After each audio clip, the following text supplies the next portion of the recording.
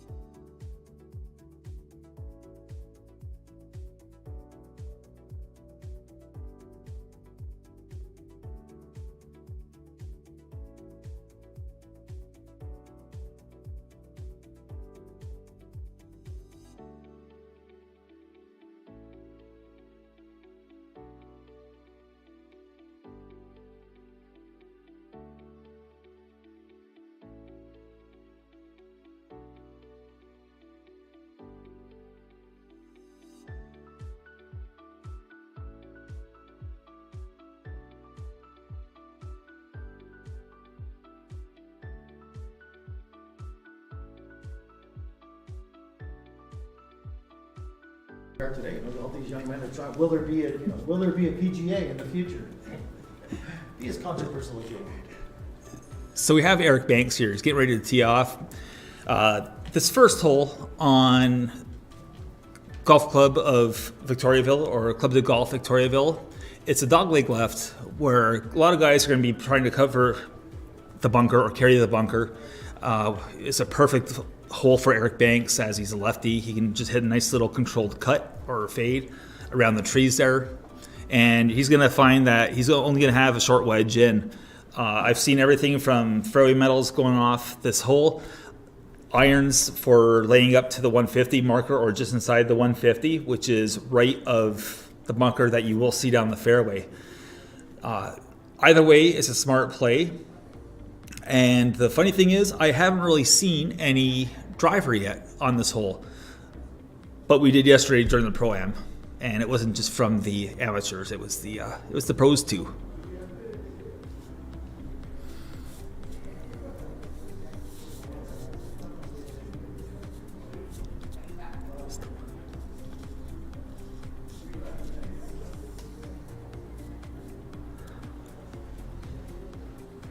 So one thing with the feed here with Golf Zoogle is we're going to be showing different angles that you don't really see elsewhere. Say Live, the PGA Tour.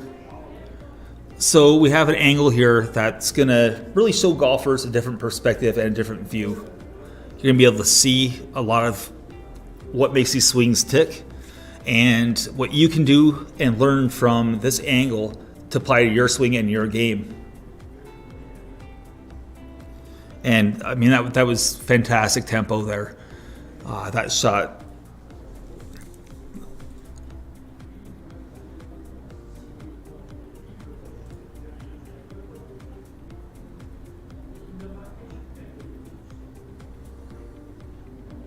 So we're just looking at the crossover tees here. We have a pretty big field. There's a field of, I believe it's 156 golfers. So of course that involves doing a double crossover tee time format. We're looking right down number 10 here on the fairway. And this hole here, it's another shot where if you're bold and you're brave, you go for the bunker. You just try to hit a controlled fade, or if you're a right-handed golfer, you play a draw around that corner. Over to the right, you have a little more length to go, but you're in good shape over there on this par 5 hole.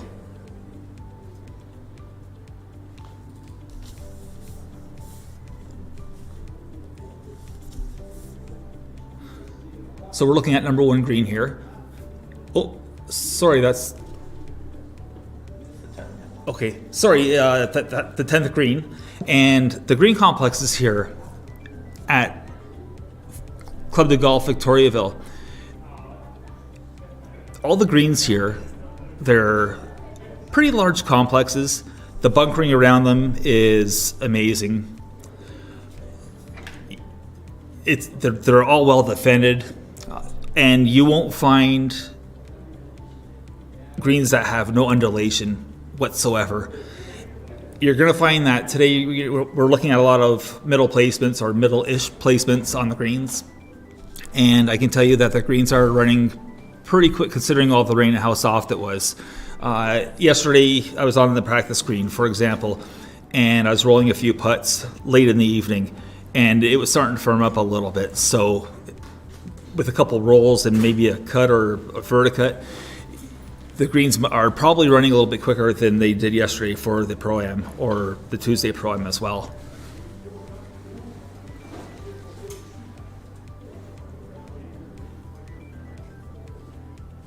Now, when it comes to putting, I always remember that, it's all about speed. You got to have that speed before line. Now, it doesn't necessarily mean that you have to use aim point, which is a bone of contention, so to speak. But, if you take your time, you plumb bob or do whatever it is that you do, just make sure that your speed comes first, because without that speed, the line doesn't matter. So speed before line and practice those putts, especially the 25 handicapper out there who wants to win some money off his friends. He wants to be practicing those 3-footers, those 4-footers, or say right here, we're looking at a putt that's about 7 feet in length.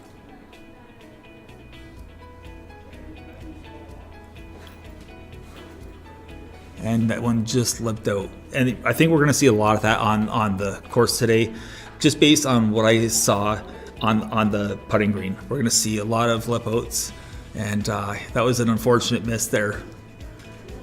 He knows it too. I mean, that reaction, the reaction says it all. He knows he should have had that one.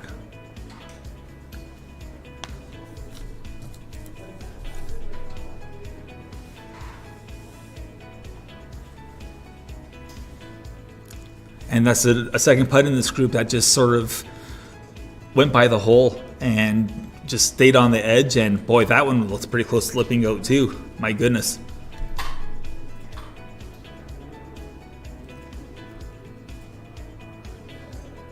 And we're back over to number 1 tee box, where the next group is getting ready to go off. This is the 840 group, consisting of Troy Bulmer from Vernon, BC, Pierre-Alexandre Bedard from Quebec City, and Freddie D'Angelo from Niagara Falls, Ontario. Freddie D'Angelo from Niagara Falls, he has some status. He's looking towards gunning for he's looking to go towards the Corn Ferry Tour.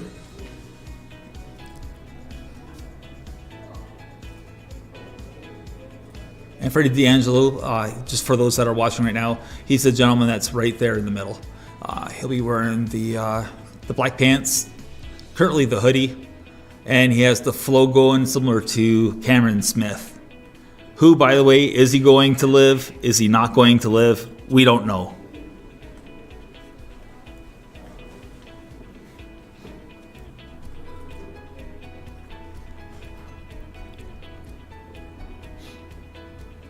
So this is the putting green. Everyone's getting ready, including family photo time. Or not really sure what's going on there with those guys, but you know what? They're all friends out there. You know, they're all friends. We're all friends. If you like golf, you're my friend. That's the way I look at it. Well, maybe not everybody, but pretty close. I'm a likable guy.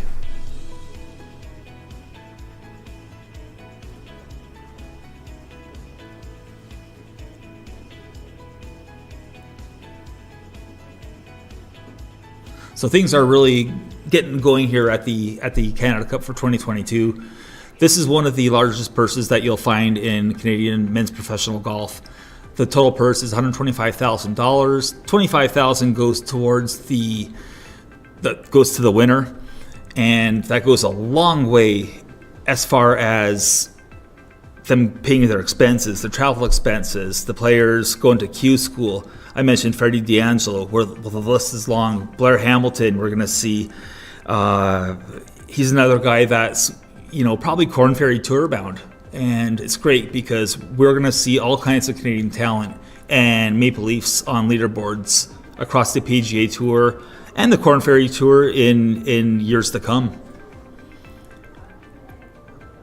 And speaking of all these tours, the players that are playing in the event this week, they're represented by different organizations or associations or developmental tours.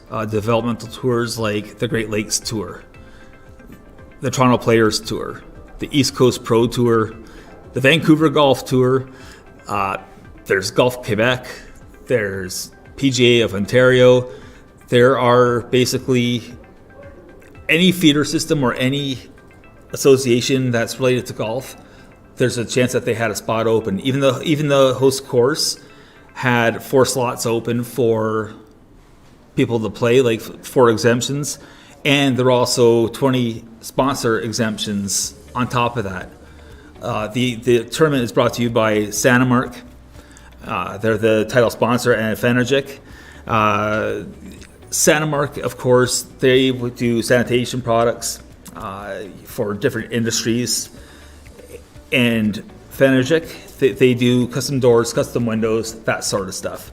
So without great title sponsors, events like Coupe Canada doesn't happen. So we're just getting ready to get going here again on number 1.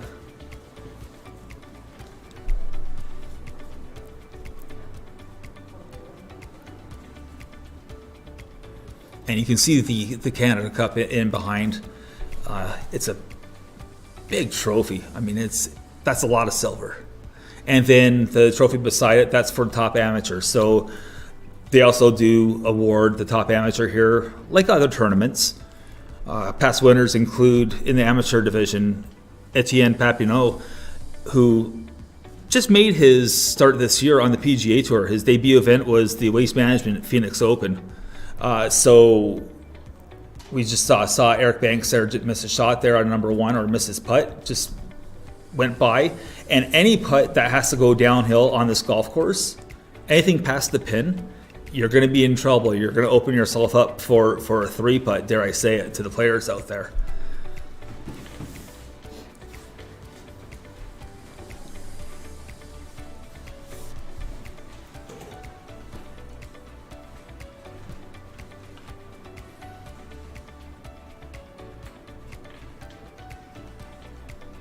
So we're just looking at this putt coming up. It looks like it's about 10 feet or so. And that one just lips out.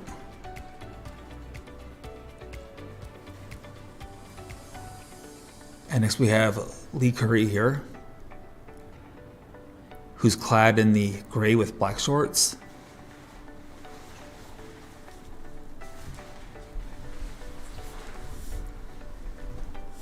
And he's just taking his time. He's getting a good look at that line. This one should have maybe a touch outside the left edge.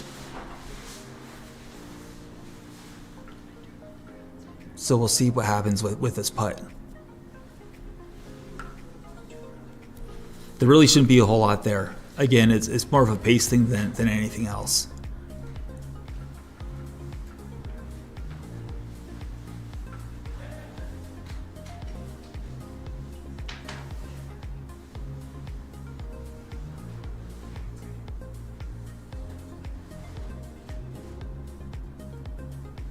And puts on the way. And just missed.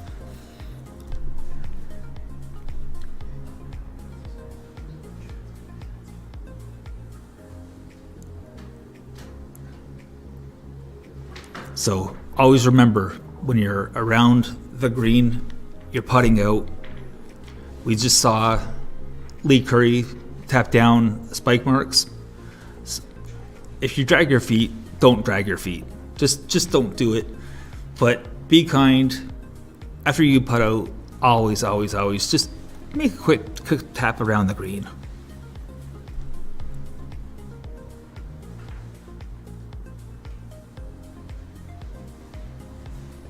And that was a little 2-footer just to finish up. And he's definitely not happy with that first hole. Not a good start.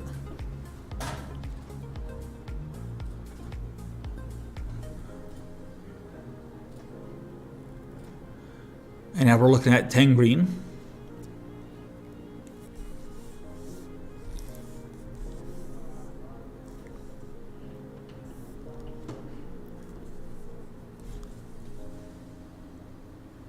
And we're just looking real quick here as the players have just come up to the green.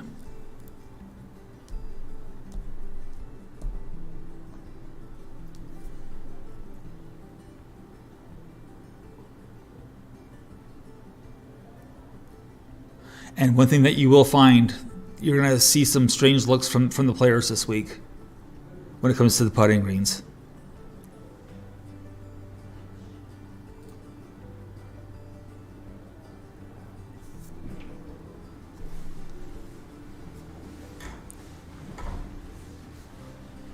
So what we just saw there was Chase Komaromi just straddling the line, just feeling for a slope.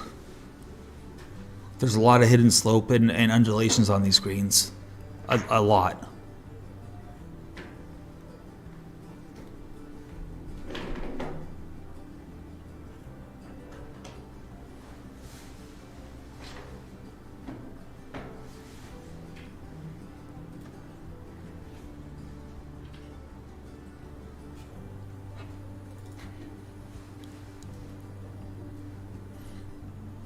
And we're back to the action on number 10. So you're gonna see a shot here where you're gonna hit is ideally a draw that's gonna draw over that bunker down the left hand side. And it looks like he had just a little bit of a cut shot there. It's not gonna hurt him at all. There's lots of room down that side, and it's pretty straight in on this 10th hole.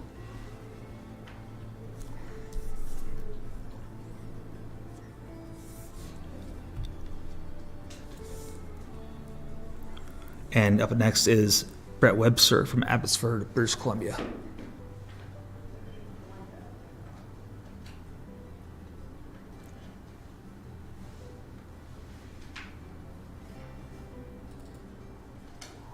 That was a great ball that he just struck. And my correction, I'm sorry, that was Jocelyn Elar from Drummondville, Quebec.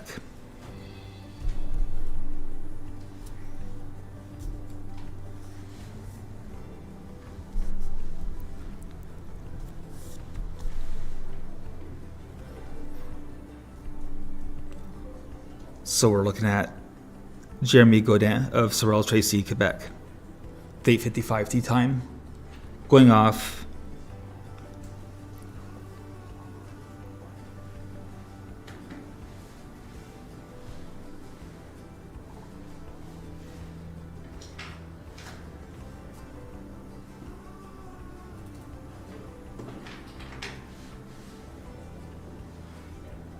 And we're not too sure if he likes that one. He looks relatively irritated with that shot.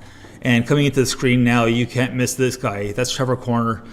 He measures a whopping 6'8", and when you see his swing, there is so much leverage.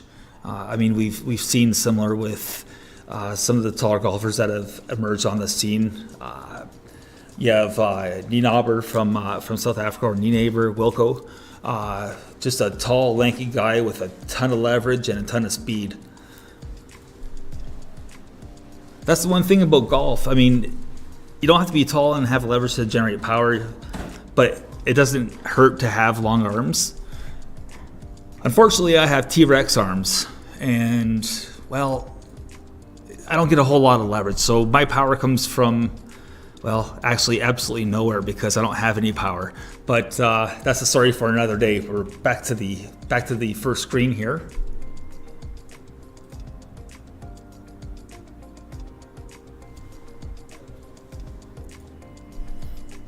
And about an 8-footer, and that was well holed. That was a great putt.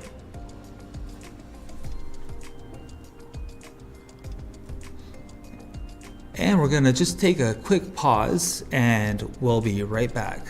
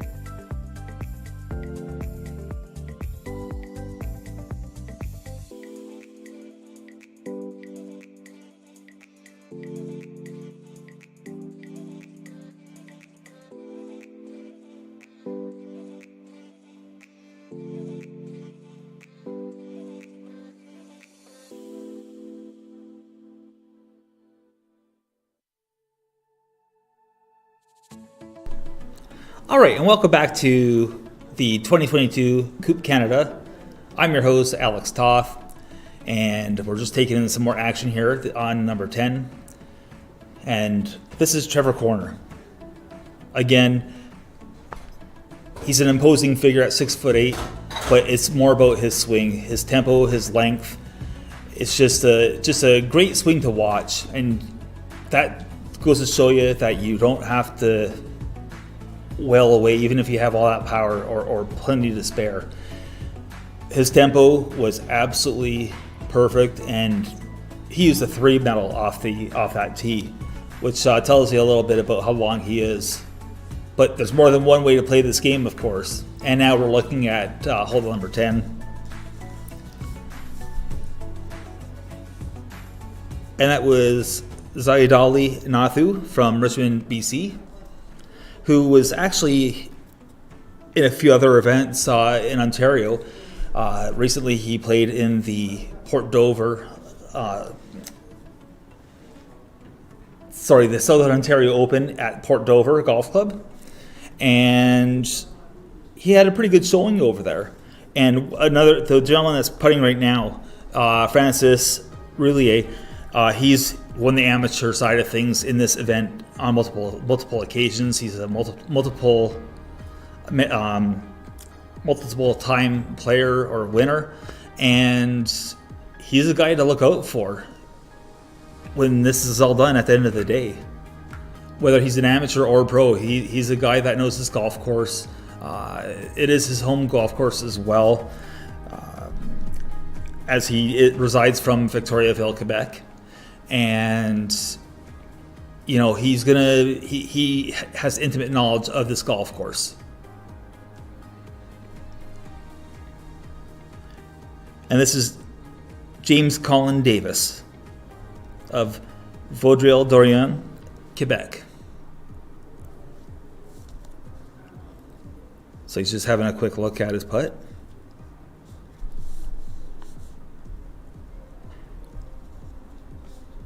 And he has a little bit of a tester here.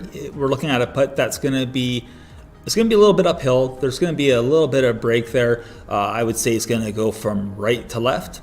And let's see what kind of stroke that he puts on this one. Great stroke, got that face through square, and he just missed it. He just missed it a little bit on the low side. So that was a good putt. Great weight. He's just going to tap in for par, and off he goes. His first hole is through. He's ready to go on for the rest of the day there. And that was, again, James Colin Davis. So back to Francis Roulier. Just has a little bit to clean up here. Not sure it was even 2 feet, and just a little cleanup, and he's moving onto the 11th.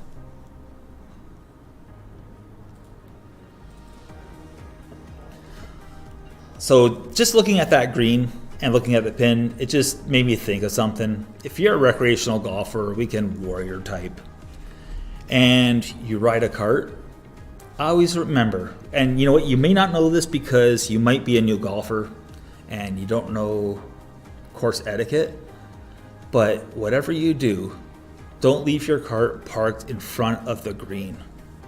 Always have your cart parked parallel to the flag. That way you can just go on the green, take care of business, get your 1 putt, it could be a 3 putt too, or a 4 putt, dare I say it. I've been there. I hate admitting that, but I've had a 4 putt. I think I might have had a 5 putt once too, but the anthill at that miniature golf course place was crazy. I mean, no one likes the anthill. Nobody. That takes me back to about 1977. Al's Miniature Golf in Long Beach, Ontario. Wainfleet. But had a pretty lengthy putt here. And pace was great.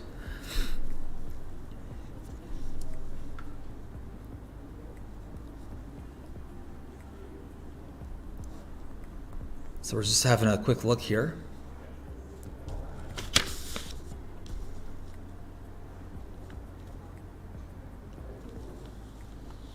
So yes, we're about commentating about golf today.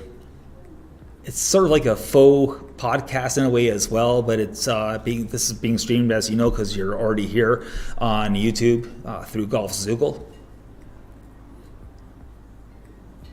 And they have some pretty cool things going on. So putts on the way, and again, you just saw the golf ball just sort of catch that lip a little bit and not quite fall. So he's gonna just clean that up a little bit, and he'll be on his way. So the one thing about putts that you miss, and my co-host who isn't here today, Doug, if you're listening, just stick with the program. When you're missing those putts, like you are, or like he did there, don't change anything. Same stroke. You're fine. Eventually they're going to start to fall. So don't get frustrated. That's for everyone out there. But my co-host Doug, I'm thinking about you today. He's actually relaxing up north somewhere. So good for Doug. Oh, and that was a little bit tough to watch there. So he's going to have to just shake that off.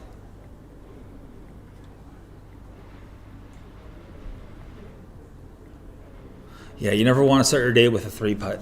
That's usually a bad sign of things to come. So his second hole, the next hole for him is going to be just.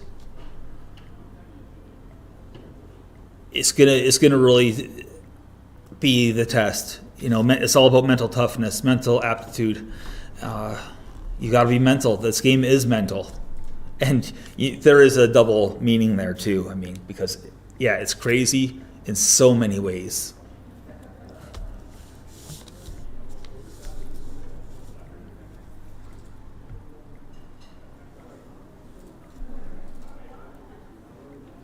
So we have a pretty morning here in Victoriaville for the beginning of the 2022 Canada Cup. Sun's out, birds are chirping, and it's just beautiful right now. We have the wind picking up a little bit. Mind you, at the moment, there's not really a breath, but we do have some weather that might come in later on, as in thunderstorms. It's 22, for those listening, it's 22 degrees Celsius here today, which brings us to about 22 times 2 is 44 plus. It's in the 70s today, which is absolutely perfect golf weather. Just the rain might make things a little bit damp out there again after the course nicely dried out.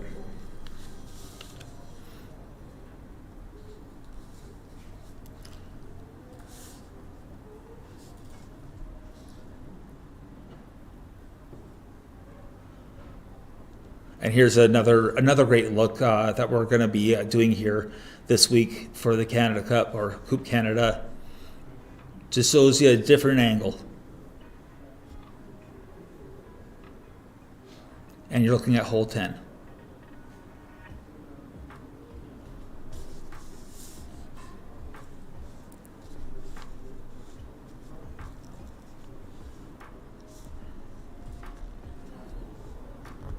And on the tee, we have Ty Stallone from Long Sault, Ontario.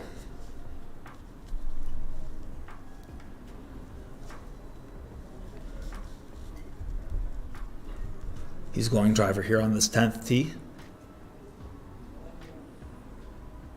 Looks like he's using TaylorMade Sim or Sim 2.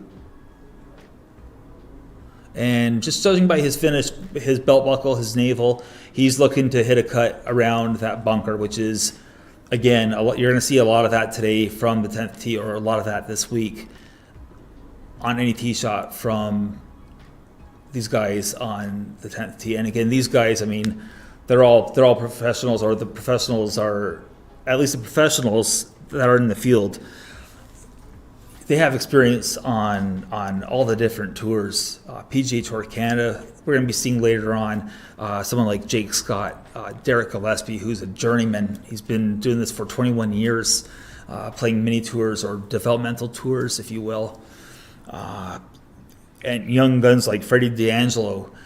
All these gents, they all have aspirations, of course, of PGA Tour, but they're hungry. They want to get up to the Corn Ferry Tour and feeder systems like the East Coast Pro Tour, Vancouver Golf Tour. They all develop all these players, and it gets them ready for the next stage. And right now, the stands are pretty quiet. There's not a whole lot going on for spectators, but that will change, especially come Saturday and Sunday. You're going to see a lot of golfers or a lot of golf fans around these greens. I got to be honest, the 18th hole, that is the perfect hole for a golf tournament to end here at Victoriaville Golf Club, or Club de Golf Victoriaville, because it's up high. It's like a theater almost. Or a stadium. It's so great. The patio for the clubhouse, it overlooks a ravine. The green actually has the Nicollet River in behind, and it's just a fantastic finishing hole, and it has the right atmosphere. And that's the one thing about this course too. The atmosphere is it feels like you're at a golf course. You get out there and there's nothing around. A few houses are on some of the holes, but nothing like you would see in, say, Georgia or the Carolinas or Florida for that matter. So it's a great facility. Can't say enough about the treatment that I personally received yesterday from the Pro Shop manager here, which ironically enough is a golf town. It's a satellite store, and it's not run by the golf course itself. It's actually a golf town store, which I thought is pretty cool. And here's a long putt from Trevor Corner. You can see, I don't think he's going to make it there. It's going to be short, but that was a long putt, mostly uphill from that location.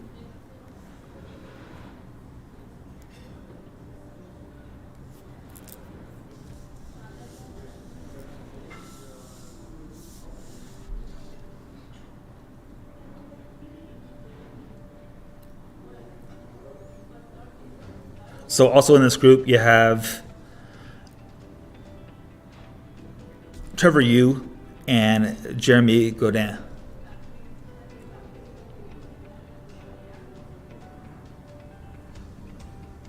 And if memory serves me correct, Trevor Yu was in either the Great Lakes Tour event at Niagara National, or he was at Port Dover for the Southern Ontario Open. So he's played a lot of golf recently. I believe he comes over from both the Great Lakes Tour, and I think he plays part-time on the Toronto Players Tour as well. So we have Trevor Corner. He's going to finish up here. We're looking at about a 4-foot putt, 5-foot putt. It's definitely not longer than he is tall. And that was a confident stroke. That was a wonderful stroke. Square, nice. The face was nice and square through impact. And into the cup it went.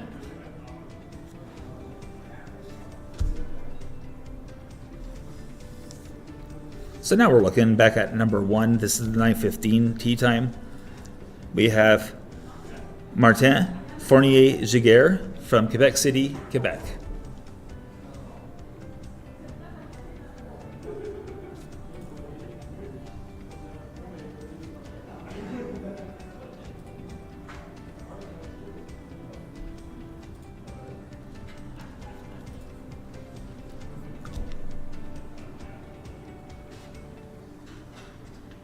So going iron, so he's going to be hitting a shot here. He's going to probably be favoring a draw, and it's going to be just inside the 150 marker, I would think. It's the way the architect of the golf course designed it, and we're going to see more of that right now from the next player in the group.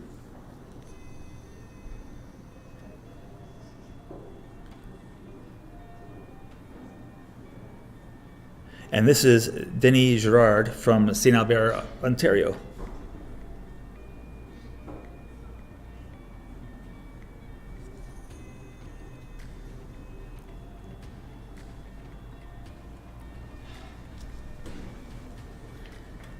And then we have, again, there's so many ways to play this.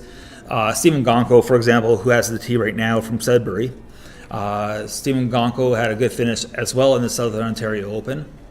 And he's going to be pulling driver. He's going to hit a big cut. And he'll end up having probably 60 yards into the green, we'll say. Either way, it's a short wedge, whether it's a lob wedge, a sand wedge, depends on what he has in his bag. So we'll just sit here and we're going to watch his swing.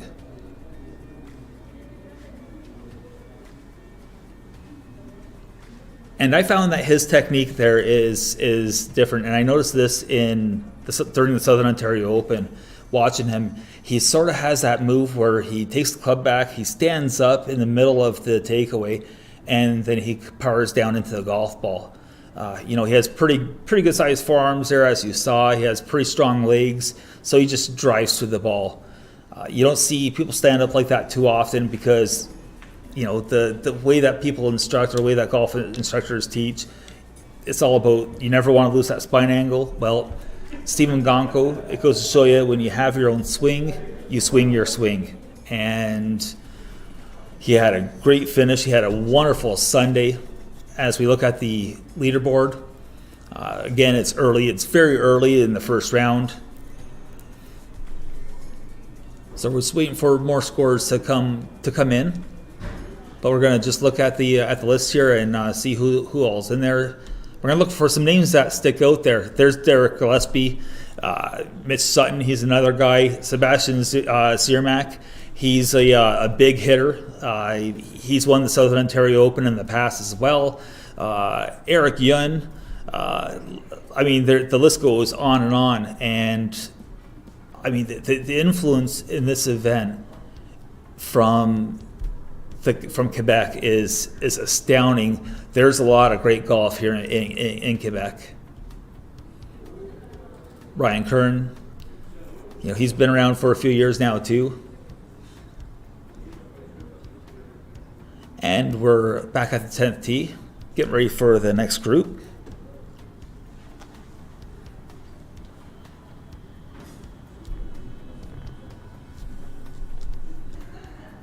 So we have Martin Giguère-Fournier that will be teeing off, followed by Terry O'Brien from Barrie, Ontario, and Jeremy Gravel from Stony Creek, Ontario.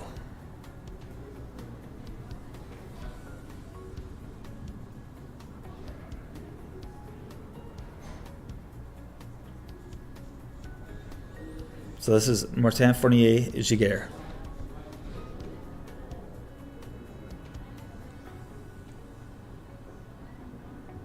And you can see, almost like Henrik Stenson, who of course recently went to live, he really loaded his trail leg. You could really see him put the weight back there, and that really kickstarts his motion. And I will add that Martin Fournier Giguère is from Quebec City and an amateur.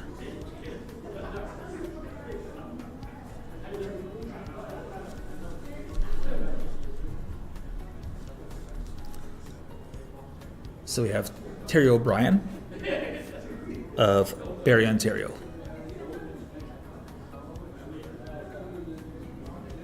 I like that action. Not a lot of moving parts there, and just a great tempo. And then from Stony Creek, Ontario, we have Jeremy Gravel. I ran into him in the parking lot and had a chat with him this morning. He just got in today, so he said that he hasn't seen the golf course for about 3 years now. He hadn't been around it, so hopefully he plays well today, and I'm sure he's going to find his way around here quite nicely. And I believe he blocked that one out to the right, so he might be in trouble over there.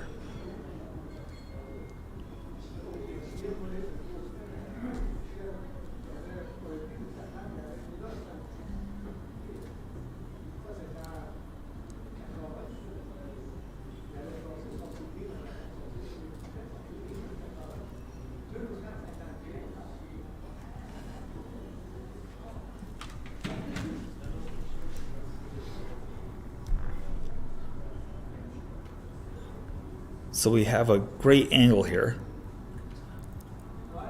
on one green. Someone just absolutely stuck their shot in there.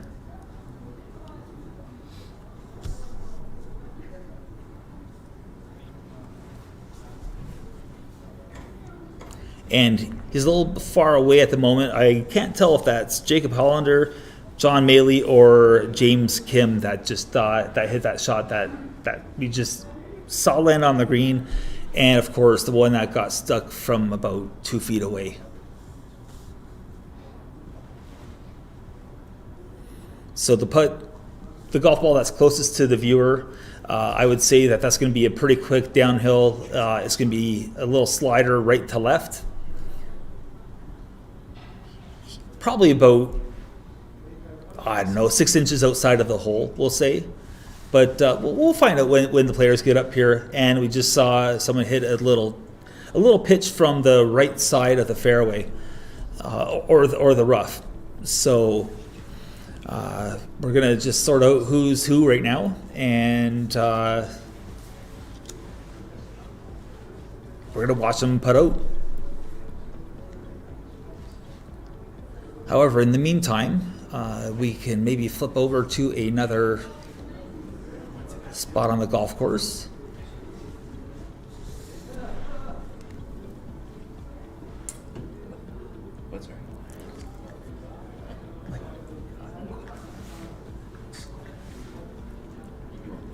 We'll be right back after these messages, after this brief pause.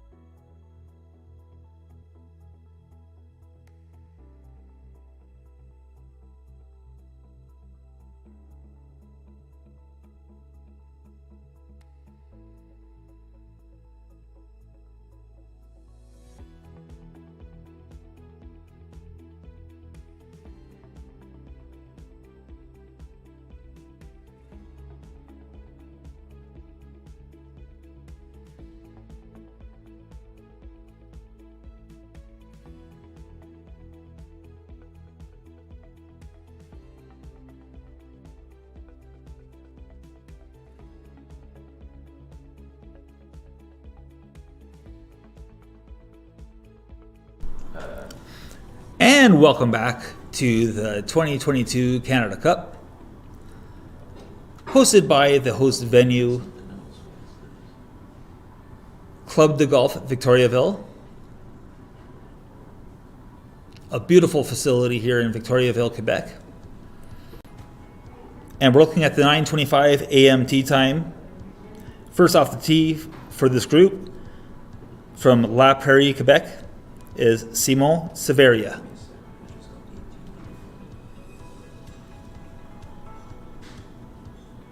He's elected to go driver.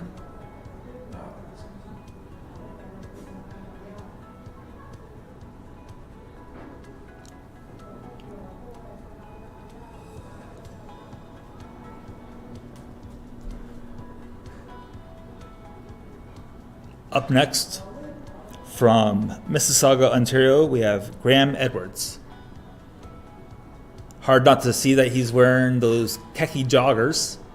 How does everyone out there feel about the khaki joggers? And this is interesting. On the 10th tee, Edwards is going with, it looks like a utility iron. Or driving iron, if you will. That's the first time I've seen that on this on this course and on this hole. Now, he didn't like the result too much, but and a back-to-back choice. And again, this 10th hole, it is a par 5, so it's not a bad decision. You know, you play for position, and that's what this golf course is all about. It really is a golf course that I consider to be target golf. You have to hit your spots. You have to think your shots out. Sure, there's spots where you can cut corners, but if you fail to make it over a tree or two, you're in trouble. There's parts of the course where you'll be in a little bit of pine straw. There's also areas on the course where there used to be undergrowth and pine straw, and they actually cleaned it up. The golf course here, they invested millions into the clubhouse, into the golf course. They just changed all the sand out of all the bunkers recently, which is a huge undertaking in its own. But that's a good choice as well. Play for position, hit your spots. Nothing, par never hurts you, birdies help. A par will never hurt you, and we have that roving look. And this is our first look at one of the many par 3s here at Victoriaville. This hole here is just all the par 3s, they're a bit longer, and some of the potential pin placements that I saw in my head anyways they could be absolutely brutal. We're talking holes that are over 200 yards long. Factor in a tucked pin behind a bunker. Don't know if anyone's going to be that mean on the committee for the Coupe Canada, but either way, we are going to be seeing some interesting shots and some great golf all around this golf course. And we're just going to sort through the leaderboard right now. A quick look. A couple tough starts there, 3 over through 4. Those groups have just teed off recently, so those scores will all be updated as we move along. And if we can get back to the top of the leaderboard, in a few moments, we'll just go over who's at the top.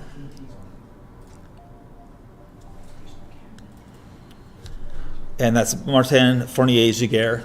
That was in our view there. They're just getting ready to make their putts on number 1. Thomas Code is currently even.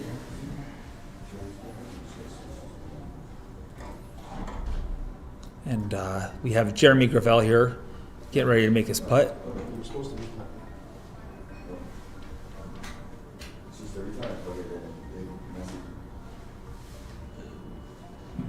And just not quite enough pace on that putt.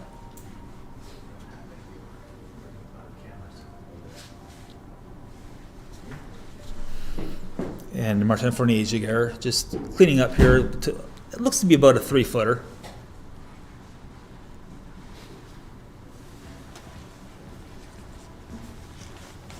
I don't expect there to be much in this putt. I think it's going to be pretty straight. It's more about speed than anything else. It might be right edge, maybe for break, but we'll see. We'll see what happens here.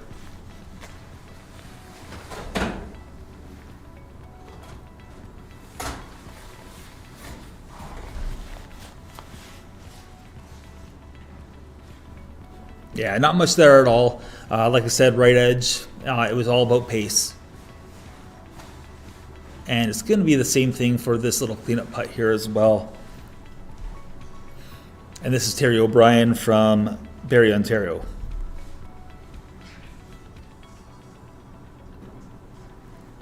And he cleaned that up nicely.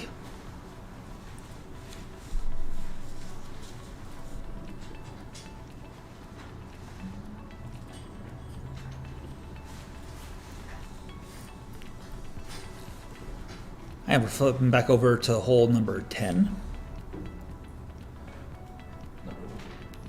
Oh, I apologize. Hole number 1.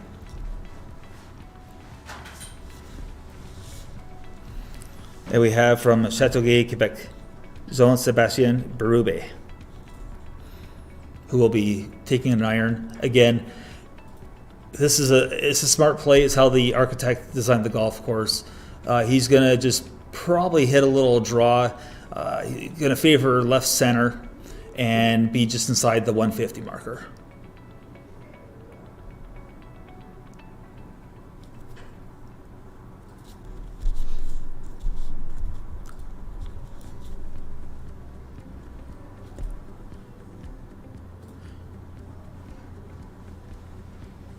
And we're back on the tee for hole number 1. We have Timothy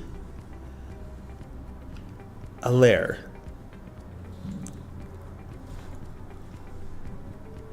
Choosing a metalwood. And it looks like he was favoring the left side. And again, that's a good spot to be. There's room past that bunker. This hole, it gravitates, it goes downhill once you get past that bunker. And right now we're waiting for Andrew Ziminis to tee off. Andrew from Markham, Ontario. Looking to go with the driver here as well.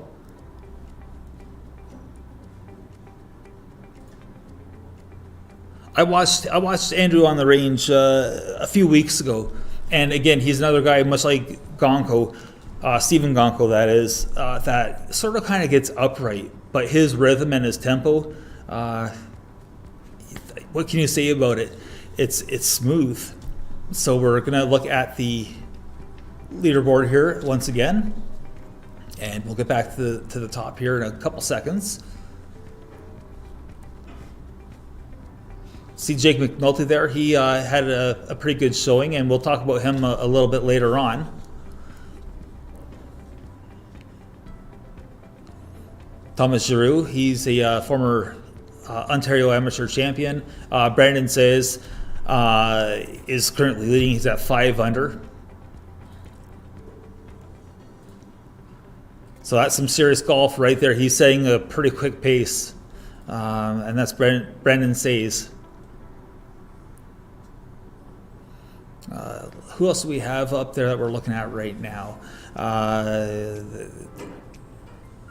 Yeah, there's Sebastian Siermac, a long hitter.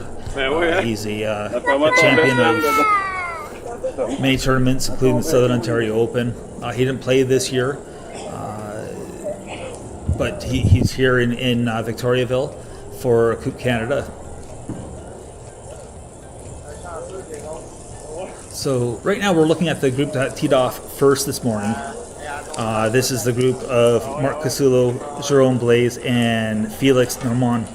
Marc Casullo, he was a couple weeks ago the leader in the order of merit, and he still might be for the Great Lakes Tour. Something that I haven't quite researched yet. I probably should, but I haven't. And he's one of those guys where not necessarily a big guy, but he generates a lot of speed, a lot of power.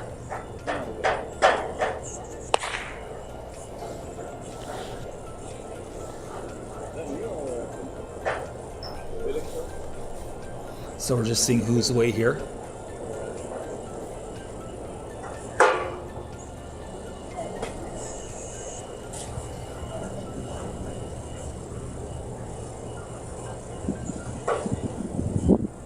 So we have Jerome Blaze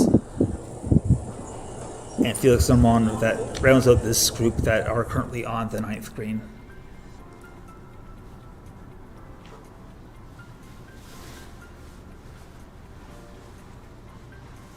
And we're looking at Felix Normand.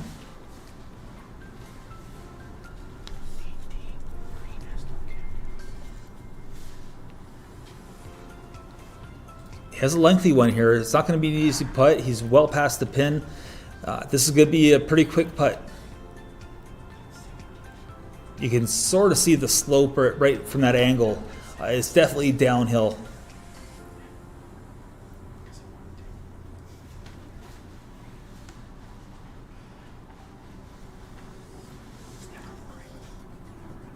Here we go, and just like I said, it's going to be a quick one. And again, he penalized himself by being past the pin.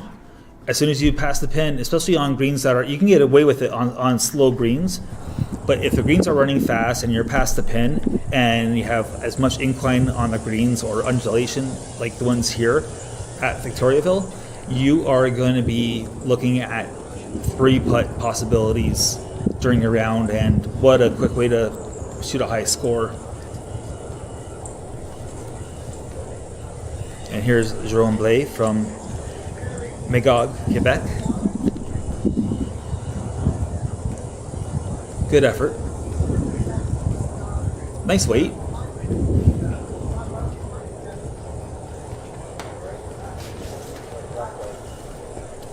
So he has a tough comebacker here. That's a lengthy comeback putt for Felix Normand.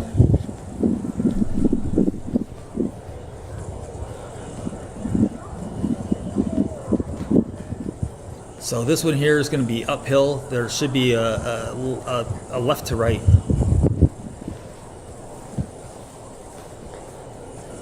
Probably about a cup worth of break.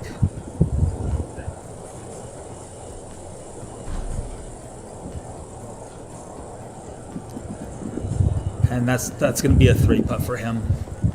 So here's a lesson. Don't be past the pin if you can avoid it. I'd rather be short than long, especially on fast greens. So always remember that as we watch Mark Casullo line up his putt. Casullo hails from Aurora, Ontario. He has some status on PGA Tour Canada.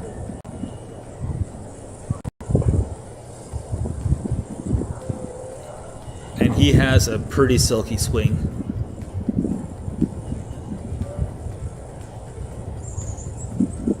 So there's going to be just a little bit of left to right here, just a shade. Great putt from about 6 feet.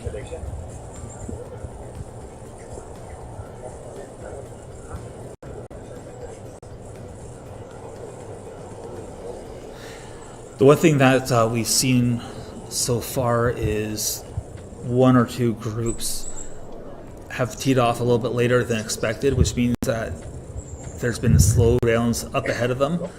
Pace of play is something that the officials here for Coupe Canada are going to have to bear in mind and keep an eye on, because it could be a problem down the road in this first round. And then, of course, combined with potential weather too this afternoon. So you'll notice that he, he just marked his ball, and that's the proper way to do it. When you're told to move your ball, 1 to the left, or your partner says 1 to the right, you're actually supposed to put the coin down, pick up the ball, put the coin down, move the ball, put the coin down again, and move on. So. That's the way that you mark the ball when you're told to move it. Now, I might have worded that wrong, so please bear with me as I was trying to think of how it was without physically doing it. It's weird. It's so weird with golf. I can explain things easily, but to get them out of my mouth, I can't do it. And even that made no sense. So I'll stop while I'm ahead. I'll just stop.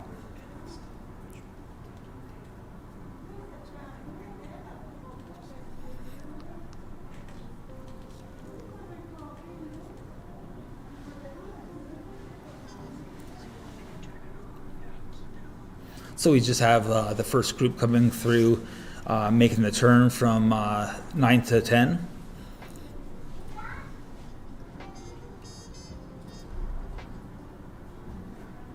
And there's Brendan Says with that 500 score.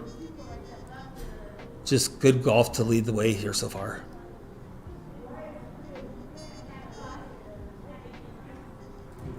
Noah Steele, he won an event on PGA Tour Canada last year at TPC Toronto Osprey. He was actually an amateur back then, so he won while being an amateur in that PGA Tour Canada event.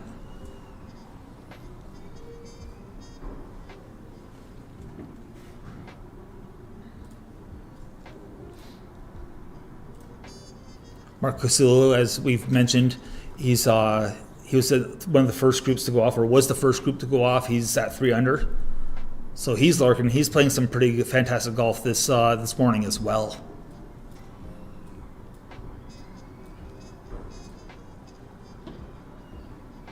And the afternoon wave that we have is amazing, and that's the thing about this field. The whole field is impressive from top to bottom, which says a lot about golf in Canada.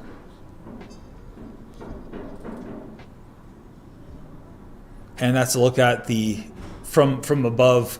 We're looking at the 18th green right now, and as I mentioned earlier, you're looking down towards this hole. You have the Nicollet River in behind that's going through, and of course, there's our sponsors for this event, Sani-Marc Fenergic, who are involved with custom windows and doors, Golf Quebec, Golf Zoogle, of course, which is the organization or firm that are bringing you this live feed. They're the ones that were foolish enough to ask me to do this for them. And, I'm happy to be here. And, of course, Golf Quebec and Victoriaville, the city itself. So thank you to all those sponsors and everyone involved to make this tournament happen as we turn our attention to the 10th tee and Mark Cosillo. So he's really focusing on that move into the golf ball. That Sam Snead squat. Getting that elbow, that trail elbow into the slot. Now, unfortunately, he did not like that shot. Looks like he had a block out to the right.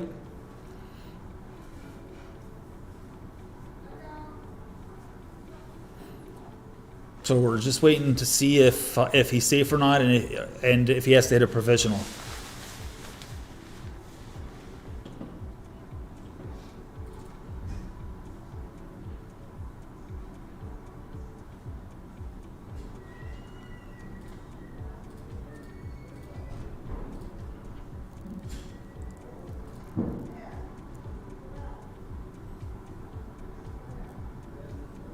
So we're on the 9th green.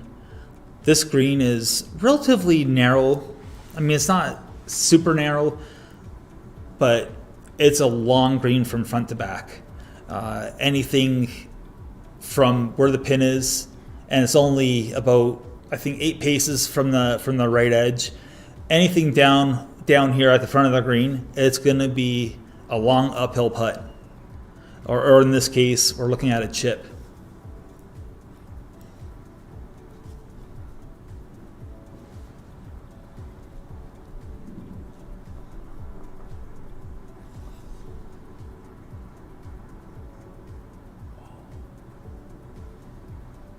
And that was a pretty good effort right there. That's some nice work with the wedge. Short game. Gotta have a short game. And I believe that's Brendan Says, our current leader.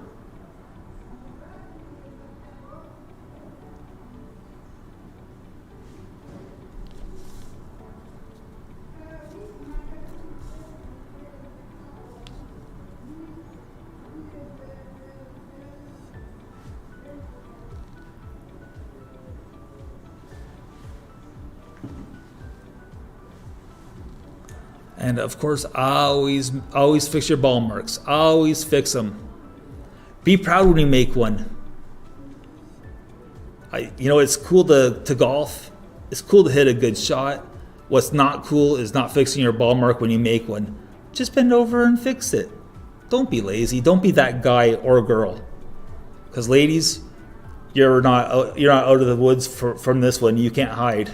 No way. So anyways, long story short, no matter who you are, fix your ball marks. It just does everyone else a favor. And you a favor as well.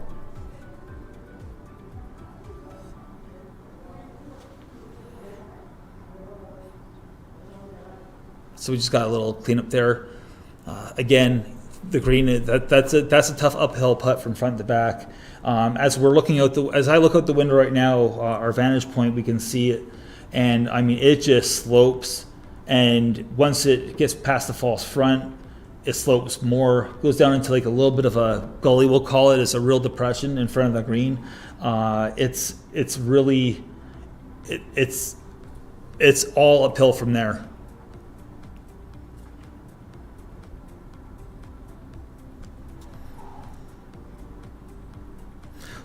So in this group, we also have Zach Sadinsky from Boynton Beach, Florida, and Guillaume Belanger from Lévis, Quebec. It goes to show you that we have a little bit of an international flavor in this tournament as well. There's a couple Americans. There's Zach Sadinsky.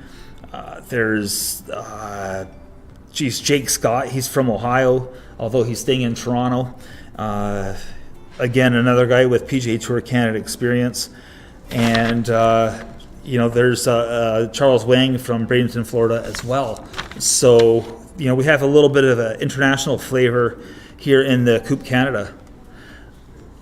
As we look at the leaderboard, and I think we have a new leader, and that was Mark Casulu, now sitting at 6 under par through 9 holes. He's shooting out there. He is shooting. And again, these guys have either just teed off that we're looking at right now, or they're in the afternoon wave. The previously aforementioned Jake Scott. You have Austin Ryan, who's won a couple events this year. Thomas Giroux. He had a solid showing at Niagara National for the GLT Niagara event.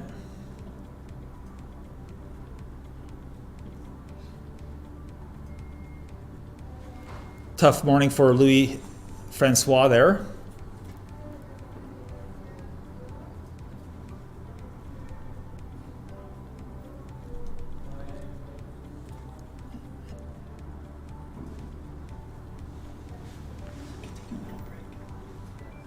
And we have Jake McNulty. Last time I saw McNulty tee it up actually was at the Southern Ontario Open. And that event, he teed off on the final day. He was dead last to go off. All he did was go 6 under, I believe, that round, and he vaulted himself from just making the cut to a tie for, I think it was 11th place, so that was quite a jump. He had himself a day out there, that's for sure.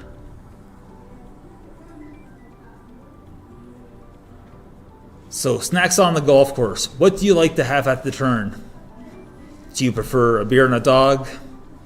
Do you prefer a banana to get that potassium and sugar level up? Do you prefer water and granola? What's your poison? Let us know on YouTube in the comments section. Or if you're on Twitter, follow along at GolfZoogle. Also, of course, there's at Coupe Canada as well for following the event. And, well, shameless plug time, there's myself at Until the Next Tee. So that's for Twitter. And then there's the Next Tee CA on Instagram, at Golf Zoogle for Instagram for their feed. And goes the same for, I think for Golf Club de Victoriaville, it's Golf de Victo, I believe is what it is. So there's your social media channels for some of the fine folks that are bringing this event to you live for free on YouTube. And while the players are having a little break here on number 10, I'm going to take a short break as well, and we'll be right back.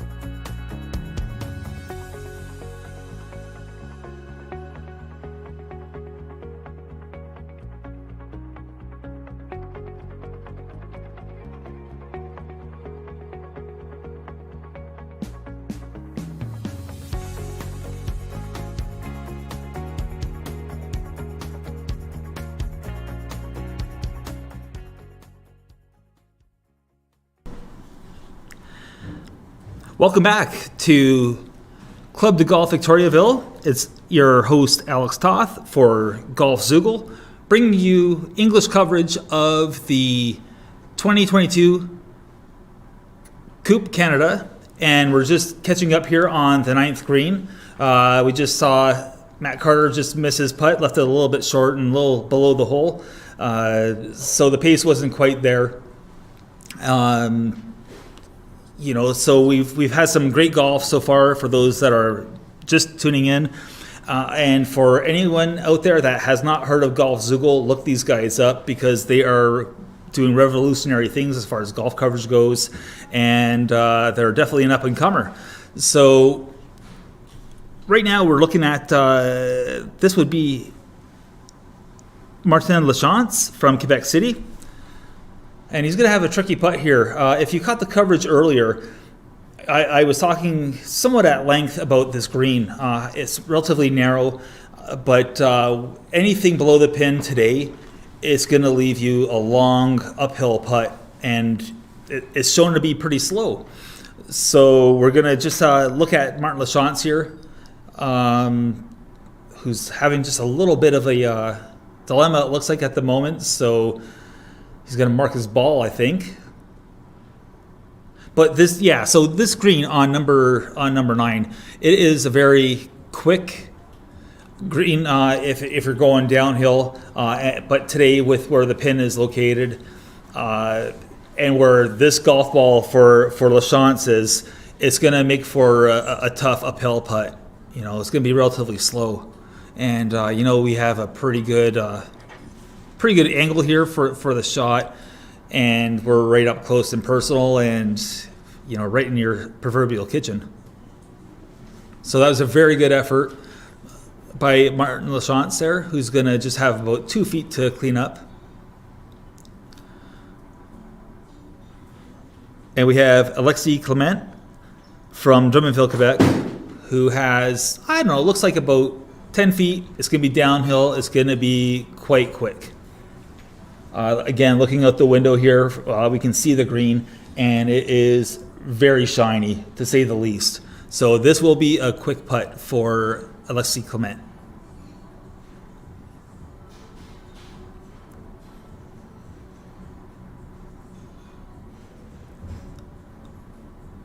So he's just settling over. And I really liked his technique there.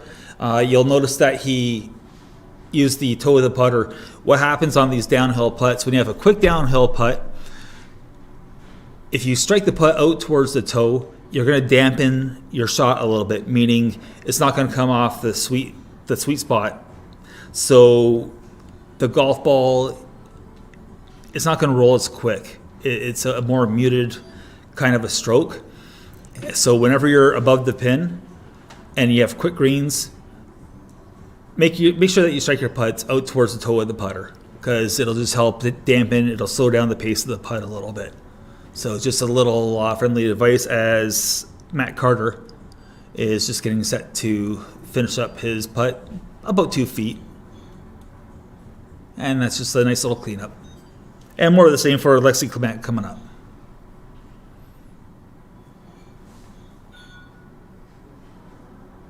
Now, putts of this particular length, don't worry so much about your line. Speed matters, and speed kills. So just make sure you put the right stroke on it. There's going to be not much break. Just center the cup and walk away, just like Clement did there.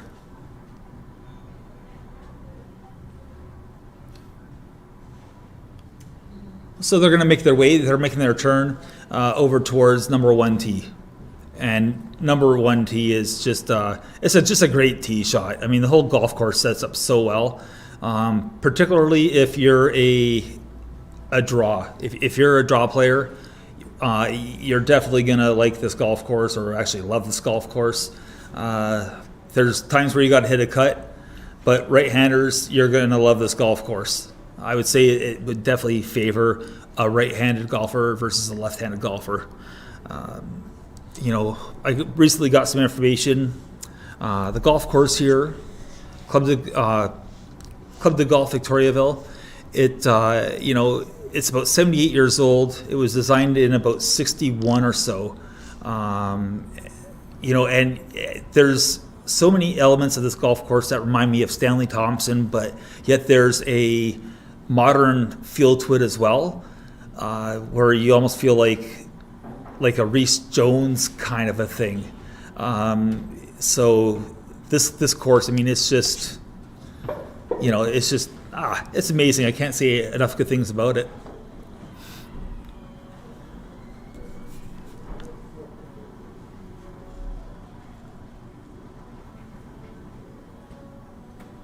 So we got a tough little 6-footer here, and that was a well done putt.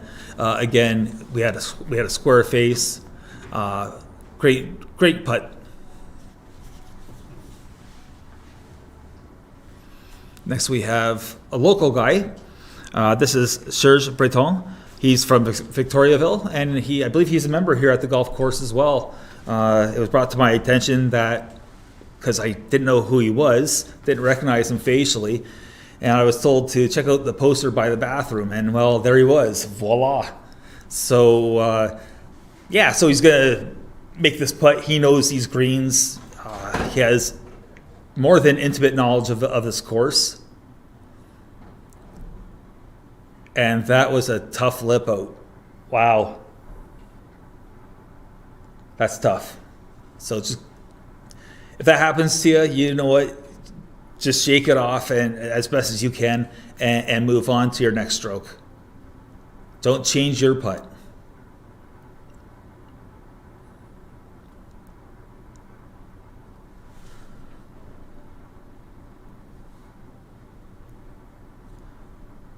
And we have Thomas Code here from Dorchester, Ontario. He's had some pretty good showings this year so far on the Great Lakes Tour and I believe the Toronto Players Tour.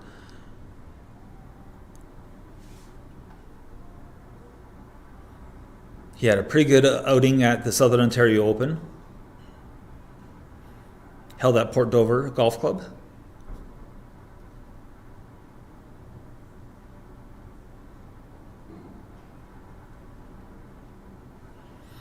And he's using my personal stroke, lead hand low. Again, sticking with the putting aspect of things, lead hand low is so great because it just steadies the putter so much more in your hands, and you have more of a pendulum stroke than, well, at least for me, than your regular traditional Varden grip. As we're just checking in here on number 10.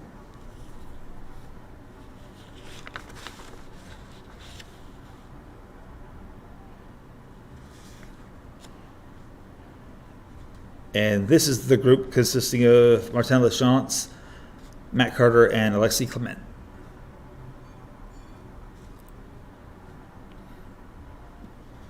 So Lachance had the honors on this hole. As we have a look at Cobourg, Ontario's Matt Carter.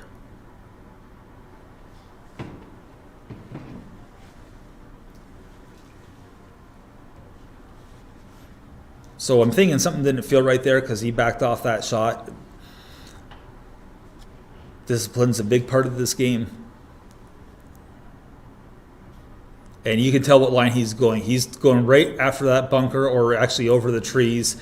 And once you get past those trees and that bunker, it really, really opens up down there. But we're not sure that he is okay there. We'll find out in due time.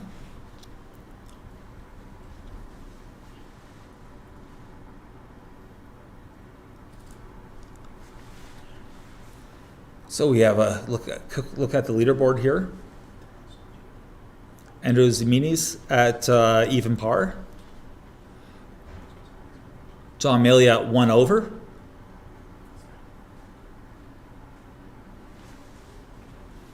Thomas Fontenelle struggling today with that 9 over.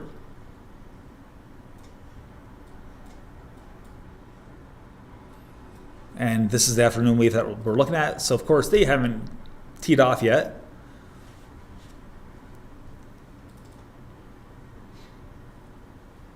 So it looks like Matt Carter's hitting a provisional here.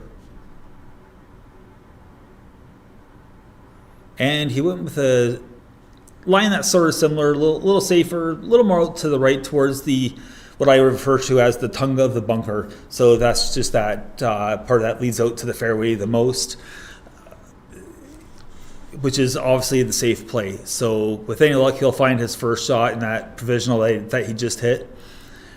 It won't even matter. So hopefully he finds his golf ball down there. And looking out the window here and on the monitor, like you are right now, we are starting to get some fans showing up here, which is great. It's a great event that they put on here in Victoriaville.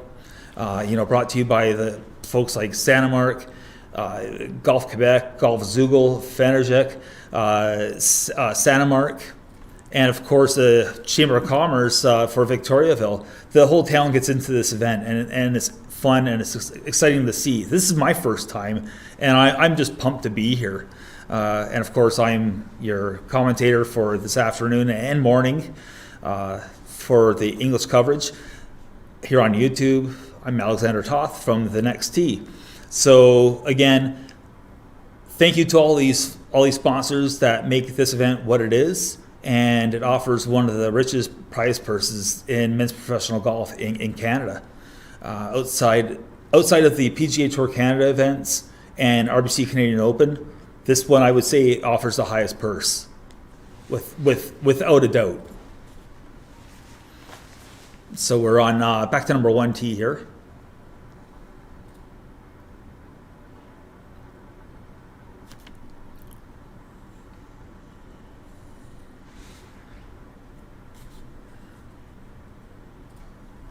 And I believe this is the group consisting of Ben Milo Munier, Chris Callahoo, and Marc-Antoine Sanfincone.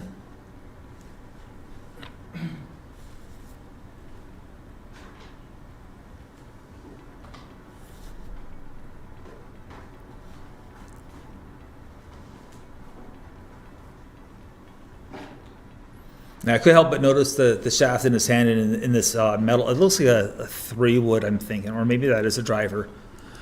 Yeah, I think it's a driver. That's the venerable UST Mamiya Proforce V2, which is just a great shaft all around. I've always loved that shaft.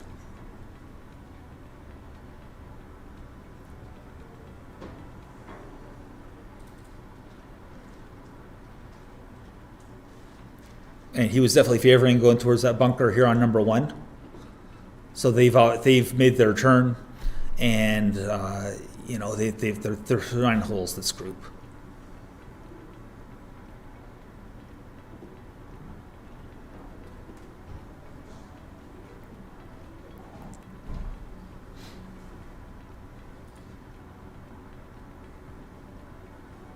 Okay, so we're not too sure about his reaction there. Not really sure he was fond of that tee shot, but he'll go down the fairway and locate it and hit the next one. It's always good to have golf amnesia. If you hit a bad golf shot, don't linger on it. Just forget it. Like I said, amnesia. Golf amnesia. That's what you have to have. That's what all these guys have. That the average, say, 20 handicap or 25 handicapper does not. So we're looking at 18 green. Again, this is going to be an uphill effort. And that was a very good chip there that we saw. Good execution. Hands were nicely ahead of the golf ball at impact. And that was a pretty crisp attempt.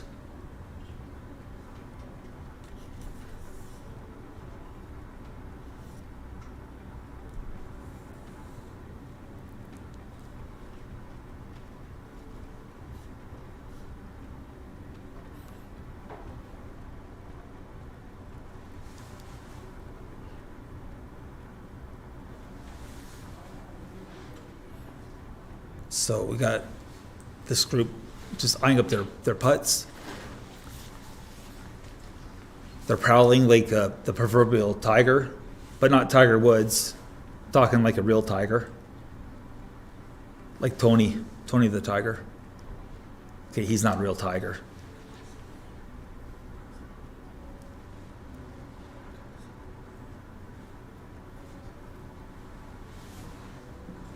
Okay, that was a pretty nice putt considering. He might have been just on the fringe there, so technically it wouldn't be a putt. But that was a pretty nice effort there.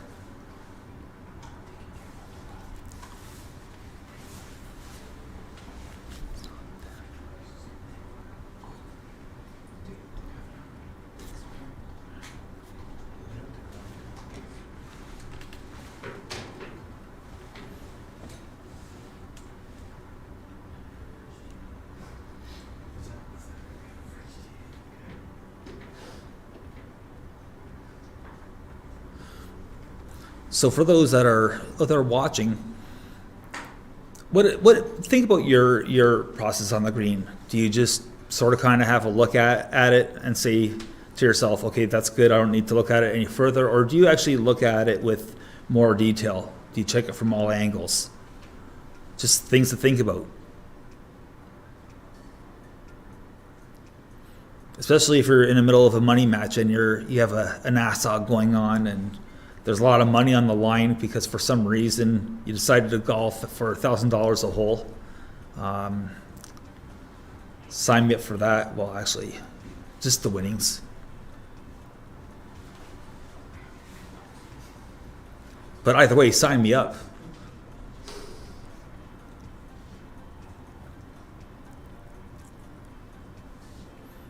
And that's going to be a tough tester coming back. Because there's actually, you can see the undulation there as well. That particular putt starts uphill, and then there's like a little swell, if you will. And the ball is going to speed up once it gets past that hole. I was watching them mark out this hole this morning, actually, and I thought to myself, okay, that even though it's middle depth of the green, when I saw them pace it off, I thought, okay, that's going to be relatively interesting. It was about 8 paces. I don't have the pin locations in front of me right now, so I can actually see if I was close with my guess. But this is a fun placement. I can't wait to see what they look like on Sunday. Oh, that's tough.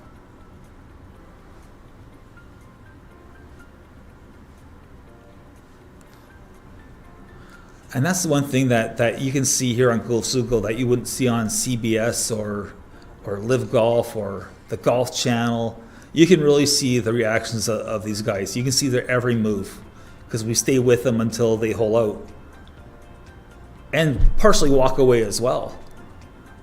So Golfsugo, they're doing a pretty good job of revolutionizing golf coverage as we know it.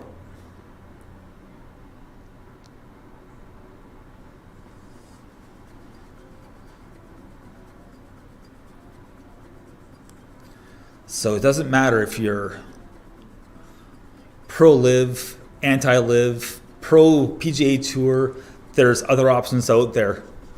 And this is one of them.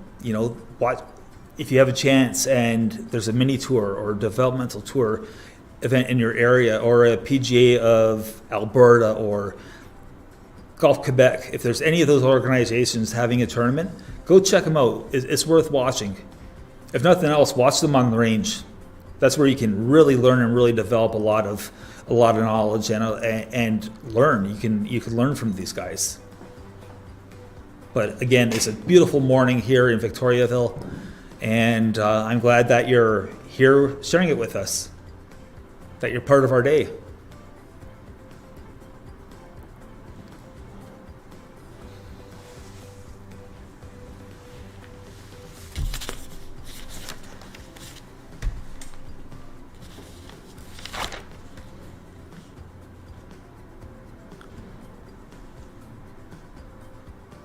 So we're back to hole number 10.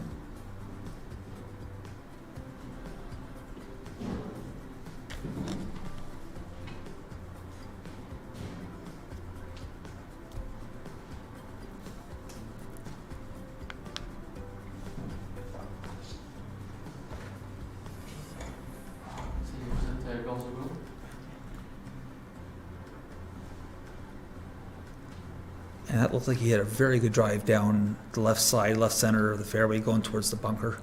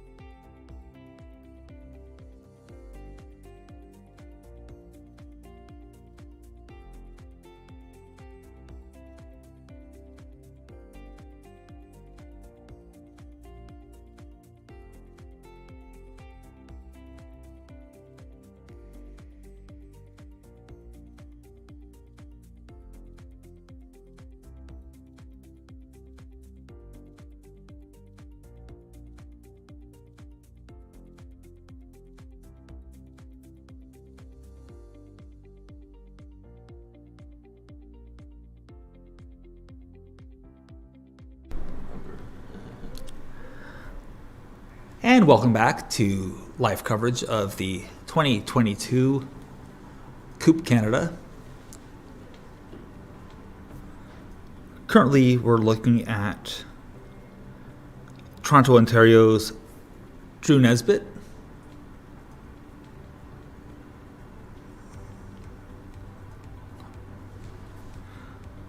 Earlier, I spoke about some international flavor. I talked about some of the Americans in the field that are here in Victoriaville, Quebec for this event.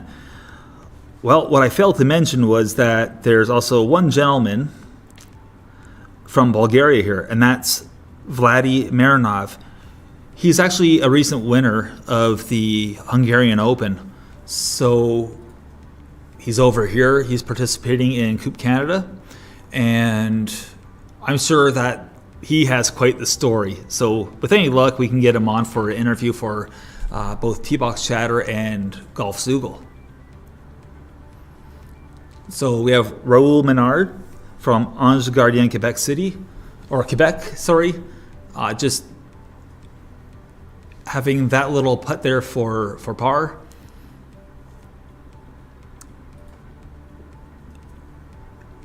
And off he goes. And there's Vladi Marinov there. He's right there in the camera from Bulgaria. So that's amazing.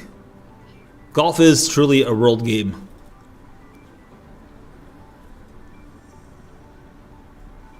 So we have action going on here on the 9th green.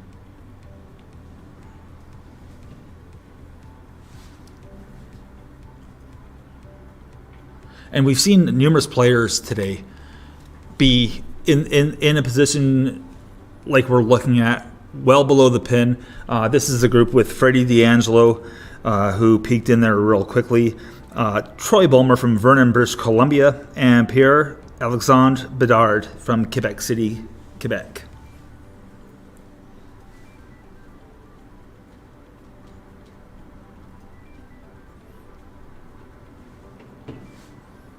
And we're just figuring out who's away here.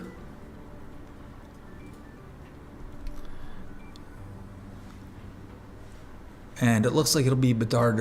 He's away. He's further out. So this is going to have a little bit of a left to right on it for sure, just based on the rest of the green. And pardon the insect activity out there. It's a good look and roll.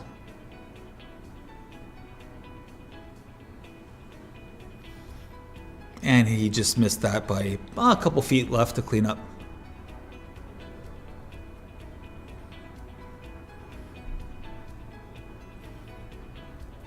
So we have Troy Bulmer here from Vernon, British Columbia.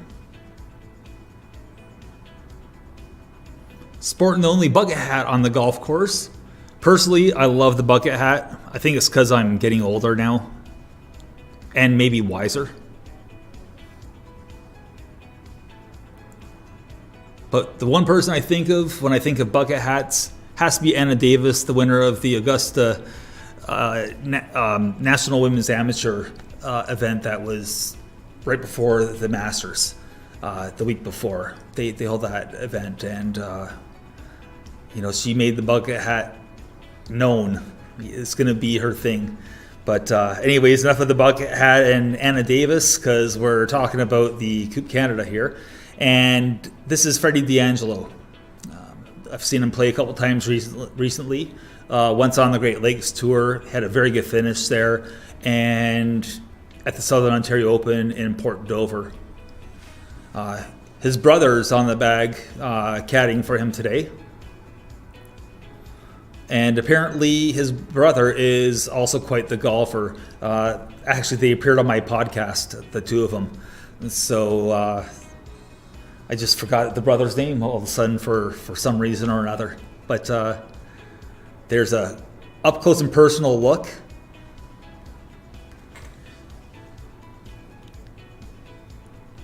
And we have Bedard to finish up here.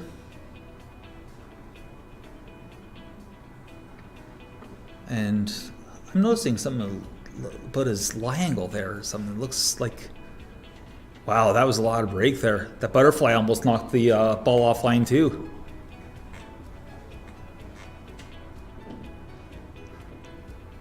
As you can see, Freddie's brother is tall and lanky like his older brother.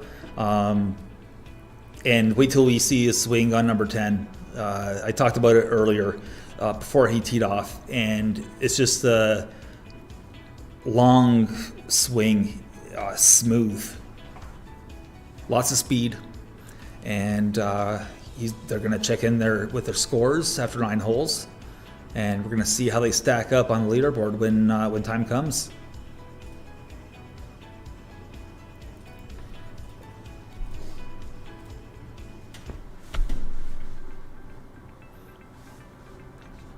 And over to the 18th.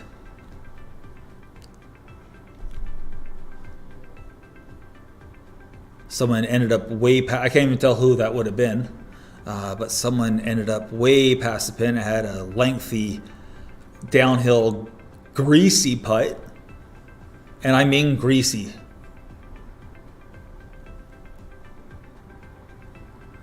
Not sure if there's any Trailer Park Boys fans here or not, so I'm going to refrain from doing the Bubbles greasy or Ricky. Don't want to be doing that. Geez, I hope that wasn't a copyright infringement, now that I'm thinking about it. Maybe it was, maybe it wasn't. But anyways, enough of the greasy talk.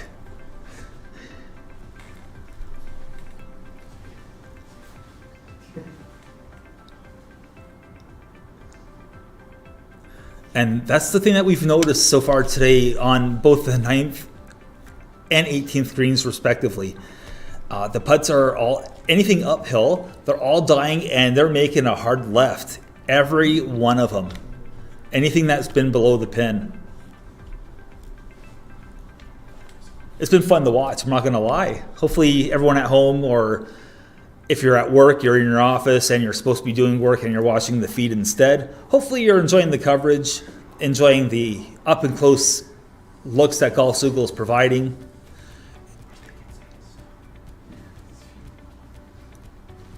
This one's going to break below the hole. And just short. Just a little more roll and that would have been money in the bank. Well, it's not money in the bank until Sunday afternoon, evening. But I digress.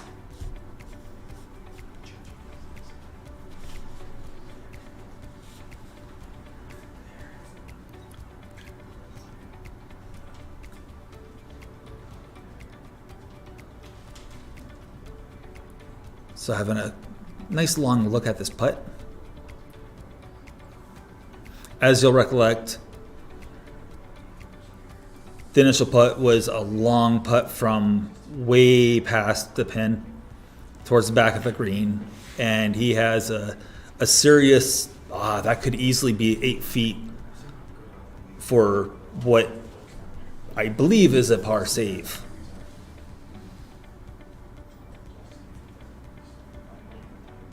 Oh, that was a good effort, and that one didn't come down at all. That's crazy. That I would have expected it to come down a little bit of a left to right, and it wasn't there. But it happens.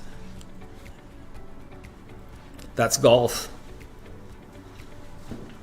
It's a love-hate relationship. You almost have to be a sadomasochist to enjoy the game. You know, you got to be able to give a little pain, take a little pain. Because this game can hurt you. But it can bring you so much joy and pleasure at the same time. It's why I love the game. Oh. And we've seen a lot of lip outs today. And that was something that actually I predicted earlier in the day before we got going. So over to the 10th tee. We had a metal wood here selected by Troy Bulmer from Fern, British Columbia. He seems to like it. He's pretty happy over there. And Freddie D'Angelo, and again, you know, we're talking about an individual that is tall, he's lanky. You know, the flexibility is there. Flexibility goes a long way as far as being able to hit the golf ball a long way. So we're gonna just watch the swing.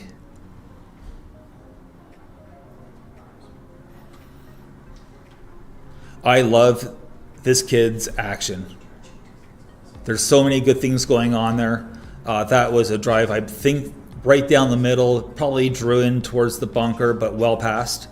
As I recollect from my course tour yesterday, you have to carry it, I believe, 250 to get past that bunker on the left-hand side. So if you're not feeling it, play for the fairway.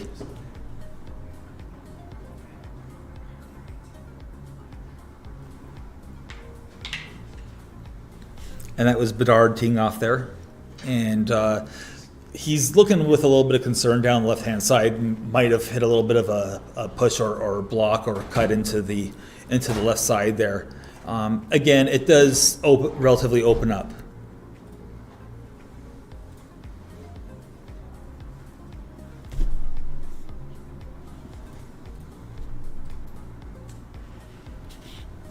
And as you can see, we're back out at the 10th green with the group consisting of 2019 Coupe Canada winner Eric Banks, Kevin Fortin-Simard, and Lee Curry.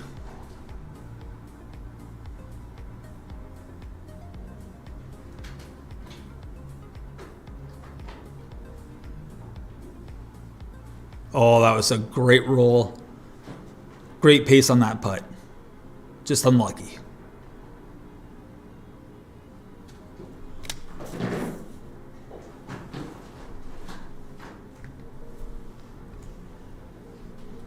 And he just cleaned up.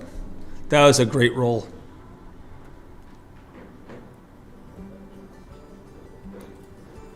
And that was Bedard with that good effort.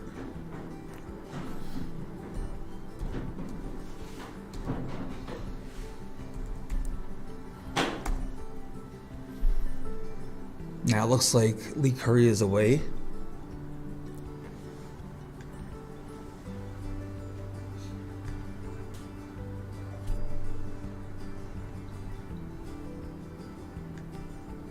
He has about 15 feet here. Oh, that was a great effort. Just missed on the high side. Wonderful putt, wonderful pace. That was well judged.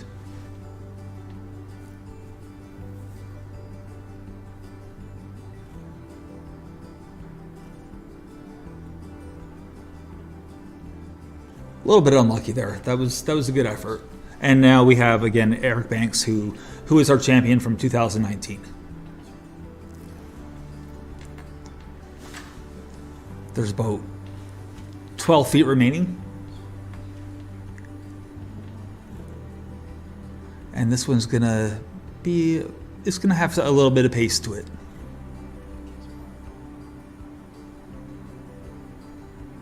Oh.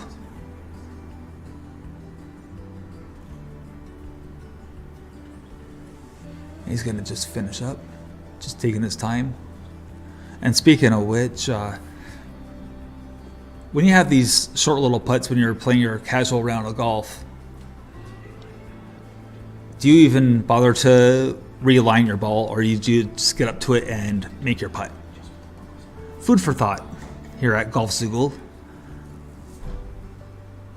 And the next tee.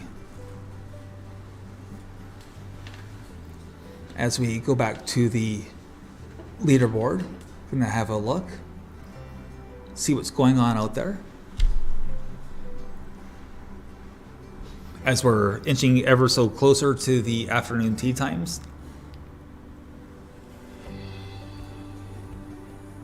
See Saptak Talwar from Bradenton, Florida. Yet another example of the international flavor here in this wonderful event put on by Sani-Marc and Fenergic. So we have Mark Casillo through 13. He's at 6 under. Trevor Yu is at 2 under. Drew Nesbitt, he's been at this a while as well. He at 1 under. Saw Jean-Francois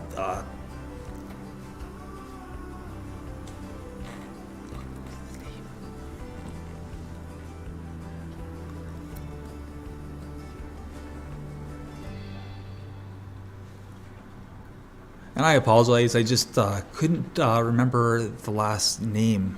It just went a little too, I have goldfish brain, folks. I apologize.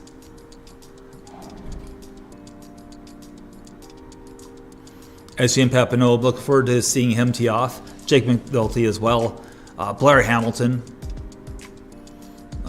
There's Austin Nowak from Lancaster, New York.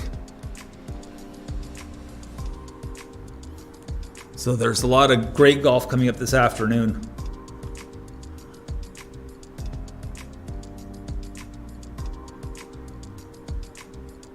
Zach Sadinsky from Boynton Beach, he's up there. Jacob Hollander. Jean-Sebastien Berube, that's who I was trying to get out and I couldn't because I was tongue-tied. He's sitting there at 1 under. So we have a number of guys here at 1 under. So I would say the course is playing pretty fair. And then, you have your guys, of course, that are struggling out of the gate. That's a little bit of a surprise. Eric Banks, the 2019 champion, he's at 5 over. So that's a little bit of a surprise. I think it is.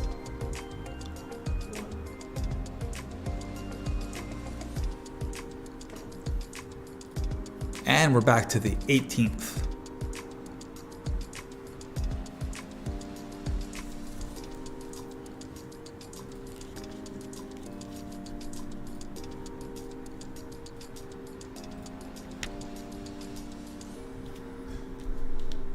So here on the 18th green, we have James Colin Davis, Zahid Ali Nathu, and Francis Roulier, who's a local product here from Club de Golf Victoriaville. And if you were to look up this amateur's name and this event, you would find that all he knows how to do is win. He just wins golf. He just wins this event. He's a multiple time winner. And again, having all that knowledge and being here before, and not just from a recreational standpoint, but competition, it wouldn't surprise me to see him climb up that leaderboard and be there at the end of the day on Sunday.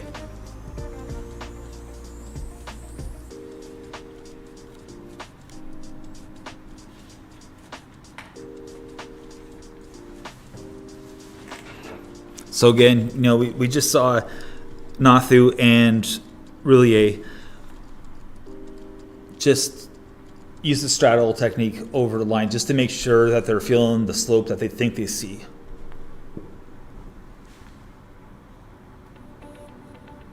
Now, admittedly, that's something that I've done, but by the time I've gotten back to my ball, I forgot what I felt, and I end up plumb bobbing anyways. I use the plumb bob technique. I know I don't know how to use aim point, and I don't really understand it because there's too much involved with it. But I've never gone as far as even straddling the line. I just do a quick plumb bob and have a look because that's all I can remember. You know what they say about aging? First thing to go, memory. So, yeah, I have to concur and agree with that sentiment.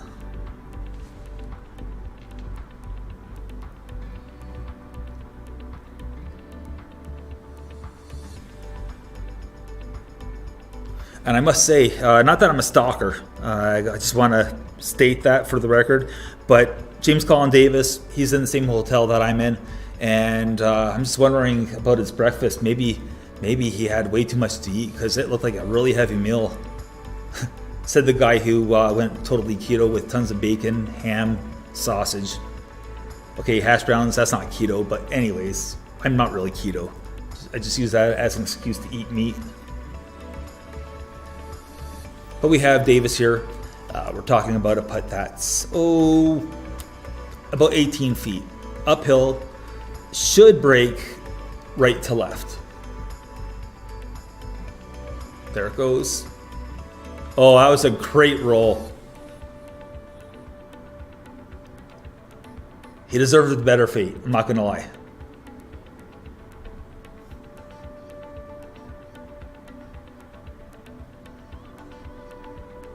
That was a great roll.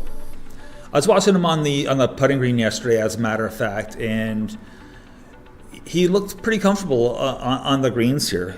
And maybe there's some knowledge. I'm not too sure how far his hometown is from Victoriaville. James Colin Davis is from, and please bear with me, Vaudreuil-Dorion, Quebec. So I'm not too sure how far that is in relation to Victoriaville, but he looked comfortable. And he looked pretty good on the around the short game area as well. And Francis Roulier just missed that on the low side. Just not enough break. He knows to let one slip away there.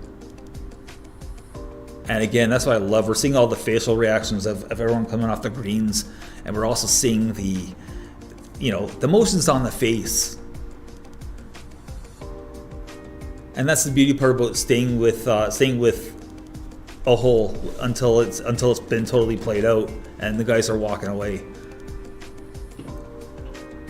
Or in the case of women's golf, the ladies. So here's our crow's nest look at number 18.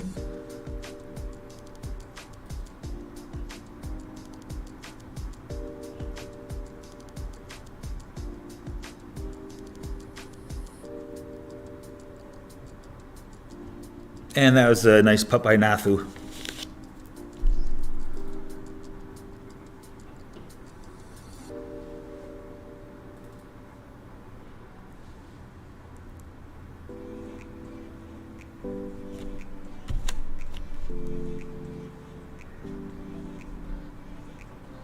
So that was Jeremy Godin that we just saw tee off.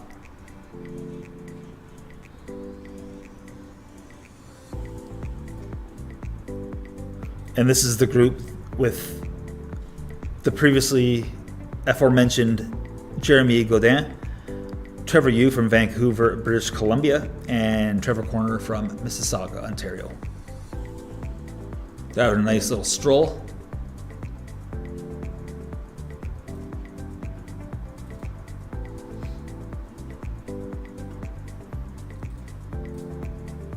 It is a nice day for a walk.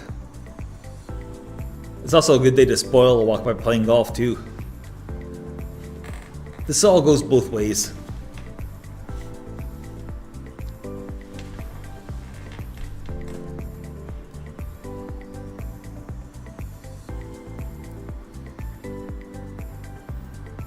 And again, here's one of those approaches that we've seen many times here today on the 9th green, where it's short,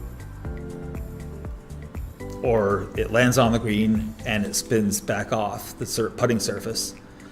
But it's also a good place to be too. On this hole, you want to be below the pin. You don't want to be above the flag or past the flag.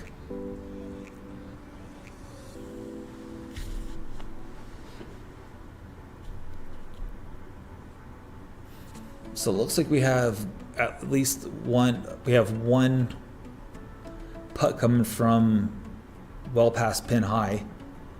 Okay, so it was actually a pitch or a chip, as we saw the ball land in the screen and release, and that will leave about 4 feet for the save.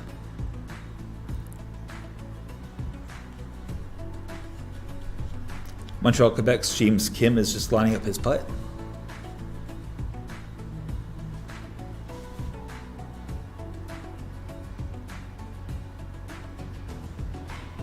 And we have Sudbury's John Maley, who's just off the surface there. He's about to make his chip, Texas wedge style, I would say, and just past the hole. He's going to have about 2 feet for the cleanup. Definitely won't be a gimme, because that'll be a little bit tricky. That'll be a little bit of a putt with pace.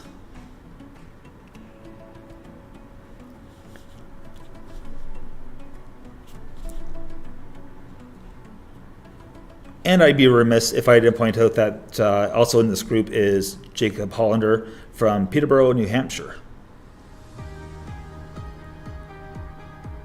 There are legitimately more Americans in this field than I actually thought there was. Huh.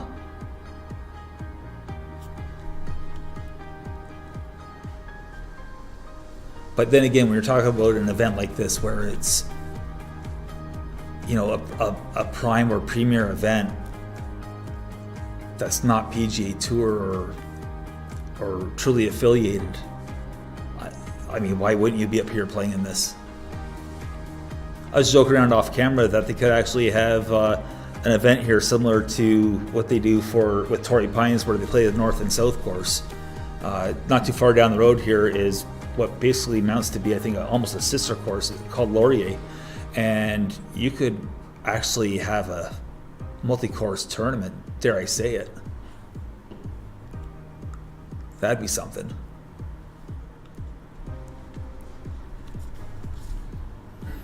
And Jacob Hollander with a nice putt to clean that effort up, or clean that hole up to finish his front nine.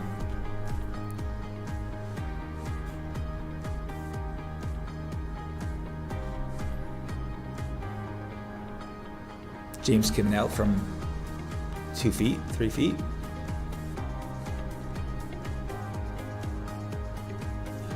Nicely stroked. Nice square face at impact.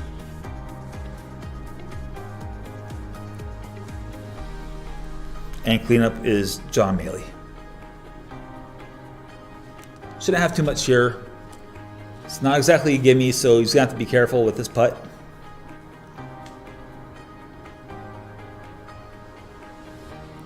There is about 2 feet remaining.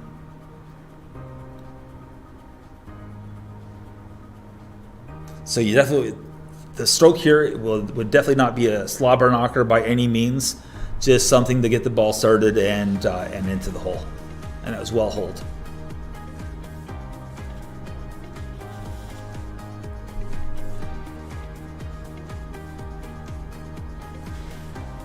So looking at the leaderboard.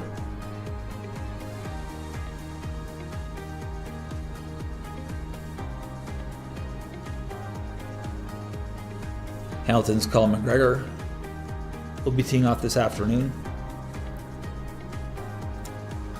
Jesse Smith from Oswego, Ontario. As I recollect, he had a couple starts, or at least one start. He qualified for the U.S. Open, I believe, in 2018. It might have been 2019, but either way, he qualified for and played in the U.S. Open that I believe was at Marion. So he knows how to play golf, and he also spends some time on the Toronto Players Tour as well. Freddie D'Angelo 1 under. Vladimir Marinov, I didn't see what he was at. I think he's in that big cluster of 1 under. Trevor Corner is even.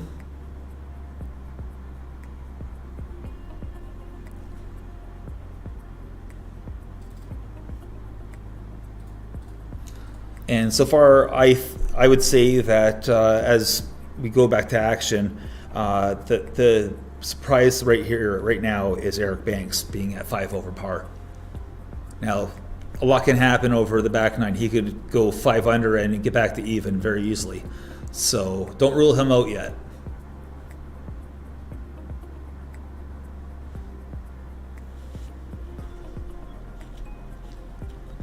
As we're catching up with some action.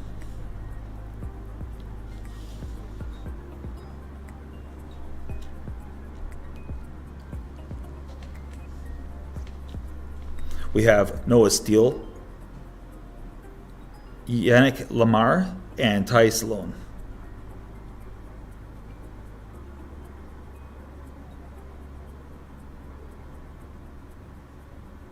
So we're looking at that aim point technique, and I'm pretty sure that's Noah Steele that's using that.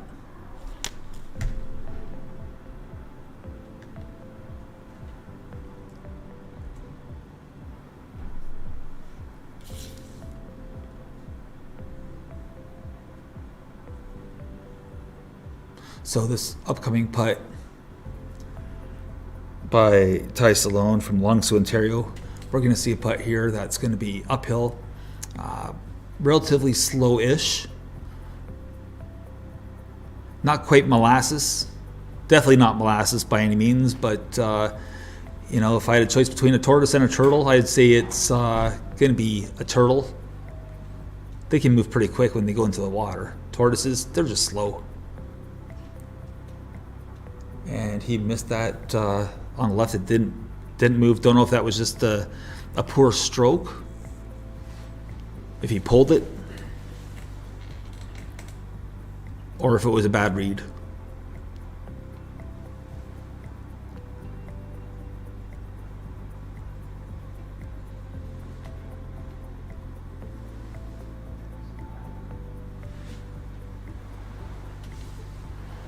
As mentioned earlier in the broadcast, Noah Steele, he played in a PGA Tour Canada event last year as an amateur, and he won that event.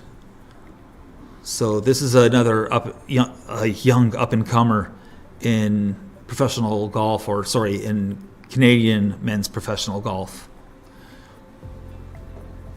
The pipeline is very good. It's amazing. I'm just never amazed at the talent level in Canada when it comes to golf, men or women.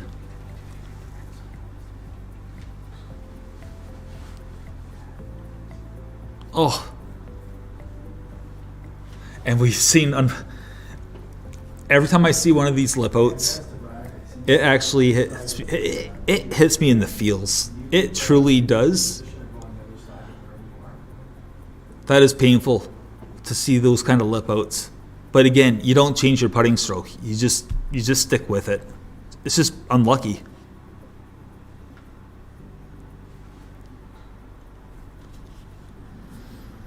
And Ty Sloan just cleaning up things as we move on from the 10th green.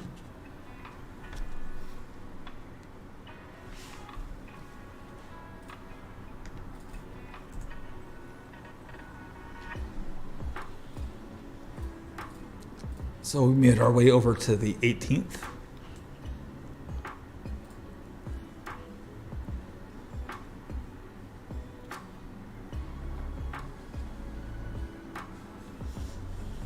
Can't be.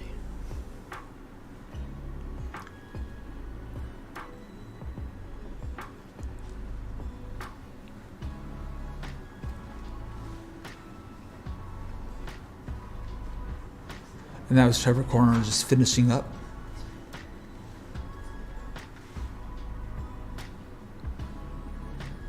And we have Jeremy Godin from Sorel Tracy, Quebec, which I believe is pretty close to where we are right now.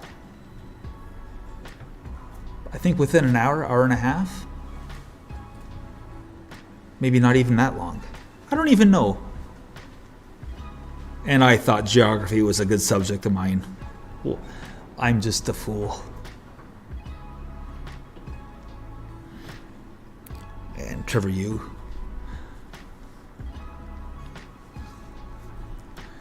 With a couple feet remaining.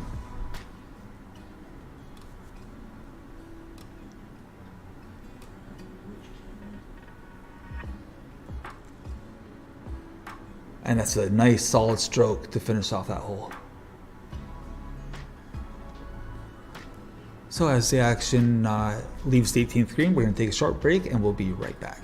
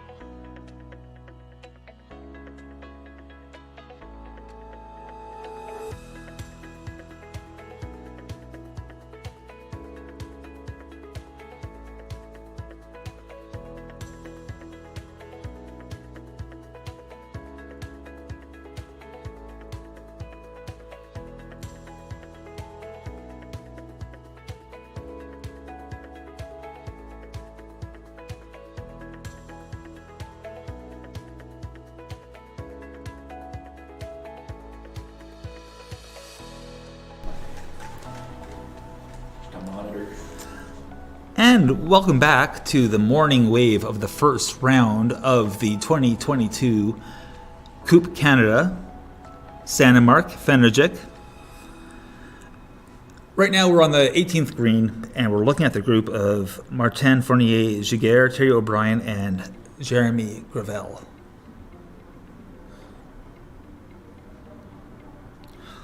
Last I saw, Jeremy Gravel was, I believe, at 4 over par.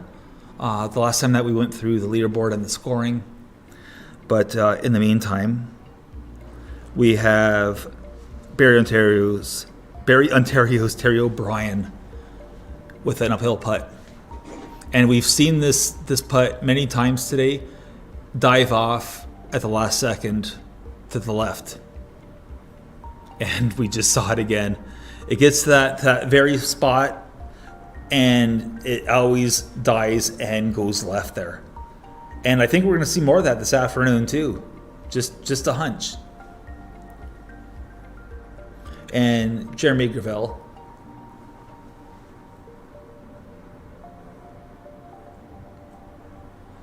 With about 7 feet remaining. Downhill. This putt should go maybe a little bit right to left, but not much. We're talking a couple inches maybe outside the right edge.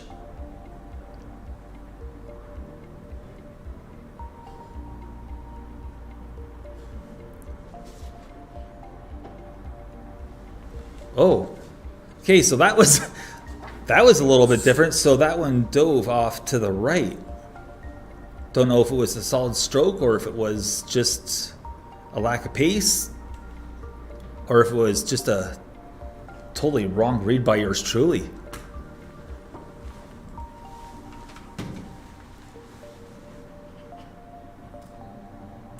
Well, like the meme on the internet says, I'm not a smart man. I don't know what the rest of it is. I think it was from Forrest Gump, actually. But, boy, how many times have I watched that movie? I bet I've watched that son of a gun about like 5-8 times. Yeah, like easily. Yeah, 5 to 8 times. I think it might have one of the best soundtracks of all time for movies. I mean, that soundtrack is amazing. As we look at the leaderboard, not much to report on this end of things because they haven't teed off yet. This is the afternoon wave.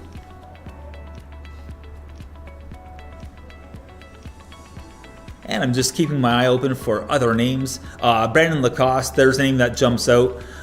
He was also at the Southern Ontario Open earlier this month, or was it last month now? I don't even remember when it was. But in the meantime, he actually had a good showing on PGA Tour Canada at their last event, I believe it was, which was the Quebec Open or Omnium Quebec. So, you know, he's playing some good golf, and you can tell it's him because he doesn't wear a hat. So he's one of the few guys out here that doesn't wear a cap on his head. So he'll be going around with his Titleist golf bag and Titleist irons, and who knows what he's going to do over the course of Thursday and Friday. The 2 days that I'm going to be here with you doing this, talking about golf, mostly talking to myself about golf, but indirectly talking to you, the listeners, and be sure to spread the word of Golf Zoogle. Not necessarily the next tee, but Golf Zoogle. Look these guys up, seriously.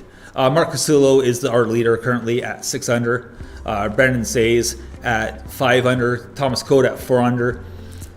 Raul Menard, his name sticks out as well as a guy that could be out there at the end of the day. Trevor Yu, he's having a nice little start for Thursday. Our Bulgarian, Vladi Marinov, at 1 under through 9.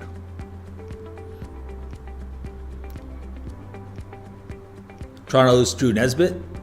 He's been at this for a while with PGA Tour Canada experience. I think he may have some Korn Ferry too, but I'm not 100% on that. It's something that I would have to research. But, he's up there, and It's too early. It's way too early to talk cut lines, but he would be well inside the cut at the moment. And we have a lot of golf to go. I mean, it's only the morning of the first round. So, how dare I mention the word cut? So on the tee here, we have the group with Andrew Zimenez, Timothy Allary from Saint Jerome, Quebec, and Jean-Sébastien Berube from Châteauguay, Quebec.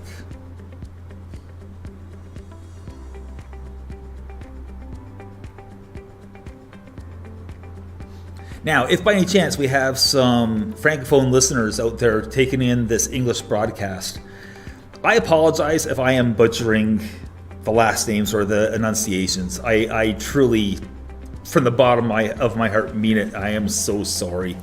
But anyways, back to the action.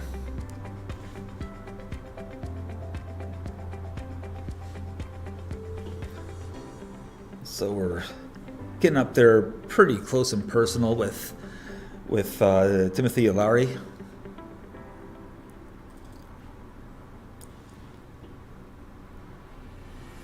Is there any chance it's a typo and it's Allaire? Huh. Doesn't feel right. Anyways, just random thoughts.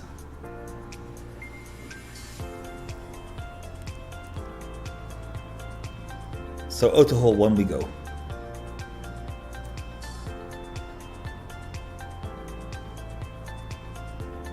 Looking down the right side. He's gonna be okay over there.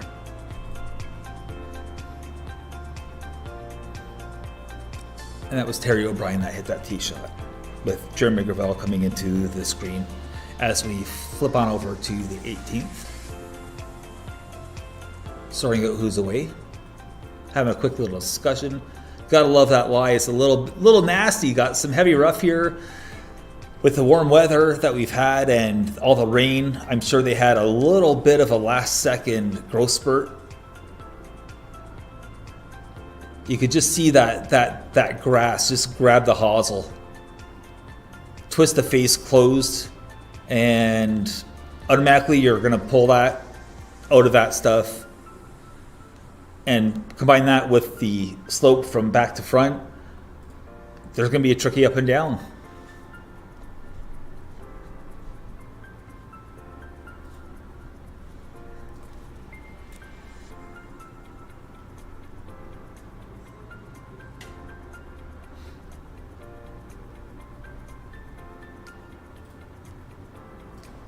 So this isn't a bad spot to be. Even though he missed the green and he's short, he's going to be able to just hit a little chip. That was a dead hands and had the golf ball do the work, spin and stop. Well done. That's a great shot. Nicely done. Some would say that was class. It was a class shot. So now, there's only going to be a couple feet remaining for the up and down.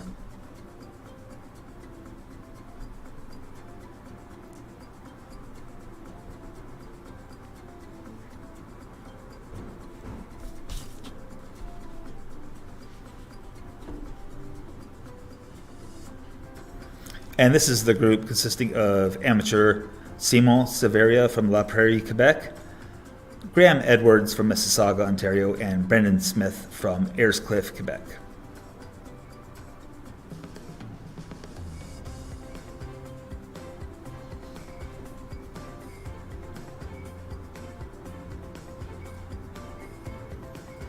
So you're looking at a putt uphill. This putt will break left to right. And like always, it's all about the pace. It's all about the speed.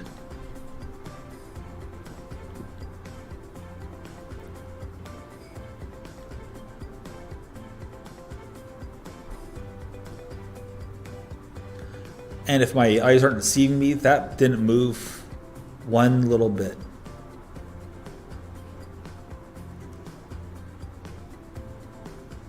And you can tell that he's not too sure what happened there either, actually. I think he saw the same thing that I saw. that didn't happen.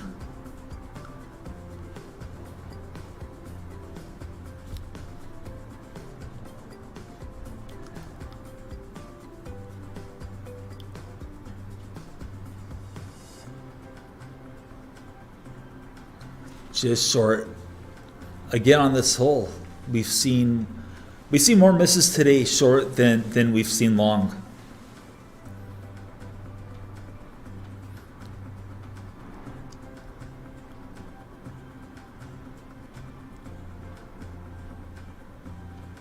But just watching the way the ball's rolling, I mean the greens are rolling true.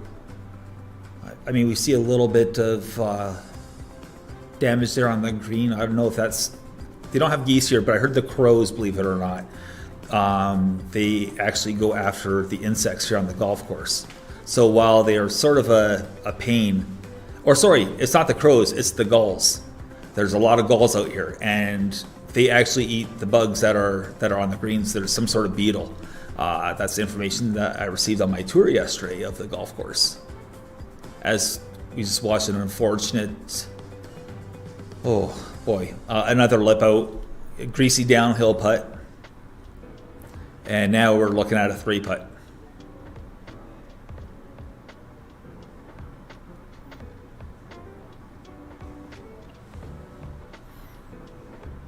And we saw a little bit of sportsmanship there.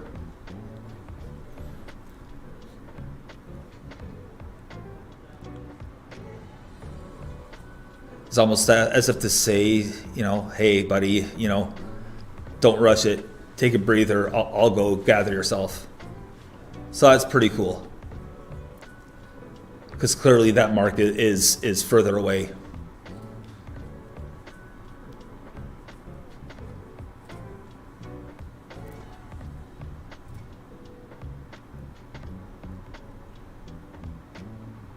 Nice solid stroke.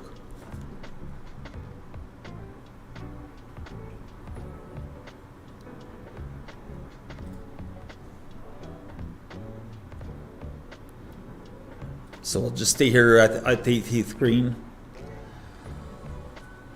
Hopefully this putt's made to avoid a 4, as in a 4 putt. Should we refer to it as a quattro? I like the sound of quattro. I wonder if that's been trademarked. Nah, it has to be used.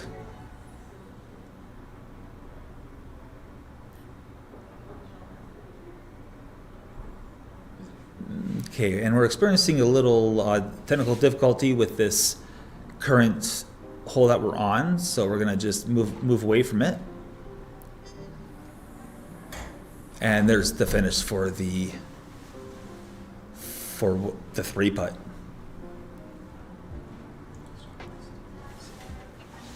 So that's a tough hole to finish the back 9.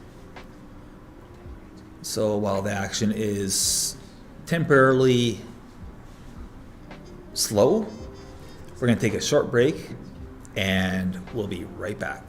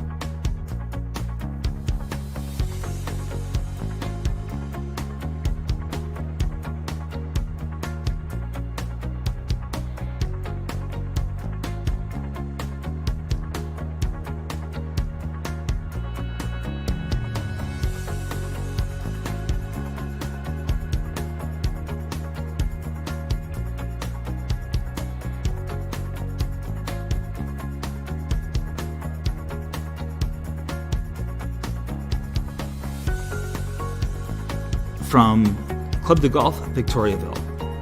So action here has been entertaining to say the least. I've had a couple of talks with some of the players. Nick Powell finished at 3 over today, for example, and he mentioned that some of the greens had some testy little spots on it that made putting interesting to say the least. And he also mentioned that he didn't really have many fair birdie opportunities out there. But anyways, getting to the afternoon action, that was Brandon Rattray teeing off there from St. Bruno, Quebec.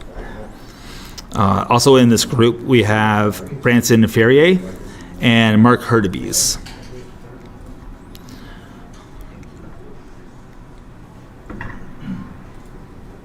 So this is going to this hole sets up well for a nice little cut here. Looks like Branson's going to go with a medal.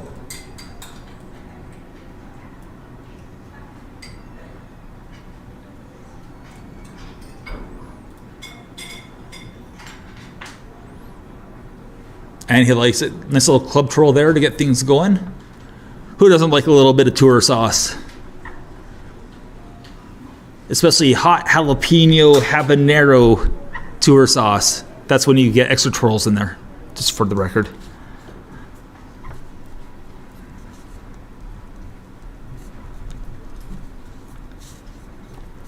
And off next is Mark Hurtubise from Chambly, Quebec.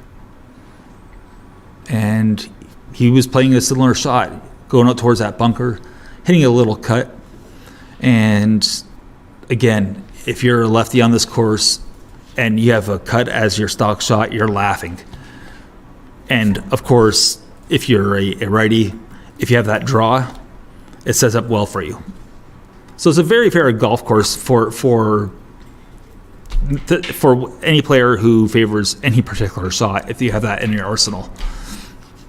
So now we're on the 9th green, and this is one of the holes that we've seen all day through the morning wave anyways, where any putts that were below the hole, they tend to snap left right before the cup. I would say probably 16 inches before the cup, the ball tends to snap left. So we're going to see what kind of putts we have here, lengthwise, and break.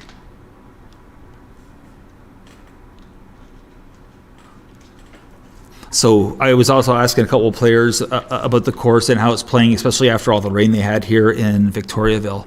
And the one common theme was, the greens are rolling good. It's maybe firming up a little bit. 16, for example, which is a 593-yard par 5. It was really wet yesterday, as in saturated. It was soaked. There was a lake out there. Tuesday during the Pro-Am, they actually turned it into a par 3 from the 150-yard marker. So the course has come a long way with the drainage, but he said that it was firming up out there.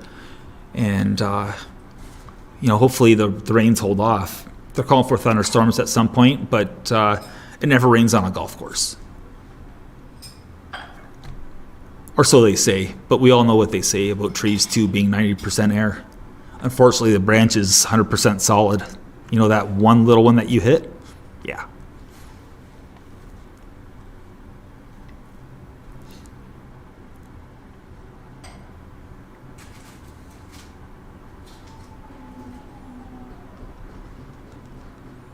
And that was a nice little cleanup.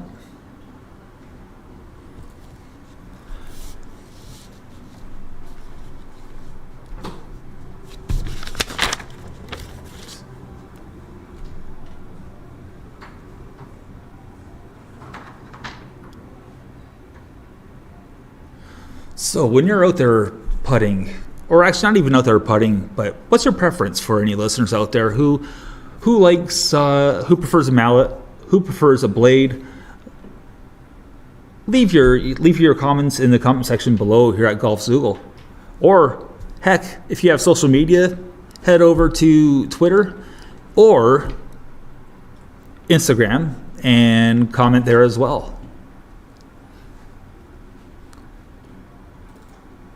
You can respond to the handles like Until the Next Tee or at Golfzoogle.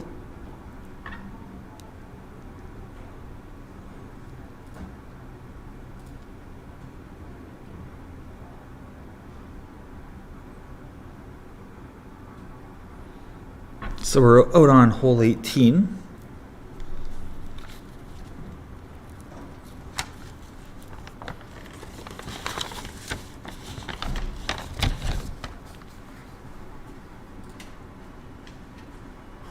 And we have a putt coming up from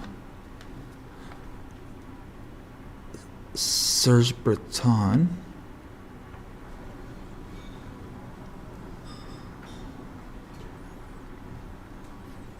And something I've noticed is the fact that I haven't really seen any pins left in. Everyone's pulling the pins.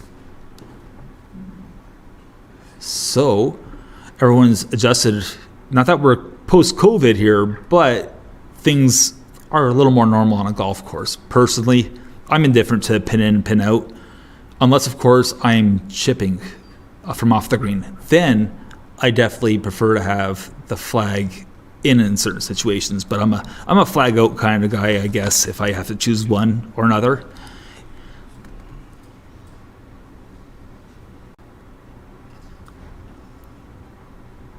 So that's going to release well past the hole. Well past the hole. This is not going to be easy coming back.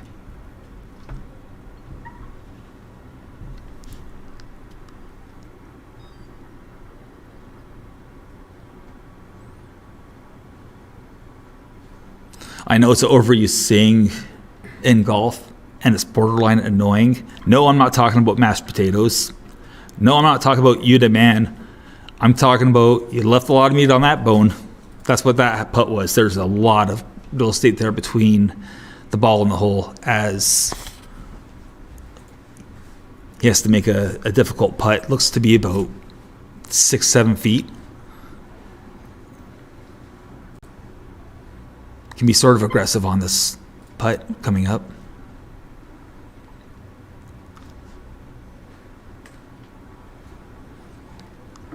It's going to be uphill.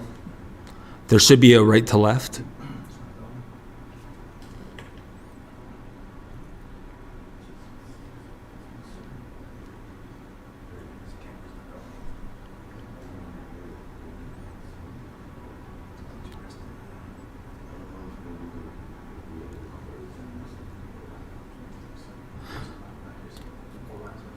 Now it seems like this group is pretty slow here on the ninth green. They've been here for a little while.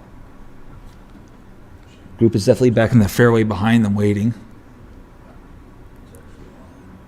Oh, that was a good effort from there. Unfortunately, it's going to leave him a 3-putt. And again, it's one of those things, go past the pin with fast greens, you set yourself up for a 3-putt. There's a very good chance on fast greens, if you're past the pin on your approach, you are leaving that opportunity there for a 3-putt. And again, those are just killers. They're round killers, a 3-putt.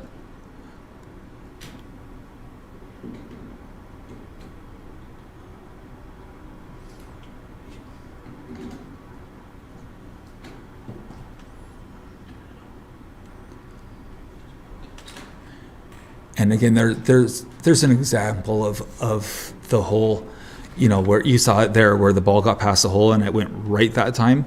That just solidifies the fact that putts have been breaking off to the left all day long.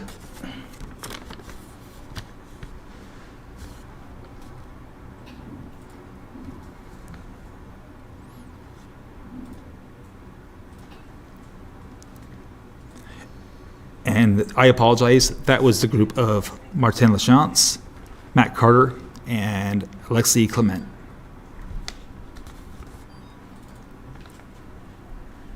And we're switching over. We're going to have a busier leaderboard this afternoon with the afternoon wave coming out. And believe you me, there is some potential star power coming out. Golfers like Jacob Lehman, who just looks the part. You have guys like Austin Ryan. There's Etienne Papineau. The list goes on and on for the afternoon wave. But looking at the top of the leaderboard, we have Troy Ballmer at 5 under, tied with Noah Steele. Thomas Code at 4 under. Trevor Yu with a 3 under out there today. Ryan Kern from Barrie, Ontario with a 2 under. Matt Carter, who just finished up his round, is at 2 under through 13, but we'll see if that score held up or if it went lower or higher. Freddie D'Angelo also at 2 under.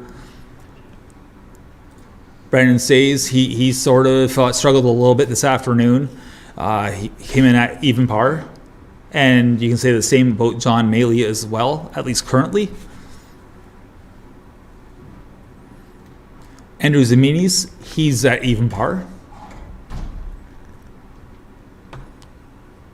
Steve Gonko with a 1 over. Nick Powell from Toronto, Ontario with a 3 over.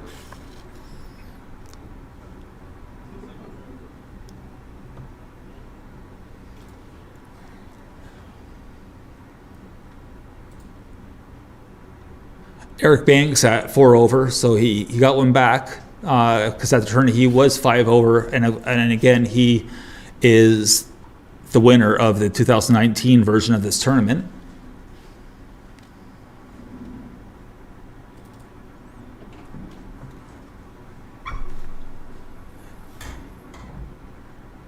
And we're getting ready for more action on number 1 tee.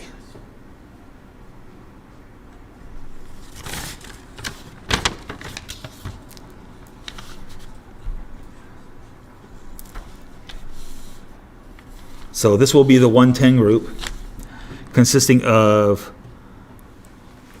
Thomas Vallières, Max Gilbert, and Ethan Danish.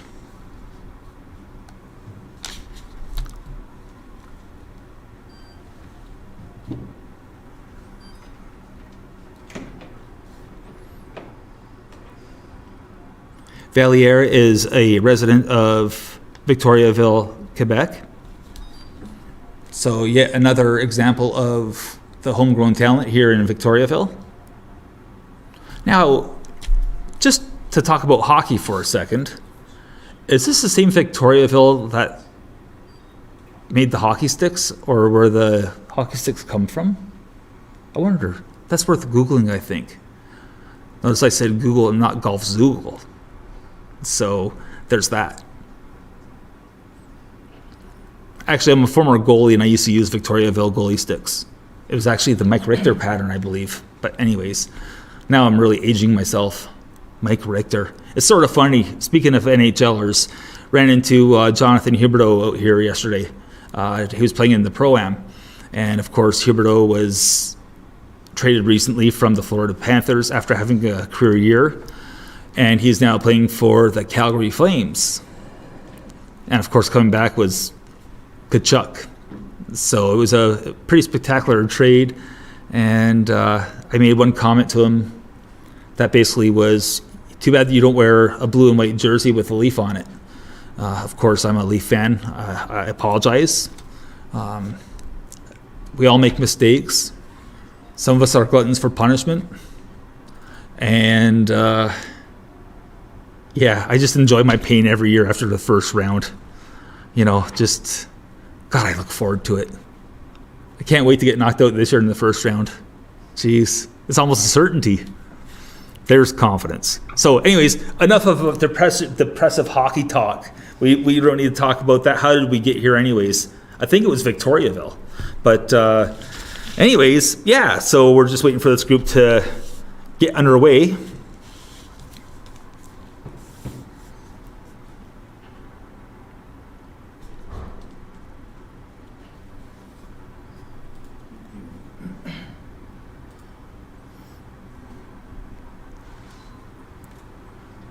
And while we have a slight break in the action on this tee, we'll go to another hole and see what's going on elsewhere on the golf course.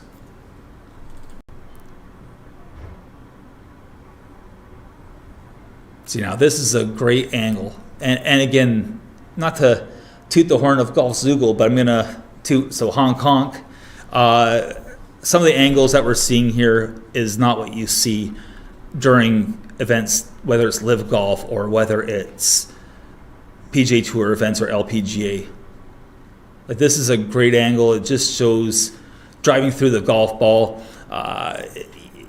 It shows the position at the top still, it shows the transition. Just a great overall angle. So if you're a high handicap golfer looking for something maybe that might help you, this angle here definitely could. We've all seen down the line, we've all seen face on, but this quartering, this is a very good angle. Shows a lot of important things in the golf swing, like width, leverage, transition, weight shift. It shows it all. So we'll just sit here and watch the swing. And this is Max Gilbert from St. Georges, Quebec.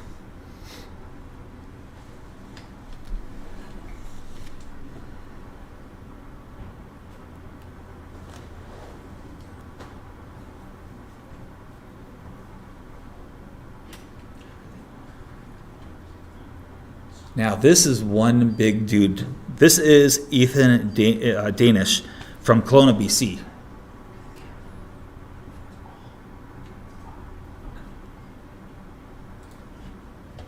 But that's the beautiful part about this game. It's not a game of might, as we've seen with Mark Casullo, for example. Corey Pavin, he had a pretty good career. Not an overly big guy. A little closer to home. Mike Weir, well, he's not a very big guy either. He's pretty small. Abraham Anser, of course, or Ansier, who is now, of course, with Live Golf. He's pretty diminutive in stature as well. So golf is not a game of might. It's a game of technique, really. Does might help? No, maybe, I guess. Who knows? Who really knows? If you have good smash factor, you're doing everything right and everything that you can do for yourself in the first place. And of course, if you're not a big hitter, but you still have that good smash factor, just as a thought, if you maximize your smash factor, you're going to hit the ball pretty far anyways, even if your swing is below 100 miles per hour. So technique over might. So we're looking at some of these sponsors here for Coupe Canada, Sani-Marc Fenergic, Victoriaville, Chamber of Commerce, Golf Quebec, Golf Zoogle, of course, which is what we are. And be sure to spread the word to your golfing friends. or your non-golfing friends for that matter, about Golf Zoogle, and they are really doing things right. New angles, revolutionary, and it's all good. So, Golf Zoogle. They can be found all over the place on the World Wide Web at Golf Zoogle. So we're looking at the ninth green, and someone stuck a shot in there quite nicely.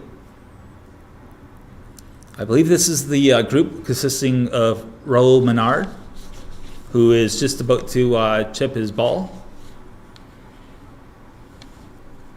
And he left that just a couple feet short. I don't know, probably about a 3-footer left for the up and down. And also in this group, right now in the middle of the screen, or actually, sorry, just walking off the green as it turns out, that's our lad, Vladi Marinov from Bulgaria. Marinov has a victory. He claimed the Hungarian Open in my motherland. Yeah, I'm a thick-skulled Hungarian by birth. I can't help it. It's who I am. But I think he's going to be a golfer to keep an eye on. He's doing a lot of great things, and upon doing more research on him, he's had a pretty good junior career and a pretty good career thus far. So keep an eye out for the lad Vlad. Or should it be Vlad the lad? Food for thought. I'll be thinking about that one all night in bed. Some of us dream of nice cars or a better golf game. I dream of what I should refer to somebody as for a nickname that I've never met before in my life. So for the time being, we're going to go with Vlad the lad.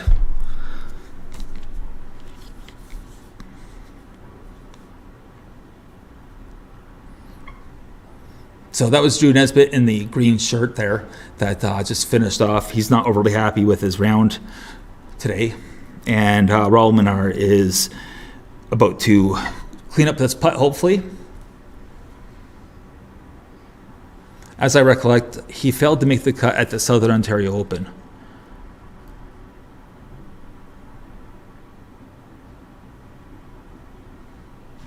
So hopefully he's having a better day today. So let's see what happens with this putt. Oh.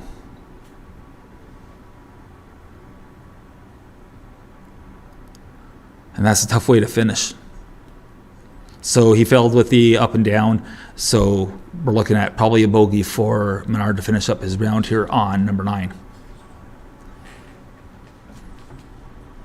And just to close things off for this group, we have Marinov. Marinov with a couple feet. Might be a little bit of pace here, meaning it might be quick considering it is above the pin. Don't worry so much about line here. Just a firm, solid putt, and in it goes.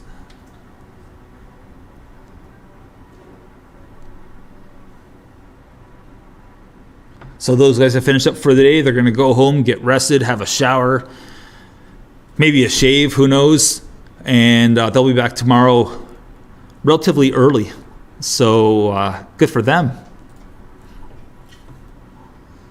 And we're going to just take a short break as we're watching that final group walk off the green. That's a great view back there.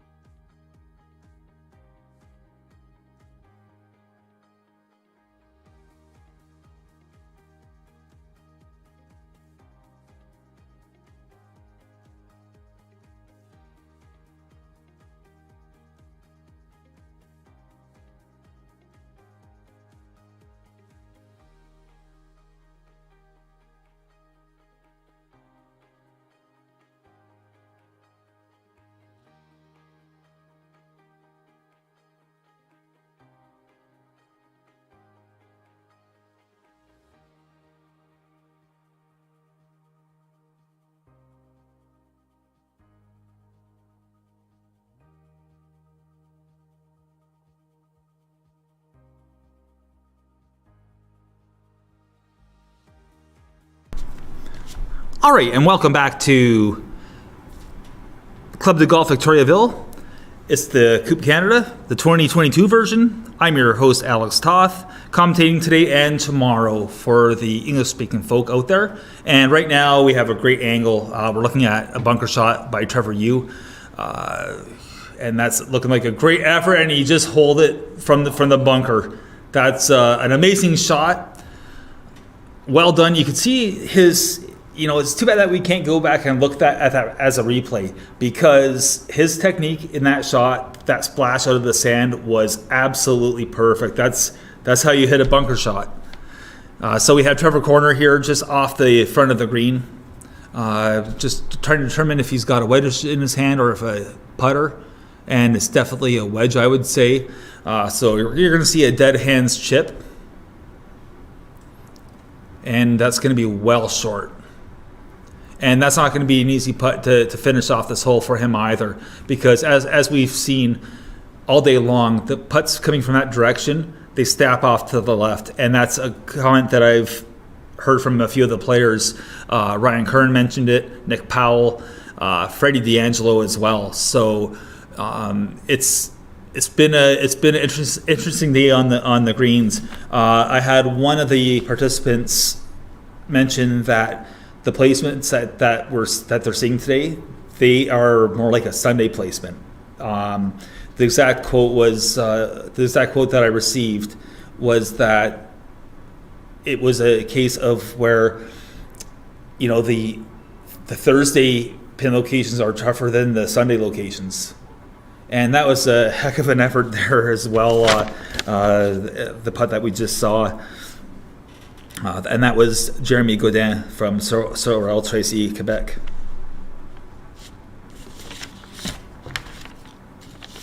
So he has a little bit of work to do here.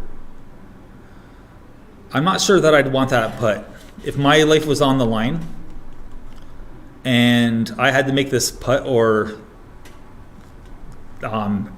suffer a dramatic fate, I wouldn't want to make this putt. As a matter of fact, I'd want someone like Inji Chun or Inby Park to make this putt for me. They're both robotic and automatic out there. But let's wait and see what happens here.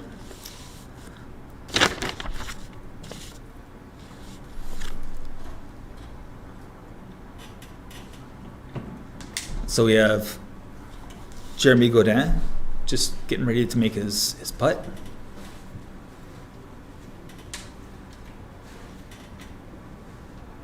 Oh, and that's tough. That's tough. We've seen more than 1-3 putt on the screen today, and 18 as well, where two of our cameras are set up. And now Trevor Corner has about 6 feet, 7 feet, and there shouldn't be too much. It's more about pace. It might move a little bit left to right.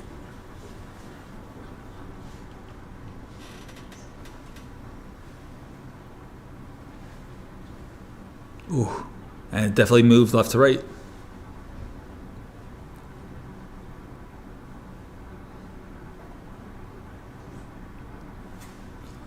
Okay, and that's a pretty tough finish. I'm pretty sure that would be a bogey for Trevor to finish up his round today. So we'll see how everything unfolds once they go through scoring and the leaderboard's updated. But we've reached the afternoon here, and the afternoon wave has gone off, and we're well into that pack of golfers. And the one thing that's coming out with the afternoon wave is the spectators. There's more spectators here, and I've heard great stories about how the whole city gets behind this event. And as a matter of fact, the one comment that I heard was that it's absolutely wild, and that's from the players. So hopefully I'll be seeing that. As we look at the leaderboard, quickly going through. So local product, Serge Breton with a 4 over, the amateur. Trevor Corner, his score is going to be updated here very shortly. Same with Jeremy Godin, who just came off the golf course. He's at 9 over. As is Jeremy Gravel. And the rest of these golfers have not yet teed off. Other than Mr. Fontenelle.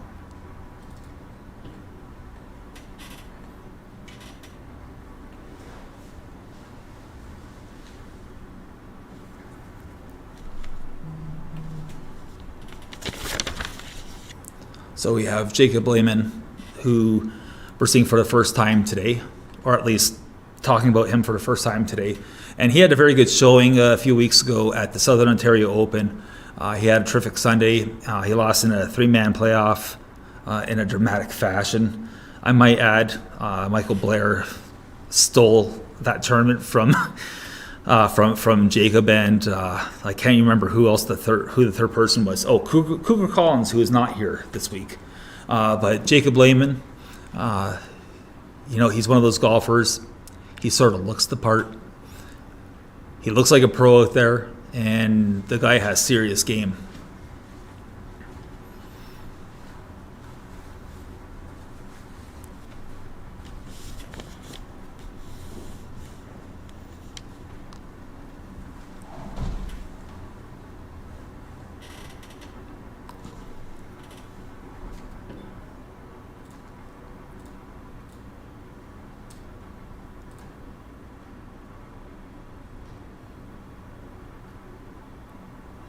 So Lehman's just having a quick look. He's stalking his putt, having a quick look. So I'm very curious to see what happens with the afternoon wave of players with the greens. Are we going to see faster greens? Are they going to slow down because of growth of turf? I'm not a turf guy, but boy, it'd be nice to get the superintendent of this course in here for an interview, because they've done such a great job getting this course ready for the golf tournament. I mean, huge kudos all the way around for the super and his turf team. I mean, they're hard workers. So Lehman's taking a long look.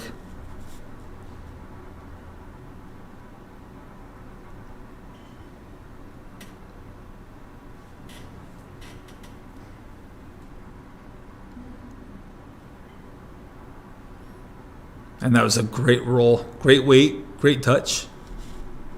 On to the next hole.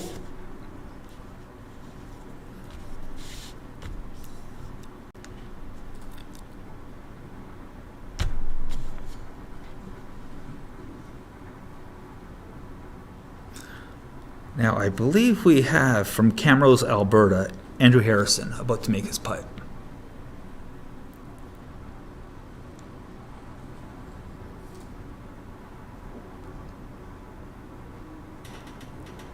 Well hold.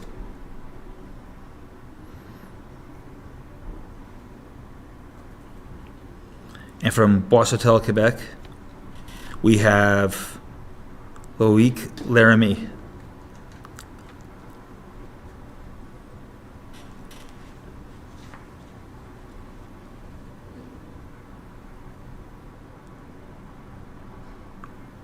Just has a little bit to finish up here. And that's a tough miss.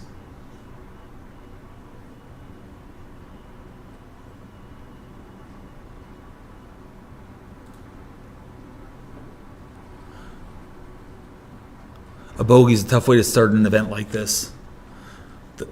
What happens in competitive golf that the average recreational golfer doesn't understand is that there's a huge difference between even club championships and playing golf at the development tour level or mini tour level. It's a different kind of golf. It's a different kind of pressure. As we flip back over to 9 green from way back on the surface. Oh, that was a great putt. That's a great putt from there.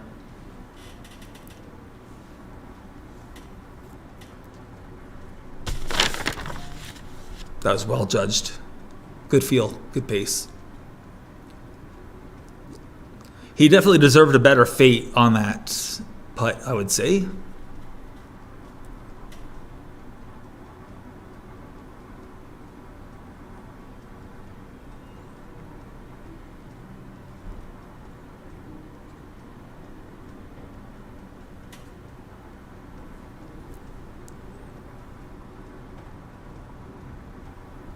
Okay, so I missed what happened earlier. He marked his ball. I don't know if there was a sprinkler head there or what's going on, but he got some sort of lift or relief.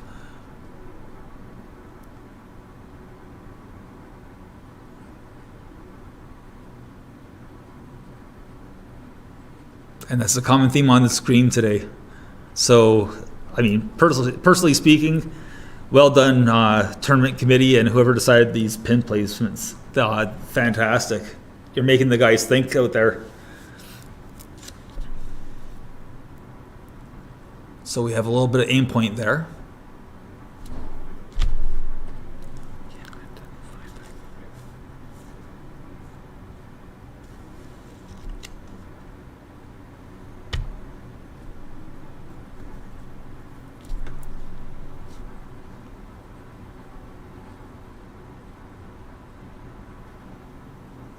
Now he can give this a pretty good go. You know, it's interesting. This is a situation where I'd actually consider using a 7-wood or a hybrid from that spot, just to pop the ball up a little bit more and get it rolling. And that was pretty well done.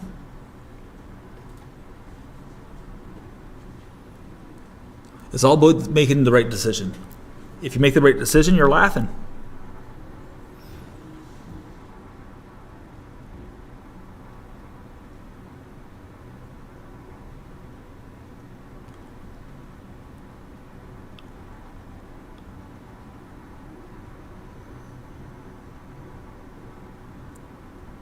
And just cleaning up a putt here of about 4 feet.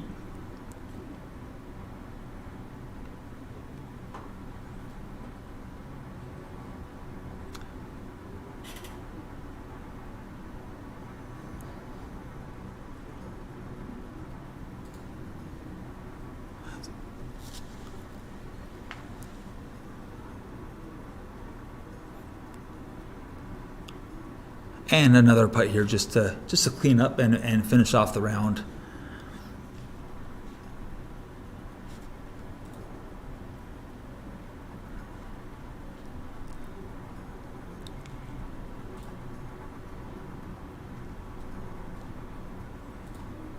And that's a good solid stroke to finish the day.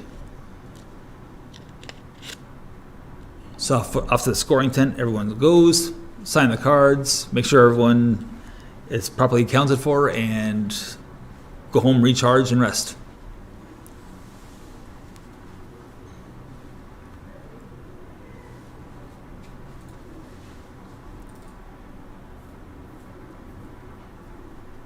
And back over to 18.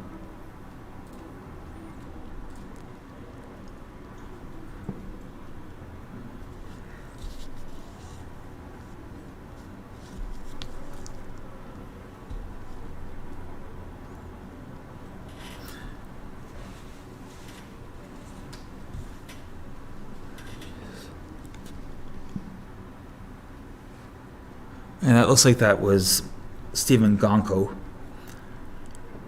who just finished up his putt there. And there's the goals that I referred to earlier, where they're both a blessing and a curse here. Yes, they eat the beetles, but yeah, they damage the greens as well. And when talking to people here at the course about the situation with the seagulls, the one thing that they did acknowledge is that they aren't nearly as bad as Canada geese. So, for what it's worth, there's that. But anyways, hopefully we don't have any Dave Winfield situations here. For those that watch baseball, you might recall that Dave Winfield once injured a seagull, or maybe he killed it or something. Either way, it was during a Jays game at Exhibition Stadium, and well, he heard all about it. So anyways, hopefully no one kills a seagull out there. because all of our McDonald's need to be cleaned up. I mean, they love the garbage, right? I mean, we're so close to a lake here that they must be feeding off a lake. So anyways, enough about the seagulls. There goes another one of those silly tangents that I get on when I have too much time on my hands.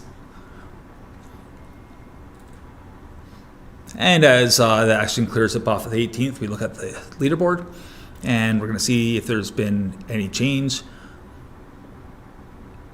So Jeremy Godin signed off on a scorecard. He's at 10 over par, the amateur.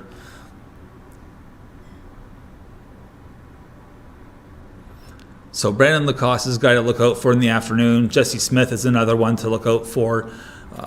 Mitch Sutton.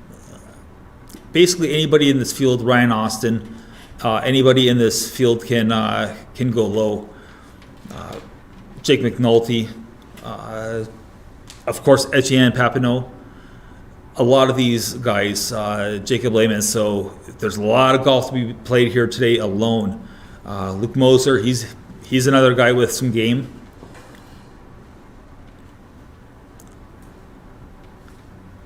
Eric Gunn, an amateur.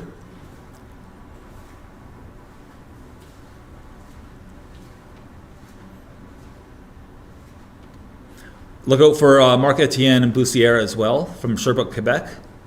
He tees off at 220. Thomas Giroux. And Johan Benson, he actually does golf work for our RDS and TSN, I believe. And as well, he's a former caddy on tour as well. So I had a little chat with him yesterday out on the golf course. And Johan used to be with Russell Knox and a couple other guys. So, he's seeing things from the caddy perspective too. So he's going to be a fun one to actually get on for an interview while we're here this week. But we've been going through the higher end of the leaderboard. Chase Komaromi from London, Ontario at 2 under. Brendan Leonard at 1 under.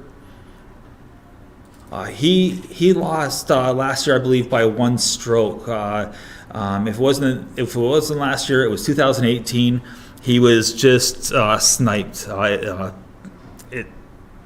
win was there, and sometimes you just got to tip your cap to the guy that wins. And of course, we've made a few references to him today, and I just totally forgot what his name was. Oh my goodness.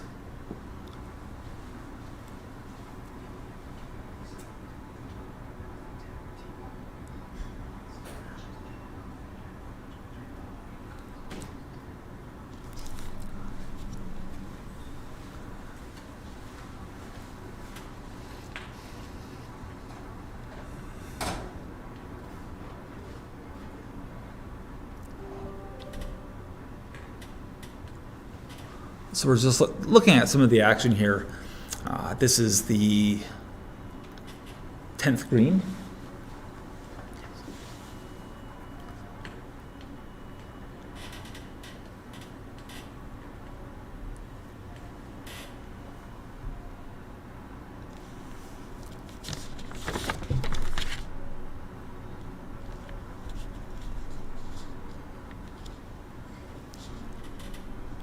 And that should have been the group of Charles Eric Roux, Austin Nowak, and Sean Mullen from England. So we have another international flair here as we make our way over to number 1 tee. And that was our lefty going off.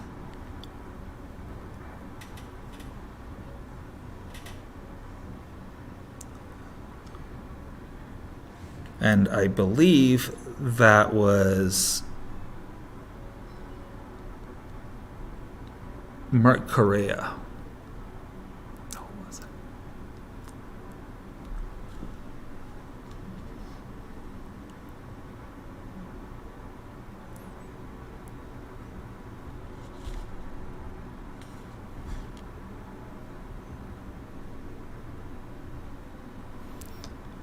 And we just saw the tee shot of JJ Regan from Waterdown, Ontario.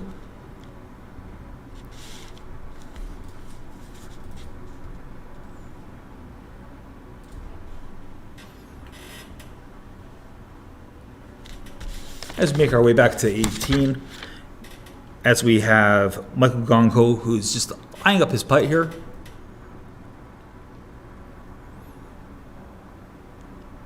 And again, it's been a recurring theme. This is going to be, Gonko's not putting right now at the moment. Carl Desjardins.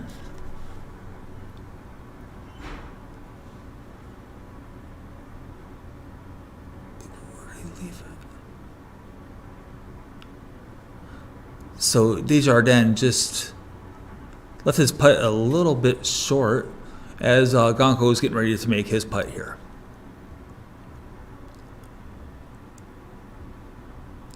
Downhill, quick putt, and it's going to be a little bit right to left.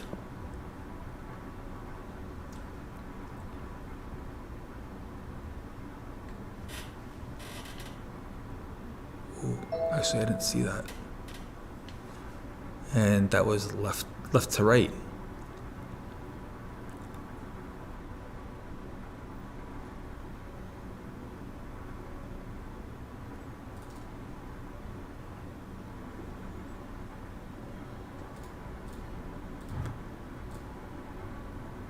And back over at 9 green from the rough, we have Martin Fournier-Giguère.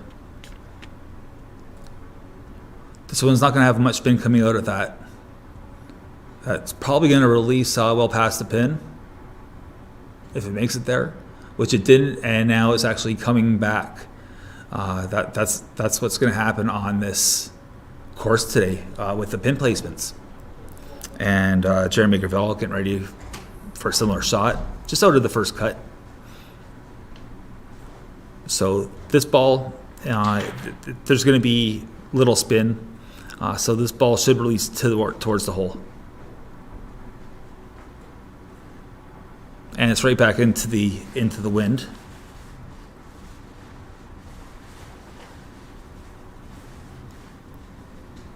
And as you can see, the wind is just blowing back that golf ball. It's just going with the topography of the terrain, and it's it's what the players were talking about from the morning wave. So as the round continues today, this afternoon, we're gonna see what happens with the conditions. You can see, I don't know if that's blue or if that's like a gray in the background there, but again, rain is expected, thunderstorms to be precise, and we're really hoping that it doesn't happen because the course, it just dried out. We don't need no rain. We don't need to call anyone named Noah to build an ark. I mean, get animals 2x2.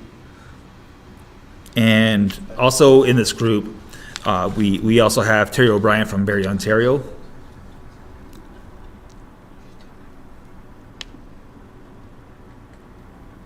Who looks pretty calm and composed at the moment. You know, it's funny. He looks like his heart rate is like really, really slow and low. Just the look on his face and that. But then you see the actions of Martin Fournier-Giguère, and he looks a little, I don't know, jittery or something. He's just really, really active out there. His heart rate is probably going a million miles per hour, as we just saw Jeremy Gravel make a beautiful putt from about 8 feet.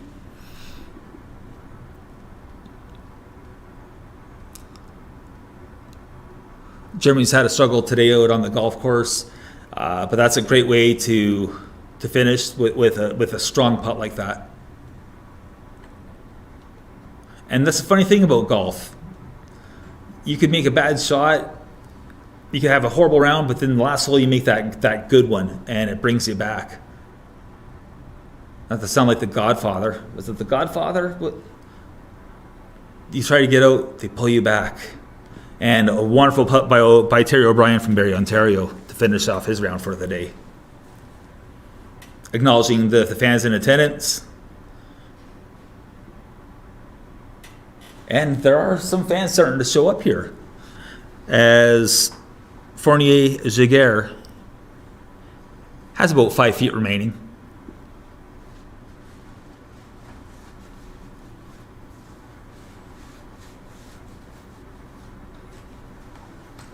Going lead head and low, and he missed on the low side.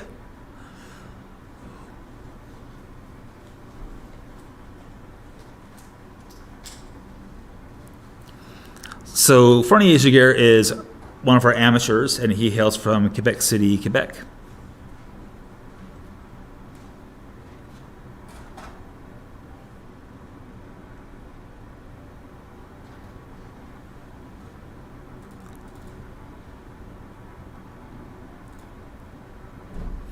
So as we watch the players leave the 9th green, we're going to just take a quick look over here at number 18.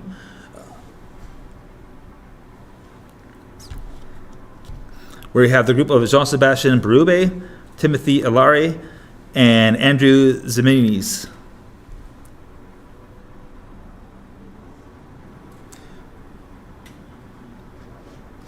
So I'm not going to suggest to have a drink whenever I say the word seagull this week or gull, but the gulls are starting to get a little more bold here.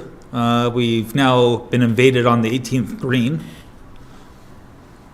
So now we have a couple minor obstructions. Okay, there's only one of them out there, but the gulls, they're going to be a star of this tournament yet. You watch.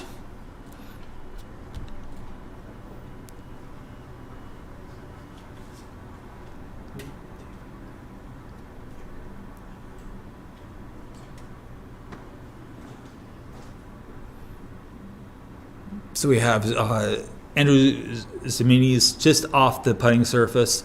A couple options here from where he is with that shortcut.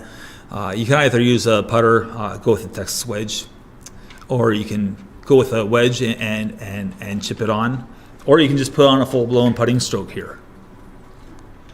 It's just the first couple initial rolls here that's really important, and it's a matter of the putt staying on line, and he's going to have to aim well to the right of the cup. I would say probably about 2 feet. Looks like he did that. And that was one of the best efforts we've seen all day on this whole location, on number 18 green. That was very well done, just a little cleanup to finish up his day.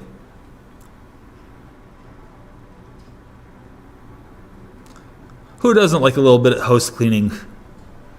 Okay, I don't like house cleaning, but anyways, that's exactly what Andrew Ziminis did right there.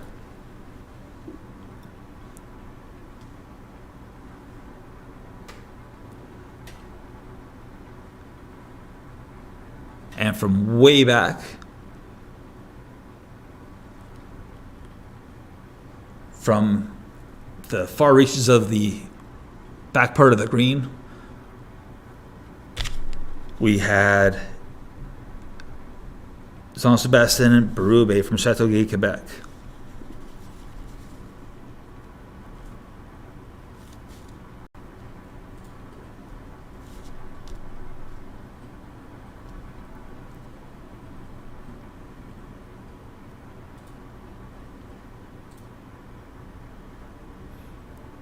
So this putt, not going to really see too much. There's going to be a little bit of break.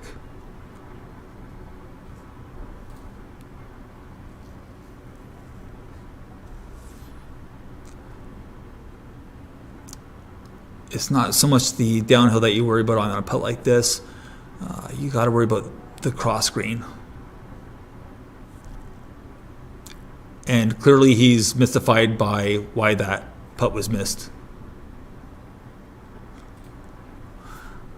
That's the fun part about golf too. I mean, there's a lot of fun parts. I use the word fun a lot when I talk about golf, but it's just so humbling, and sometimes it's just a matter of simple physics and physics laws being betrayed.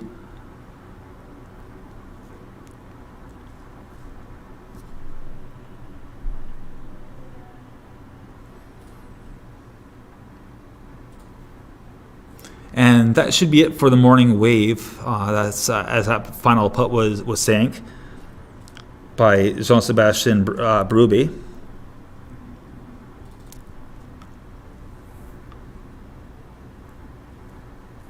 as we have a look from above.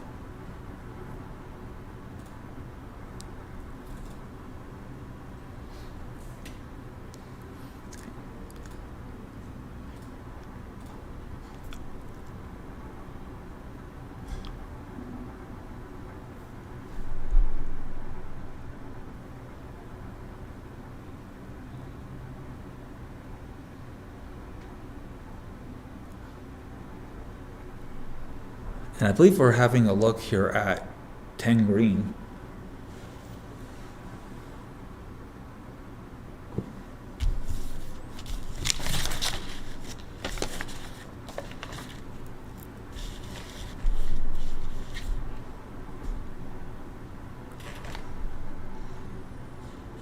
And we're just getting caught up on some of the action here. As we head over to have a quick look at the leaderboard. So tied for 19th is Nicholas Workin at 2 under, Max Gilbert 2 under, Zach Sadinsky from Boynton Beach, Florida is even. Brendan Says, he had a good start today. He fell back a little bit, but he'll be back tomorrow. Kyle Chung, he had a rough day out there as well. Afternoon wave, a lot of the guys are, midway through their first 9 holes. Colin McGregor.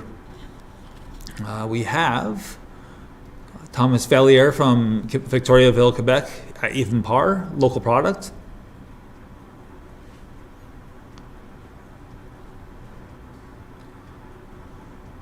And as we scroll through names, we see Stephen Gonko's name there at 1 over. And again, it's really hard to predict, but I would think that the cut's going to be around +2, +3 when we get there tomorrow. But again, a lot can happen between now and then. There's a lot of golf to be played. Another product of Victoriaville, Serge Breton, the amateur. He's at 4 over. Never know, 4 over might make the cut yet.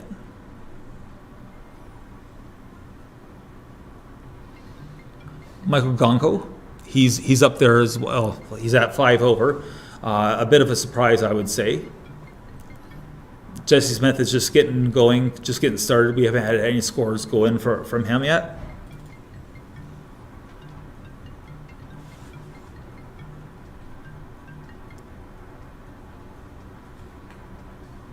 As we go back out to the 9th green.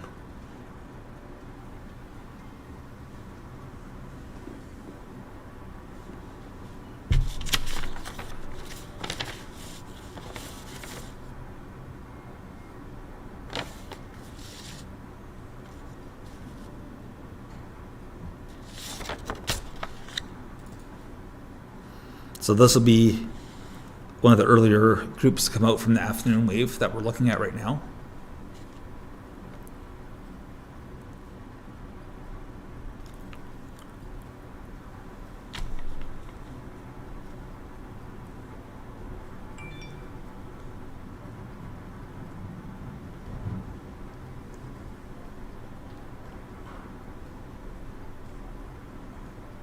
As we have a nice look at what's going on up here, you can really see the undulation in the green and the incline from front to back. Again, we're getting right up close and personal with the players, which it's a great thing.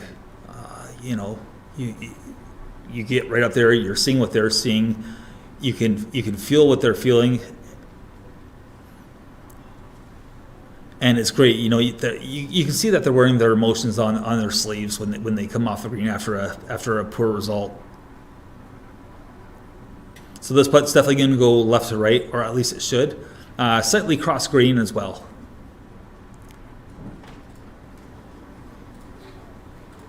Just taking the tension out of the arms.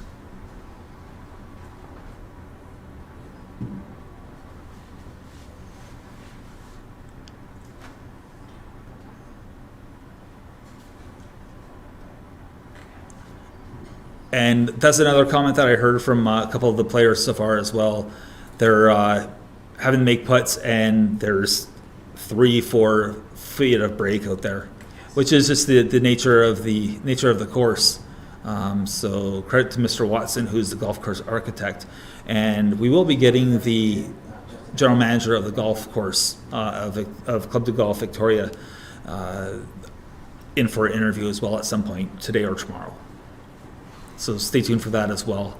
And he's going to tell us a whole bunch about the golf course and what they've done here.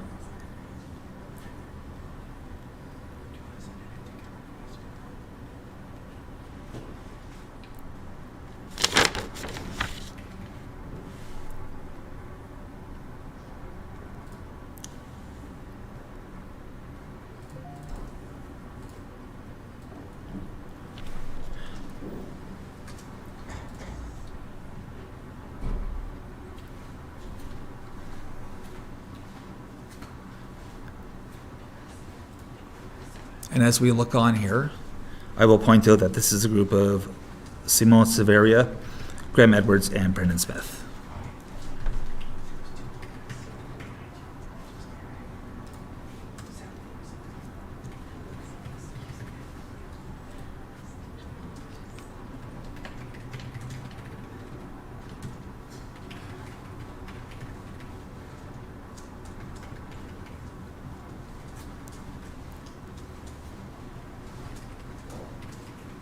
Now this may break left at the last second. It was just starting to turn, but that was a well-hold putt.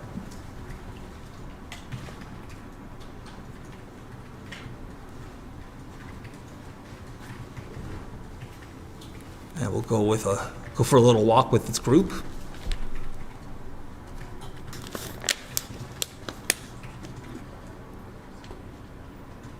As we literally turn our attention elsewhere, looking back up the 9th fairway back towards the tee.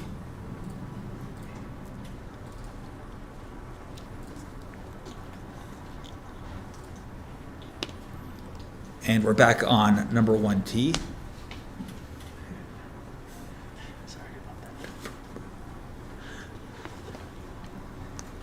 Sorry, we're going to make that the 10th green.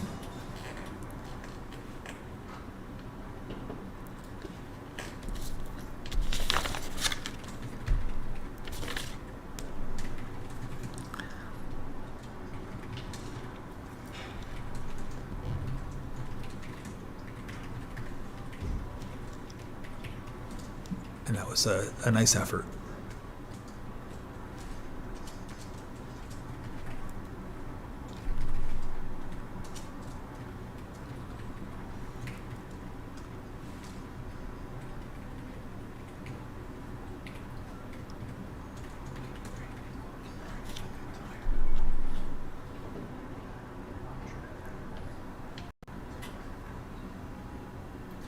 So we have a putt here.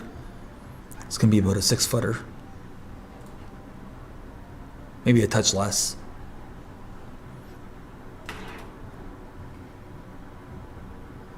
And that was a well hold. That's a solid stroke. Solid stroke right there.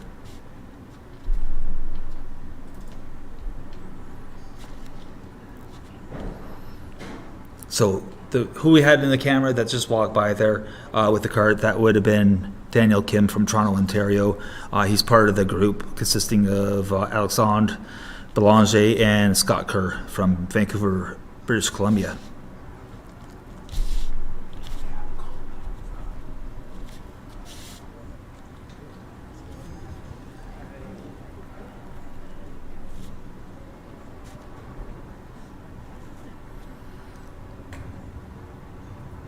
So this is your 2:35 tee time. We have from Hamilton, Ontario, Colin Murray, Marc-Andre Champagne from Saint Jean, Quebec, and Nathaniel Gray Lamont, the amateur. He will be starting us here off this tee.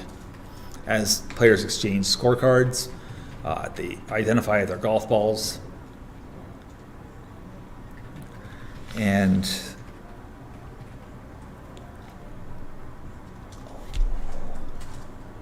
they'll be going off any time now. Now, I don't know if my eyes are deceiving me or not, but that appears to be an older TaylorMade driver. Yeah, it's an M1. Wow, he didn't go sim when they came out, or M3 or M4 or 5 or 6. TaylorMade makes great stuff, but man, their product cycles, boy oh boy. And I know TaylorMade, they do a lot for these guys out here.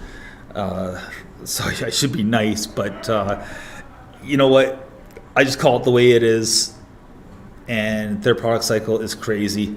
Every year they have something new, or every several months they have something new coming out. But I will say this, they perform. Their clubs just flat out perform no matter what year it is. Truth be told, I still have an old school SLDR 460 at home. So, I mean, talk about old technology, you know, I'm just preaching, sorry. That didn't look like a very good tee shot there.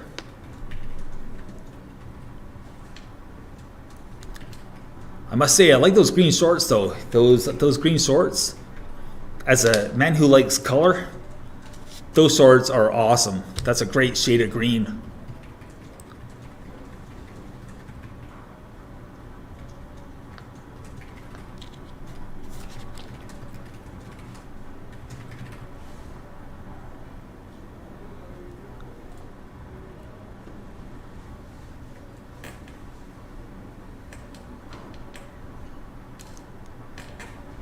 And I believe that was Philippe, pardon my enunciation, Gary P. from Sutton, Quebec. And next up is Stephen Thomas from Vancouver, British Columbia. He's going to be going driver here on the first hole. I'm going to say he's going to try to hit a draw, maybe cut the corner a little bit of the dogleg left par 4. He'll hopefully leave himself just a short little wedge in. So let's have a look at his shot here. He's looking in that direction, so it's a matter of if he cleared the trees or not. And that's the thing about this golf course. There's dog legs on many of the golf holes here. And you can go for the trees, but if you don't hit it quite high enough, you're in a lot of trouble.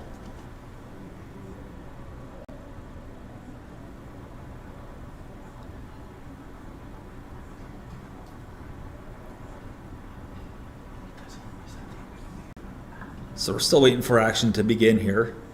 This is the 235 group.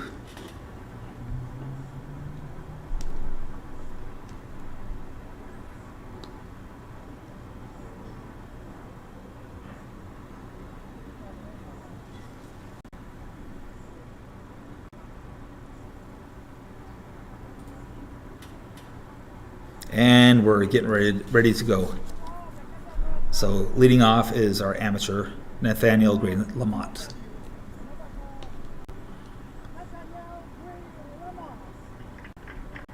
It's going driver here on hole 10.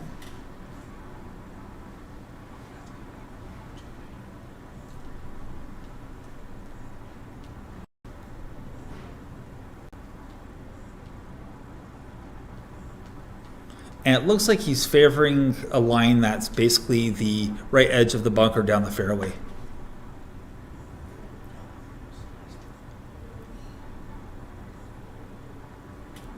Looked like a nice little draw ahead, just sort of kind of cutting back into the center left of the fairway here on hole number 10 at Club de Golf Victoriaville.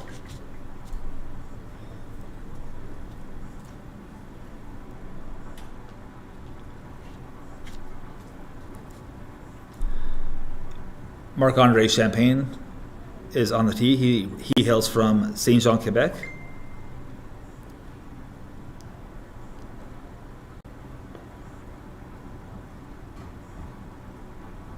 Now this really does favor a cut shot for a lefty.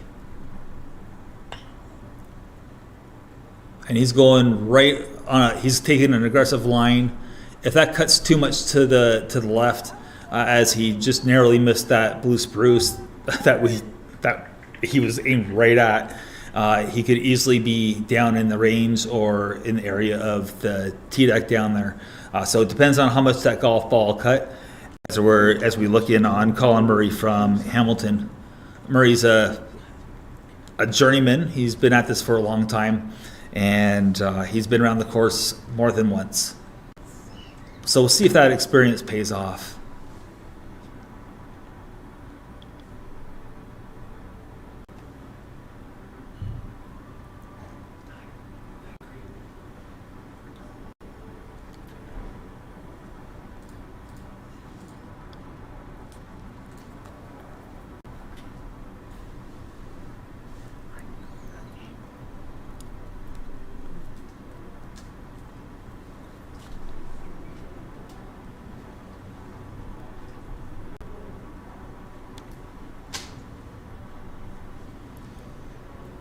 So we're back in on the 9th green.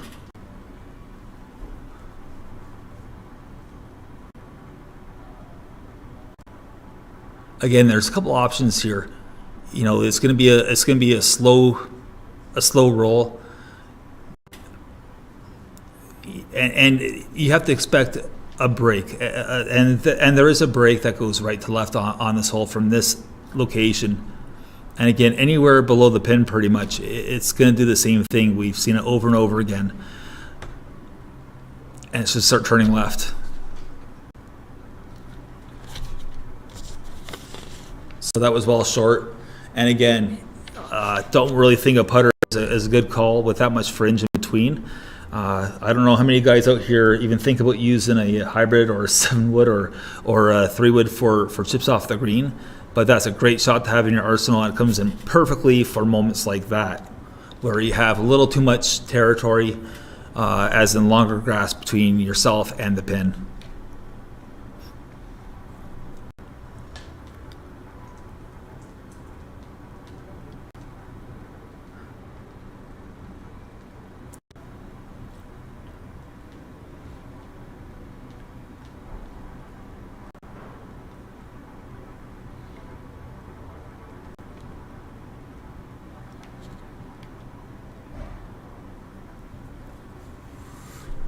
Oh, and that was in Cyril's with a good effort there. He hails from Ancaster, Ontario. He spends time on the Great Lakes Tour and the Toronto Players Tour.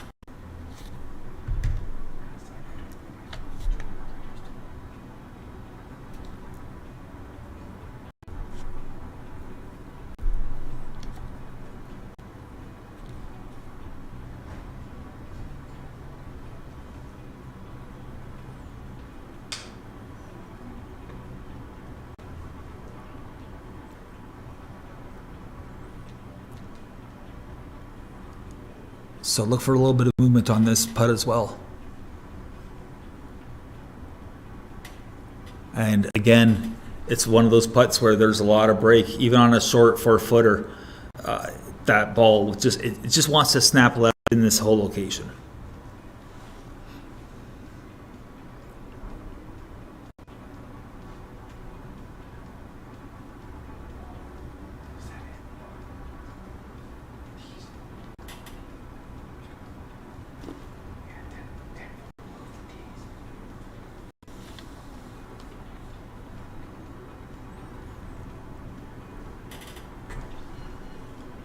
And we have Michael Almonte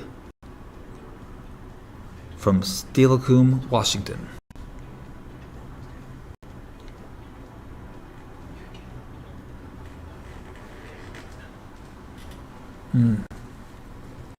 That's a tough miss to wrap up his front 9. And Cyril's has about 4 feet remaining for this putt and for par.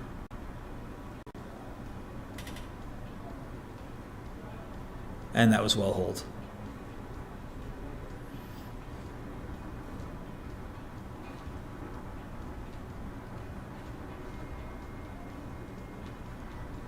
So as the play clears from the 9th green, we're going to take a short pause and we'll be right back.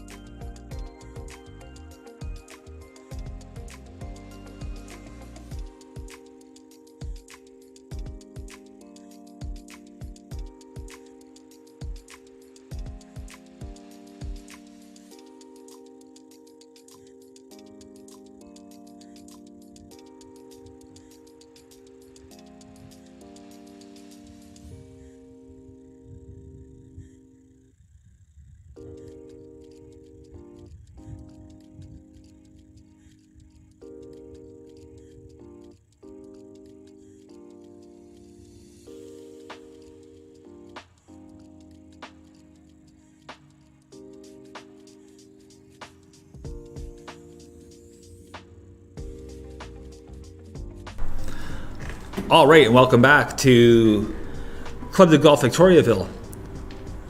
And we're watching Brendan Leonard tee off here. He's from Cambridge, Ontario. Last year he lost. He finished second place, and he's been a top finisher in this event on more than one occasion. So Brendan Leonard is a lefty, and definitely a guy that you got to keep an eye on this week during this tournament. And we have from Ottawa, Ontario, Nicholas Workun.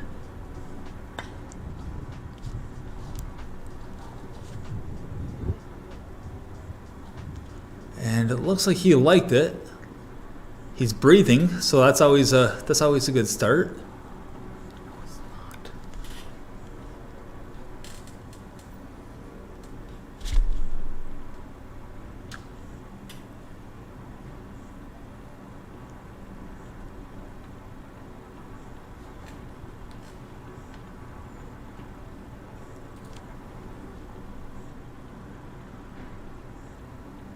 And right now the wind is down a little bit, as you can see, or at least that's what the appearance is. But if you look elsewhere on the golf course right now, the wind is still whipping. It's not really whipping around. It's definitely a playable wind. That's going to help his shot there. It's going to help it push it along, and it's a wind that you will see more carry with. It's a helping wind. That's the word that I'm trying to get out of my mouth. Helping. It's all about helping hands. So this is actually the group with Brendan Leonard, Nicholas Workin, and Jake Scott.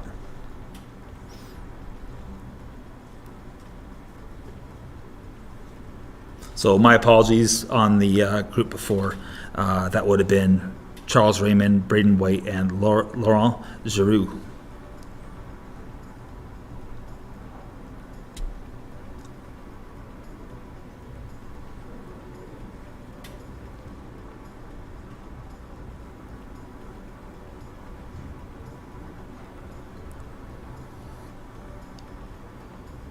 So we're going to see what happens here with these putts.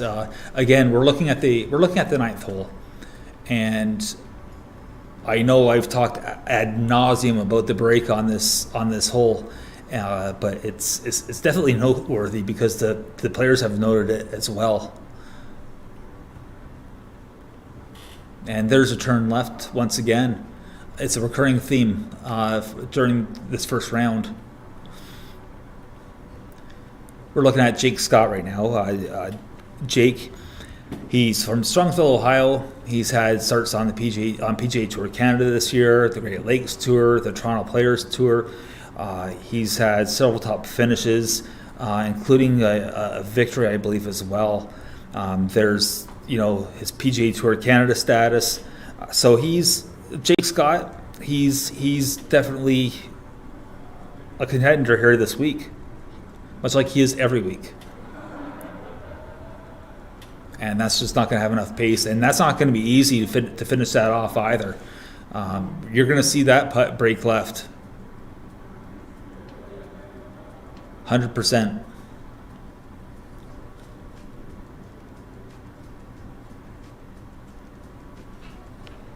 So we have our camera guy getting in nice and close.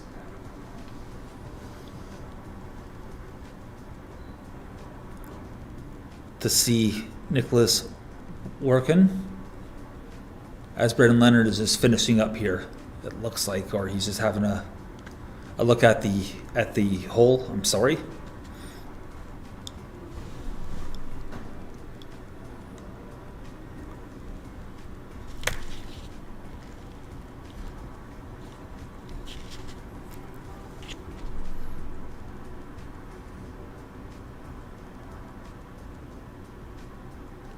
This putt is going to have to start outside of the right edge.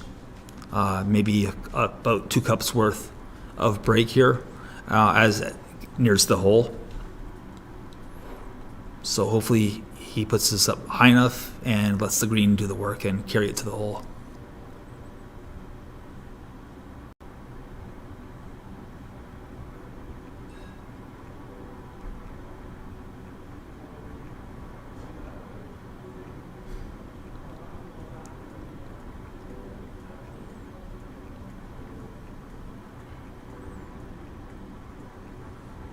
Oh, and that one just missed the lip out, and that's not going to be an easy tap in to finish up.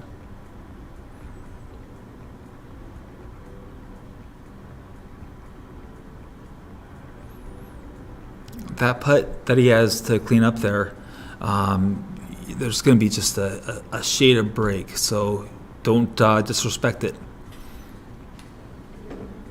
And Jake Scott, with about 5 feet remaining, maybe 6 feet.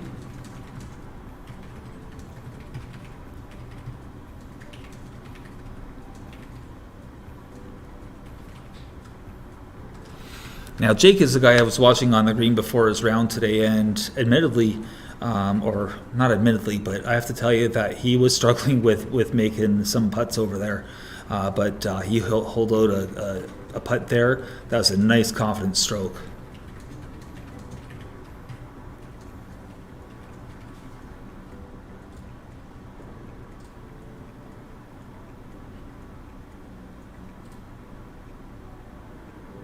And Brendan Leonard, with about 2.5 feet remaining, and it's just speed and pace. Put a solid stroke on it.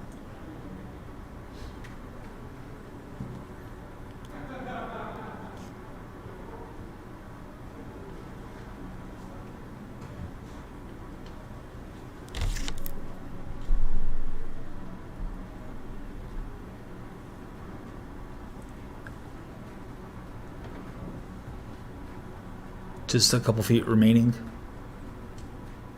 Maybe about 3 feet. Definitely that range where your knees start to shake a little bit and maybe you have a little drip of perspiration, sweat come off your brow. But that was a well-holed putt.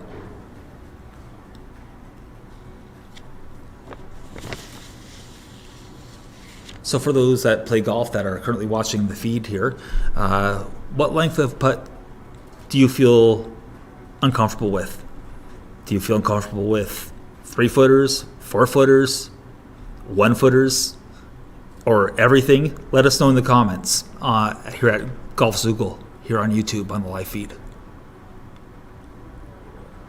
Or if you're on Twitter, Until the Next Tee. If you can remember that, I admit it's too wordy. It's a long name. So, anyways, we're going to look at the leaderboard here. This is the, shall we say, lower end of the scoring. Guillaume Belanger there from Lévis, Quebec. 6 over, tough day. Massimo Rock, I mean, he's off to a tough start with that 5 over through 9 holes.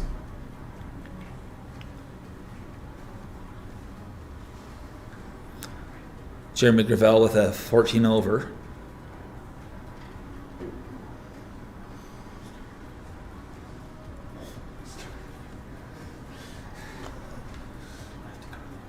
And we're going to start seeing more of the scores rolling from the afternoon group.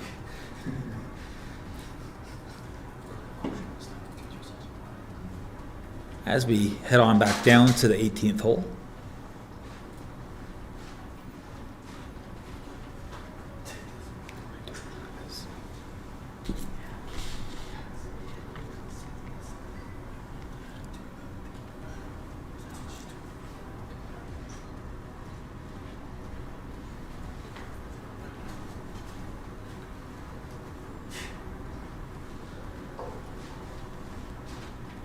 And right now, we're looking at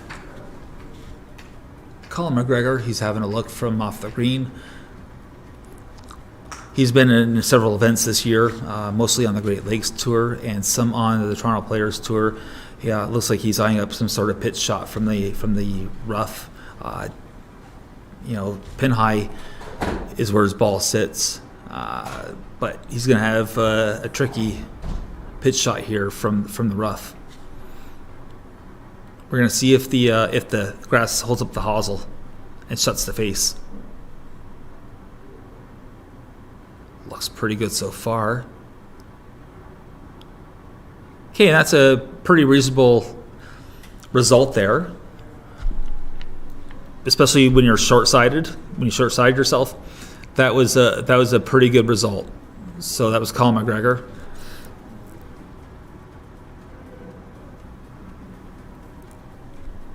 And Maxime Chabot, he's up next. He's also a resident of Victoriaville, Quebec. So we'll see if his course knowledge pays off here. So far, we really haven't seen the guys with a lot of course knowledge, fare too well. So it's the conditions that's making it a little tougher today. One would think and be led to believe that they're going to play, pretty decent considering they've been around here 80 times a season, 100 times, maybe more, maybe less.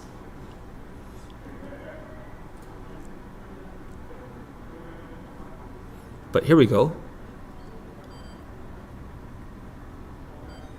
This putt will also have break, right to left.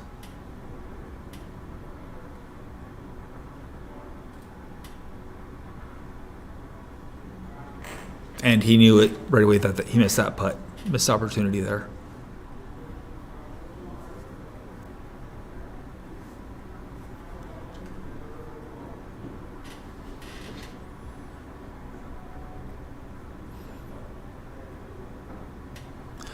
This putt here is going to be more about pace. There's not going to be a whole lot of break.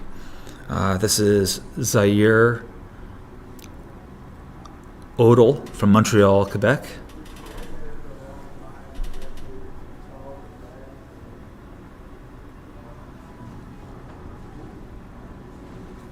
Nice putt from about 4 feet. Well done.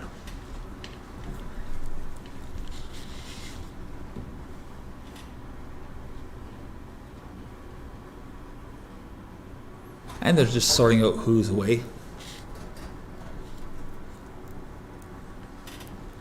It looks like Colin McGregor is out to putt next.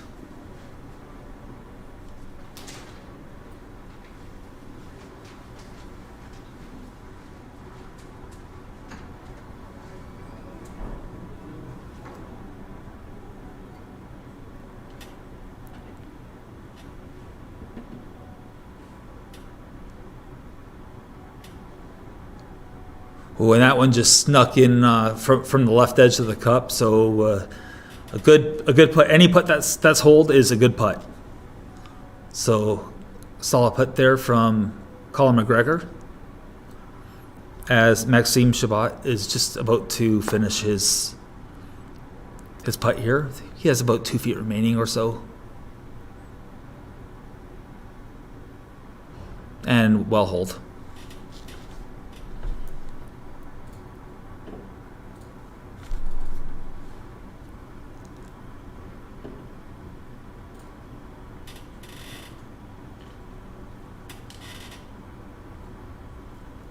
And we're having a look at the 9th green.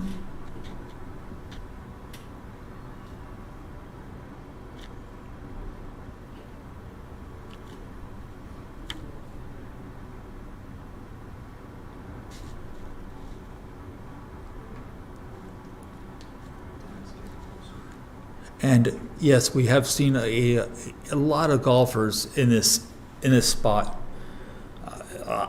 Again, it's better to be short than long. And that was actually some advice that I received as well from the pro shop manager here, or the store manager of Golf Town, who showed me around, a gentleman named Rick. He told me yesterday that you're going to see a lot of golfers, or a lot of players, a lot of the field, have this exact shot into this green. He forecasted it perfectly, and it was a great tour, and it was a real pleasure to go around with him yesterday. So, Rick, if you hear this, I really appreciated that.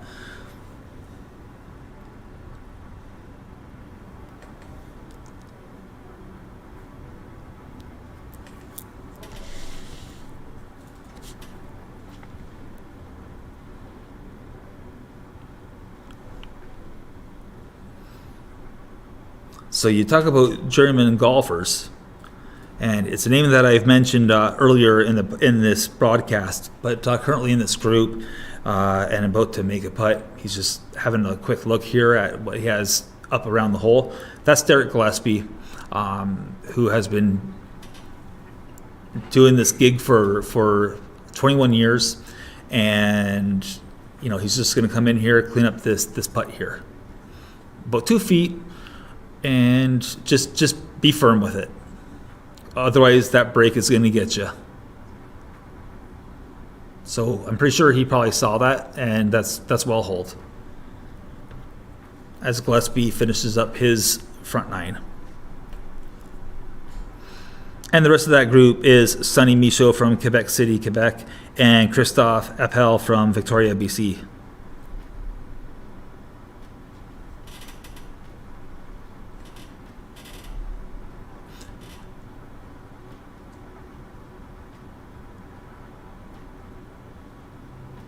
As we're having a look here at Sonny Michaud.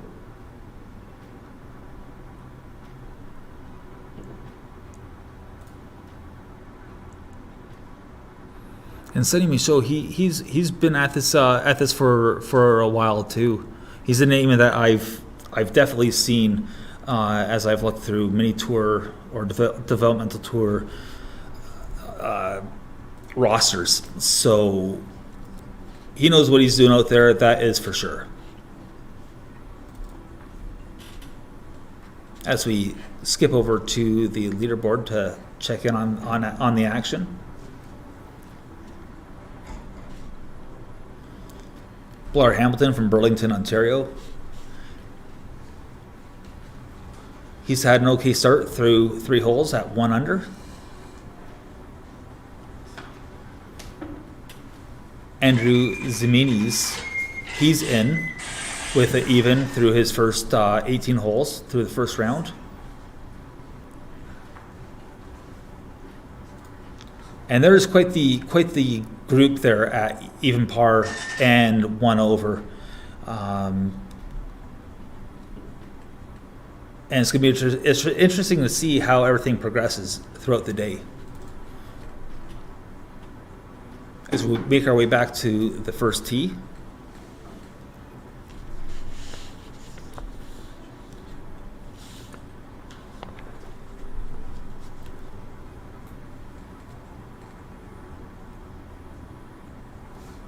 And that's Colin McGregor that's just coming into the screen, as that was the drive of Maxime Chabot.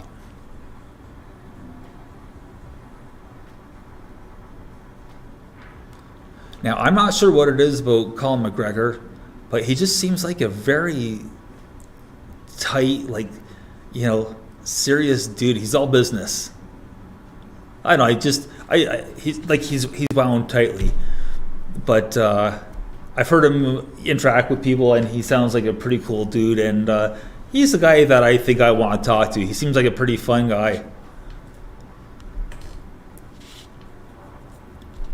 And again, with Golf Zoogle, we are trying different angles and trying to bring you something just a little bit different than what you've seen on television. So we're watching spectators come up, and like I say, they're starting to show up here. I imagine the parking lot's pretty full, and if they have overflow parking, they're probably using it. And today's only day 1, and the crowds are going to just get bigger and bigger until we reach the absolute crescendo on Sunday for the final round. But so far, the weather's holding off. Storms that we were supposed to get, we are no longer going to be getting until maybe 8 o'clock tonight. And hopefully that doesn't come to fruition as well, because the course is just starting to firm up a little bit. It's still soft, but it's starting to turn in the right direction. As we head over to the 10th hole.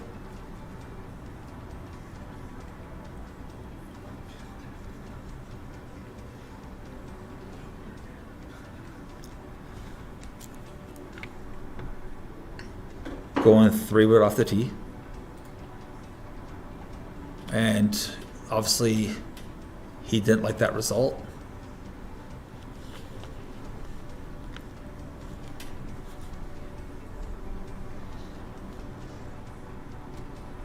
and that was Christophe Appel with that shot. So I can't help but notice, I'll talk about the shoes in a second. This is Derek Gillespie just getting ready to hit another fairy wood or fairy metal, depends on what you prefer. I'm thinking he's going to go for center left, and that it looks like exactly the line that he chose.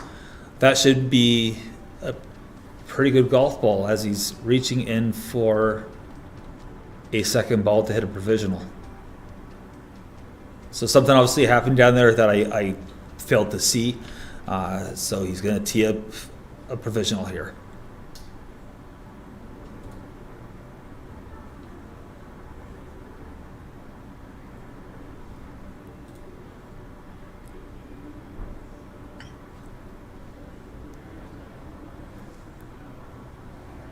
Okay, so Gillespie started that one a little more right than his initial shot. Hopefully he goes down and finds his first ball.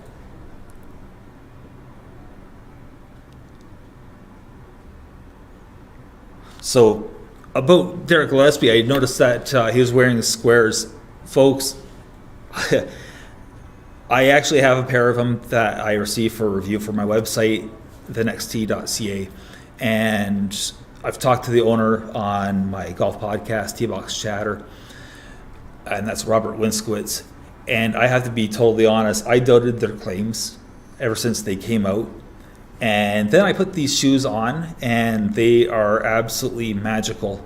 They are the most comfortable shoe that I've worn in my life.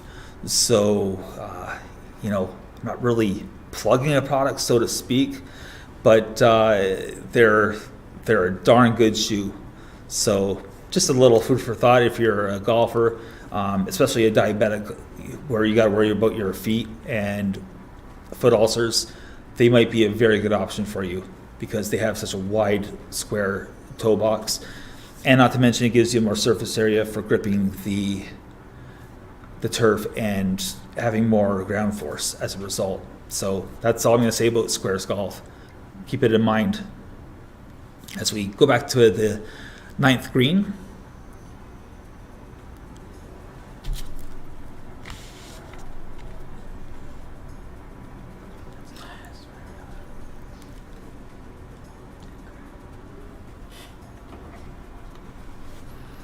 so we have the group here of Brandon.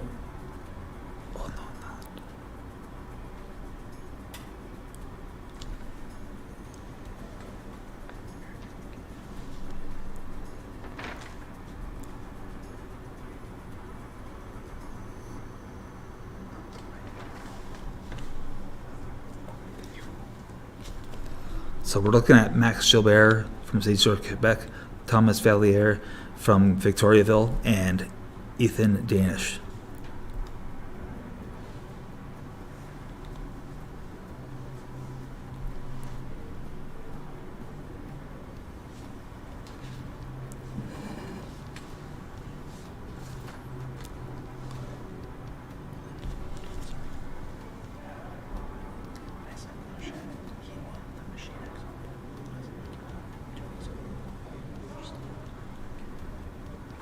And we'll be right back after this very brief pause.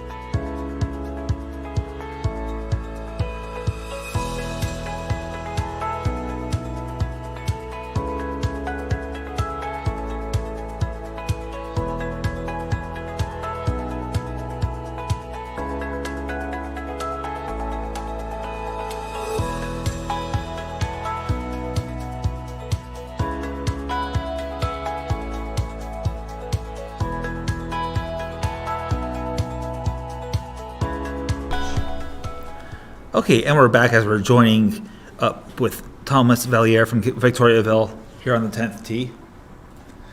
He's setting up, if you look at his shoulders, they're open. He's going to be going for a cut here. And that's exactly the shot shape that he hit.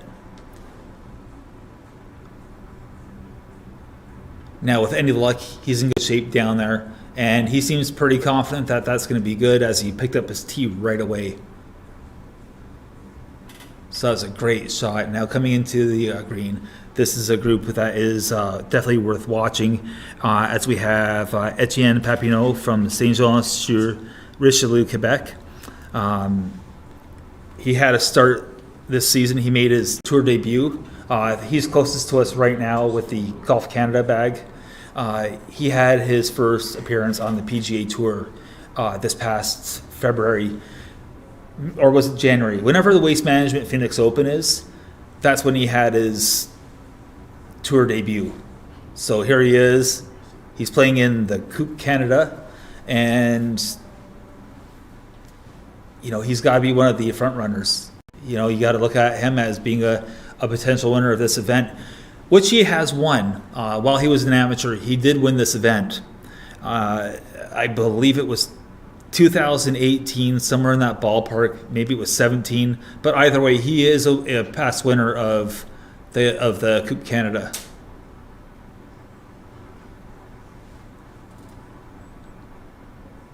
And he obviously uses the aim point method. And for future broadcasts, I think I'm going to research this whole aim point thing to see if I can actually understand it.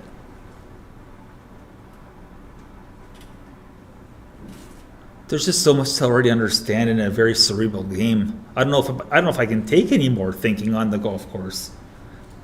I'm going to just confuse myself.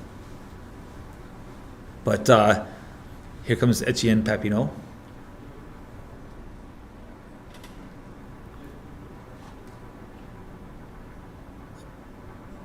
And that is great feel and a great putt. I thought that was a great touch on a tricky putt. That's by far the best putt I've seen today from that portion of the green. There's been a few guys that have been over there, but that was a great effort.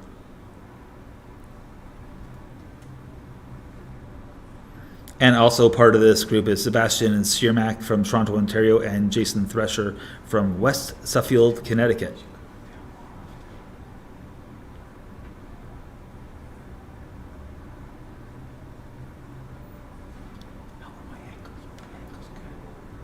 And we have a good angle here.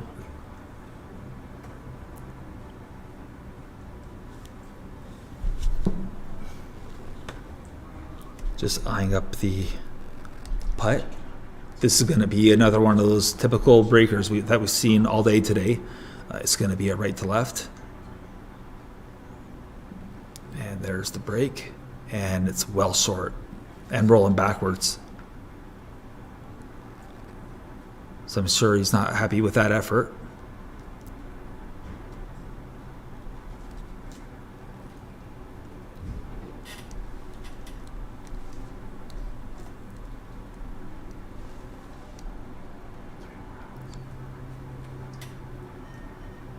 And this is Sebastian Sani-Marc from about 15 feet, we'll say. You can see the undulation right in front of him. There's a little dip, and then it's going to break down towards the hole from left to right. And there's the break. Well judged, great weight.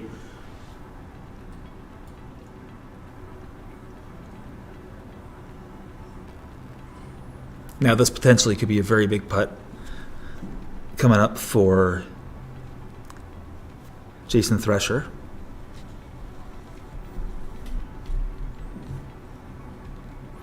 Any momentum that you had on the front or coming into the ninth hole, a 3-putt here would absolutely take the wind out of the sails. So with any luck, he'll put a salt stroke on this putt, and the snap left won't affect them too much.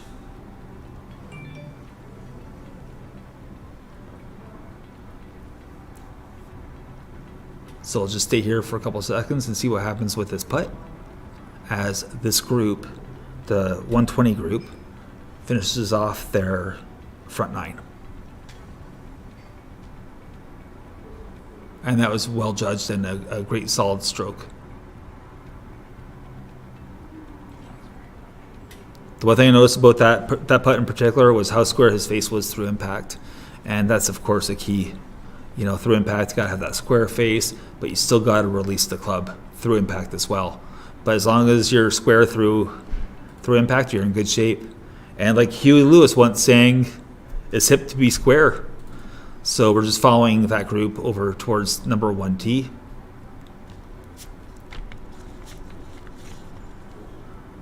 Where we catch up with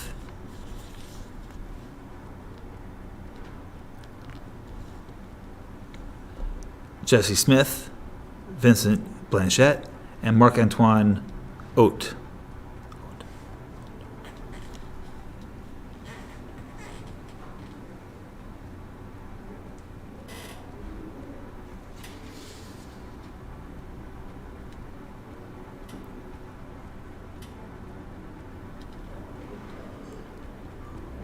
So it looks like he's electing to go with a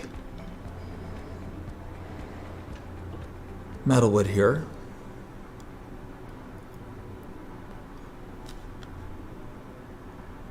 Could be a bigger profiled hybrid as well, but either way, the play here, he's playing for position. And it looks like he's trying to cut the bunker and draw it down towards the green down the left-hand side. So hopefully he'll get down there and he'll have a good shot into the green. And again, there's several ways to play this hole. You can either go driver or 3-wood off the tee and try to cut the dogleg left. The first hole here is measured at 332, so it is reachable for some of the players in the field. And as they finish off that hole, they move on to the second hole, which is a par 3. Just a little 199-yard par 3. But let's stay here for a second. And that was a swing where he was going for green all the way. And there's a good chance because once you get past the bunker down there, that guards the left-hand side, or the dogleg, the trees, it does funnel down towards the green. There is a slight downhill, so there is considerable slope. Not a crazy amount of slope, but there's slope nonetheless. As we head over to the 10th green, and we pick up action with Ethan Danish, Max Jobert, and Thomas Valliere. We're just waiting to see who has the honors, who's going away.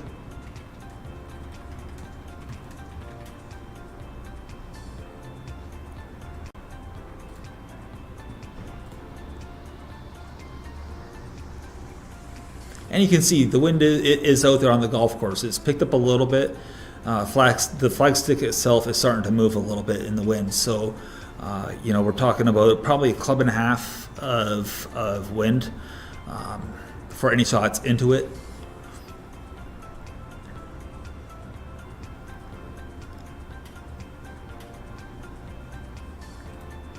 And everybody's on the green and just waiting to go around and have a look at. And actually, I think we're still waiting for Danish to get onto the green here.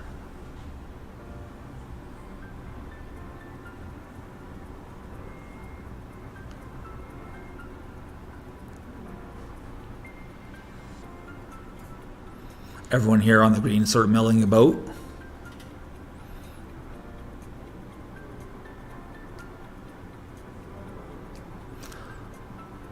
So it looks like Danish, who when we saw last was at 300 par for his front nine, Looks like he has about 5 feet remaining roughly for what might be a birdie or maybe even an eagle as we pick up Valliere with his putt. Oh, and that was that was so well done. I can't believe that one didn't go in. That was a great read, a great stroke, but not the result he was looking for.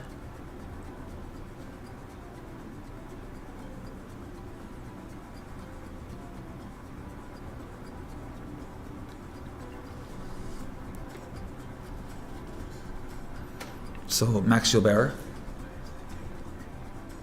he's definitely way here. He has about 8 feet for this putt, and we're gonna see something a little bit different here. It's gonna be a right to left.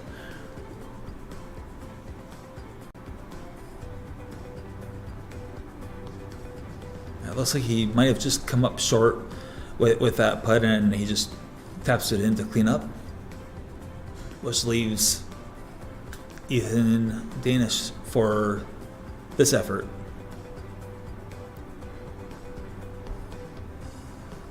He's checking the slope right around the hole. He's sensing that there's going to be break there.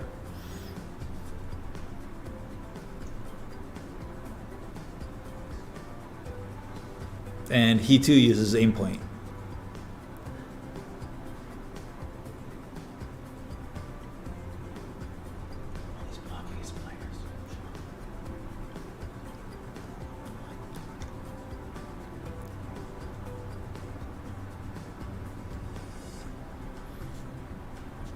And he is also using an arm lock putter, I just happened to notice. So he's channeling his inner Bryson DeChambeau. And he makes a solid stroke. That's a great putt. So as long as that leaderboard is holding up, he is having himself a great round to open up things here for the 2022 Coupe Canada as we head back down to the 18th green.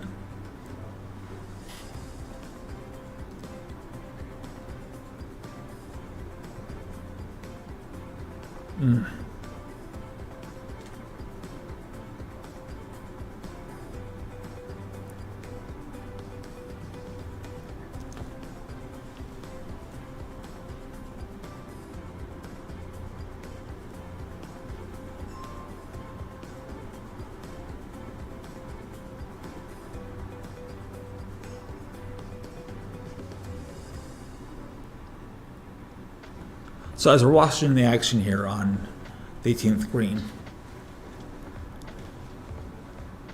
we've noticed now that the seagulls have now left the building, much like Elvis, because of course Elvis has left the building, but the seagulls are gone, and that means that I guess the course maintenance has slowed down a little bit on the golf course, seeing that they do a lot of work on killing beetles.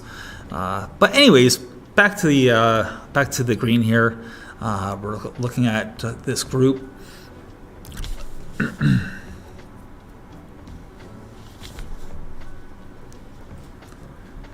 we're just sorting out who we're looking at.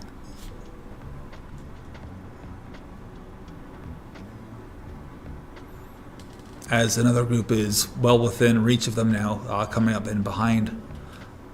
So maybe this group has struggled a little bit where the group behind them has got them and they're right on them. So we'll have to see what's going on here at the turn.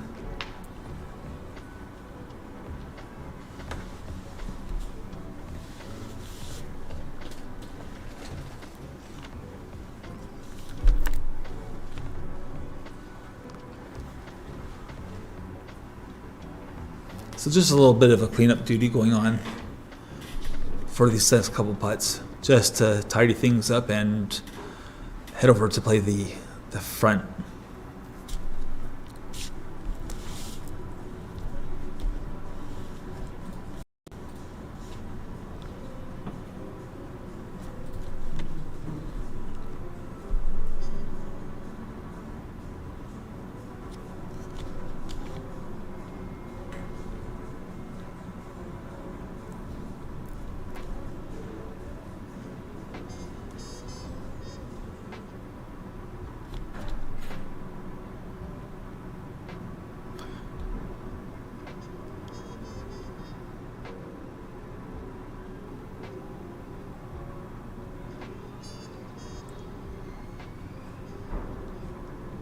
And while we have a slight lull, actually, we're going to stay here and watch these approach shots. We have a nice angle set up here over by the 18th green. So we're able to see some approach shots. So we're very fortunate to witness that now. And we're going to see how these shots end up from these players.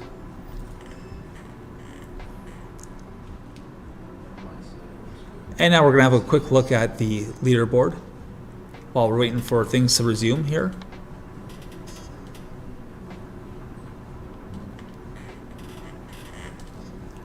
Brandon Lacoste at 2 over par at the moment.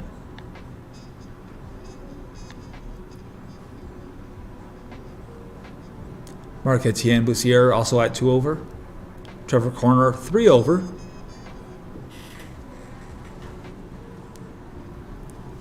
Local product Serge Breton, the amateur, at 4 over. Jesse Smith having a tough start out there. He too was 4 over. Our leader currently is Drew Nesbitt, who went on a bit of a heater here. He's currently leading at 7 under par.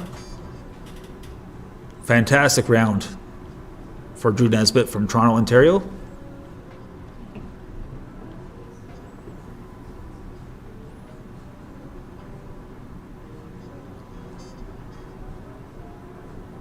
And we've had one DQ, or withdrawal, they're calling it a DQ, and that's Nicholas Infante from Florida. So there's Drew Nesbitt with his 7 under, his 65, leading the way. Noah Steele's up there. Brendan Leonard. No surprise that Brendan Leonard is well within reach. There's Ethan Danish, who's currently on the golf course. He's having himself a good day out there. Austin Ryan, another guy that's having a good day. Jake Scott, 3 under par. No surprises there. Same with Ryan Curran.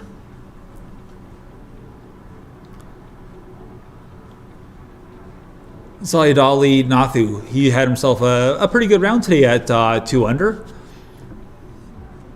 Boy, there is a slew of golfers at 2 under. JJ Regan, Daniel Kim, Johan Benson, he's there as well. He's still on the course. He was very much a part of the afternoon wave. And as mentioned, he's a pretty interesting story just because he's a former caddy on the PGA Tour. And if for no other reason, that would be the reason why. As we check back in over on the 10th, this is the 10th green, and this is the group with Etienne Papineau, Jason Thresher, who's wearing the blue shirt, blue golf polo with gray pants. Actually, that color might be stone, by the way, or steel, depends on what the manufacturer is. And Sebastian Sani-Marc from Toronto, Ontario.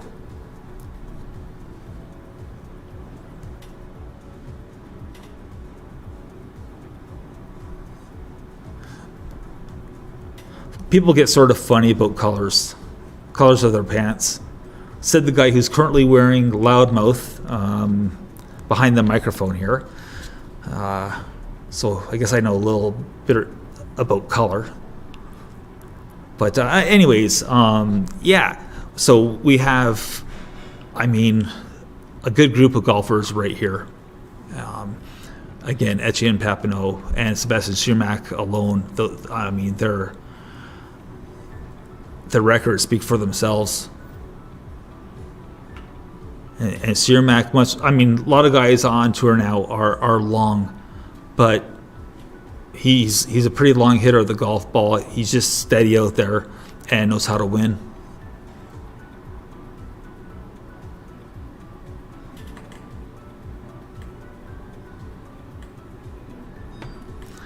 And it looks like he's a bit of a throwback too, because I don't know if he's smoking a cigarette, or as we call them up here in Canada, a dart. I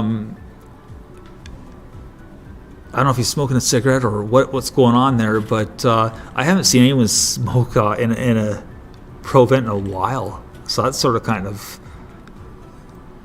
refreshing in a different kind of way. I can't even describe what I'm feeling right now, but I don't know, for whatever reason, I pictured Arnold Palmer just having a cigarette hanging out of his mouth. So anyways, back to the action here. We have Jason Thresher with about 10 feet.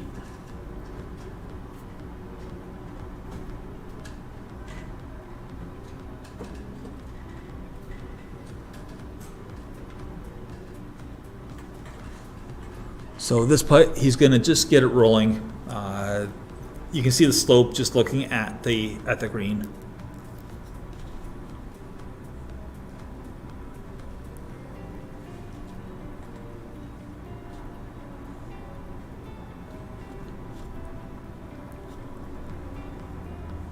And he just missed on the low side.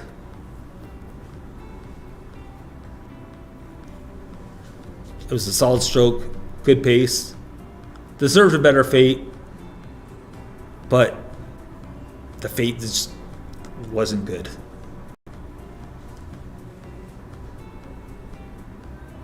So we're gonna have a good look from this camera angle of the putting stroke of Sebastian Sani-Marc.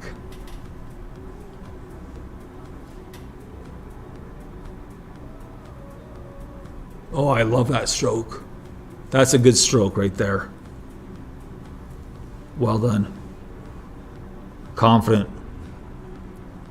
He just sort of kind of took the putter back and almost, you almost pushed the golf ball. It wasn't a jab. He got through impact. That was a fantastic looking putting stroke. As Etienne Papineau is up next. And he is a former winner of this event, but on the amateur side.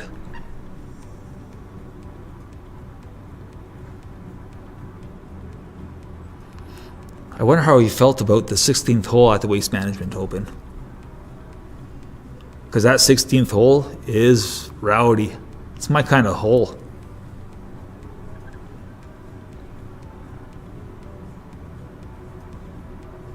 Oh, that's a great stroke as well. Just smooth and full of rhythm. Great stroke. As we turn our attention over to hole number 9.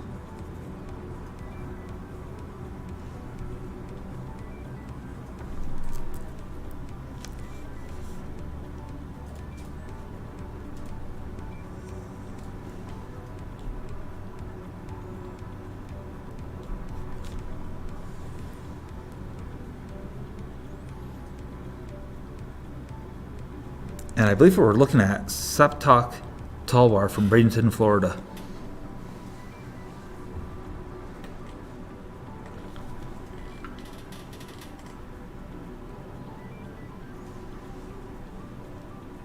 So it's a lengthy uphill putt.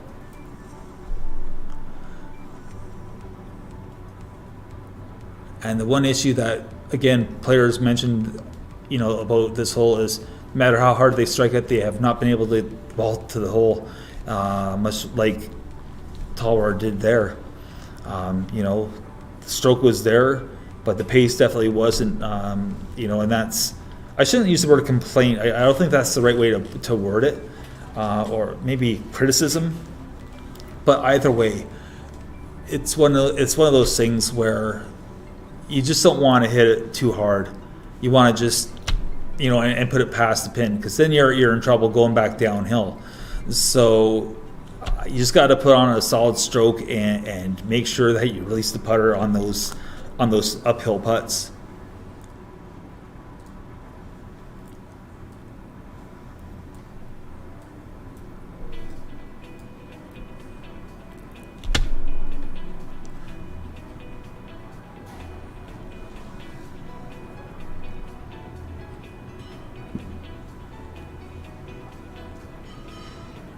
And that was a pretty darn good roll there by Dom Lalonde of Chateauguay, Quebec. A little bit short. You have to respect that kind of a putt, because it is going downhill. There is a lot of slope from back to front, and you could easily turn that into a 3 putt. And again, what a way to kill momentum going into your back nine is to have a 3-putt.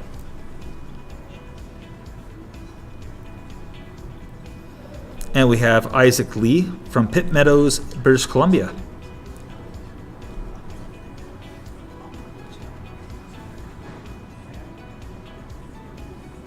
Now this one's going to have a little bit of speed to it.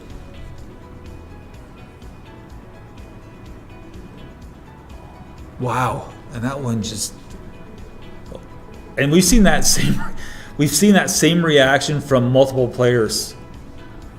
Yeah, so if nothing else, this course has been set up and it's consistent because the players are reacting in the same manner to those same kind of putts. It's really funny. I mean, it's funny for me, not for them. There's $25,000 on the line here this week for the winner. And Saptak Talwar from Bradenton, Florida. Looks like there's about 6-7 feet remaining. Just got to be careful with this one because as we've seen today during this feed, this putt is going to snap left at the last second.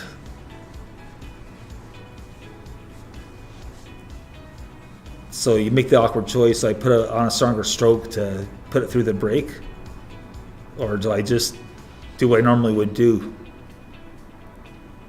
And he put a little more pace on that putt, and he put it right through the break. That was well done. Good looking putt. And finishing up is Dom Lalonde from Chateauguay.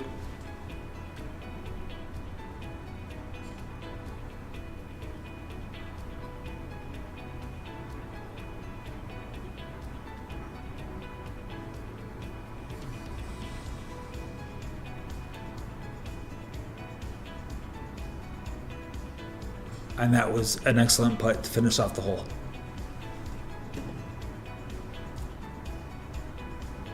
And there's a good look at our guy from Bradenton, Florida, Saptak Talwar. And the rules official is stopping and talking to them, so I wonder if they're getting a warning and for time. I don't want to speculate, but there's something going on there involving the rules official. As we've made our way over to the 10th. And this is the group that we just were with, and we're going to stick with them just a little bit longer. That's Isaac Lee getting ready to tee off on the 10th hole. Looks like Isaac is going to be going with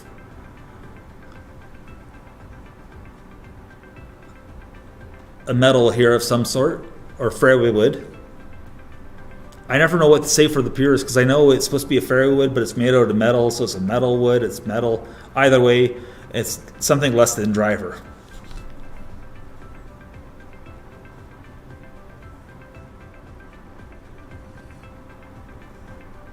Okay, so I don't know if he wants it to go more left with his body language that he was showing. That is sort of the body language of someone that wants their ball to go left, but that's also the body language of someone that is absolutely disgusted apparently with his tee shot as he threw his tee down in absolute disgust.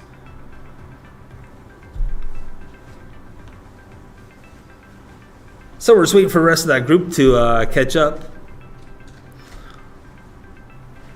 So I'm wondering if this is a time violation for this group.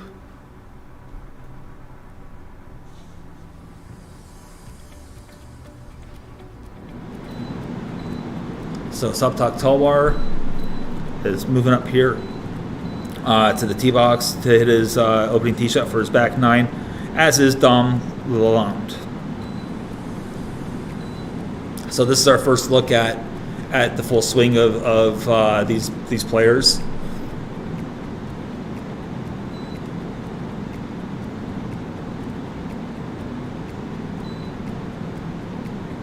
So what's the thought process right now? For those at home, what are you doing right now? Are you trying to cut the dog leg, go for that bunker, fly at 250?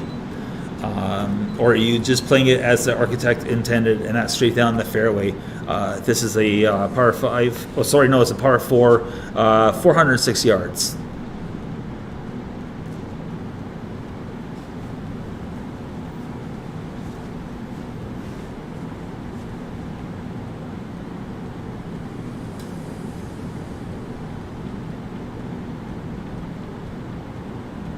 Pretty good move at the top of the swing there. The transition, he had his wrist nicely bowed, which is going to promote more lag.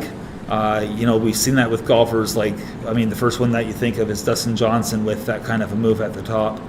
He really bows that left wrist. And of course that helps with your overall ball striking, as Thumb Lalonde is ready to hit his tee shot as well.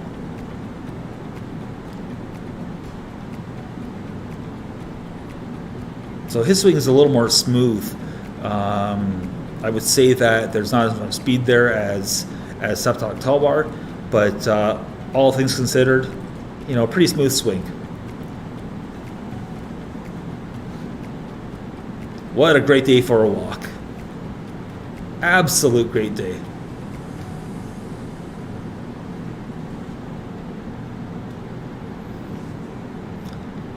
Now, one thing I've noticed, we're protecting yourself from the sun's harmful UV rays, and of course that causes skin cancer. So I'm all for bucket hats. If it's about helping people or whatnot, wear a bucket hat.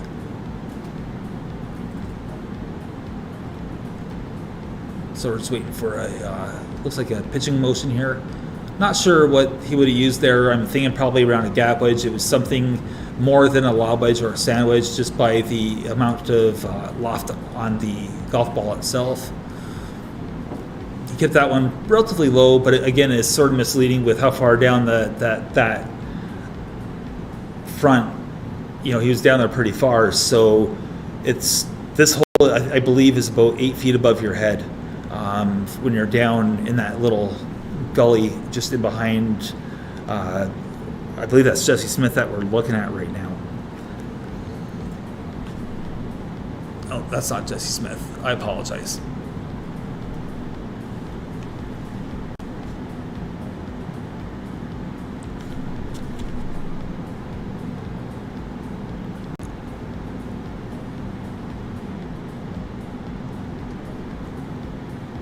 So we've seen this play a lot from here. The putter from the collar of the green. I would be at all surprised if this one comes up short.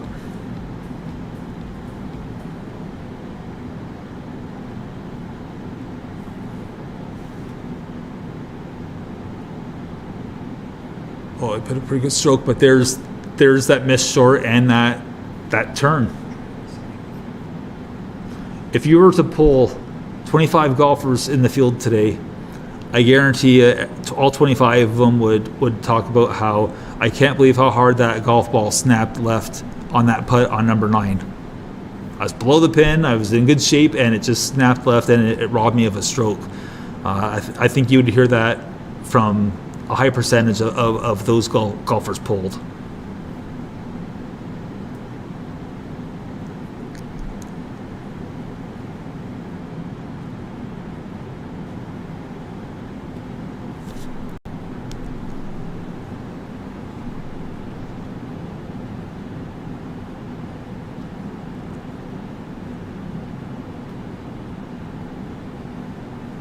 So we have a downhill putt coming up.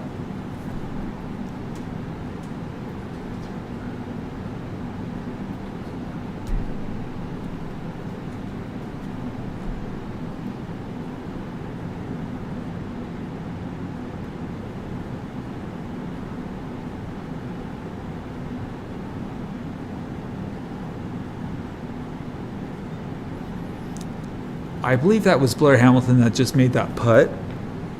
Blair Hamilton is from Burlington, Ontario. He's definitely thinking Corn Ferry Tour at this point, and he just finished up there.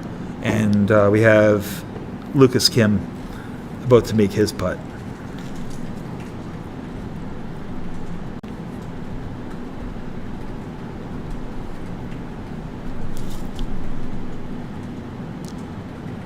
Lucas has about 6 feet here.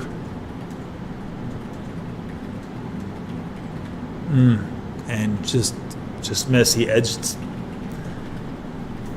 out. And a little cleanup duty as these guys move on from 9 to 10. Or sorry, from 9 to 1. My goodness.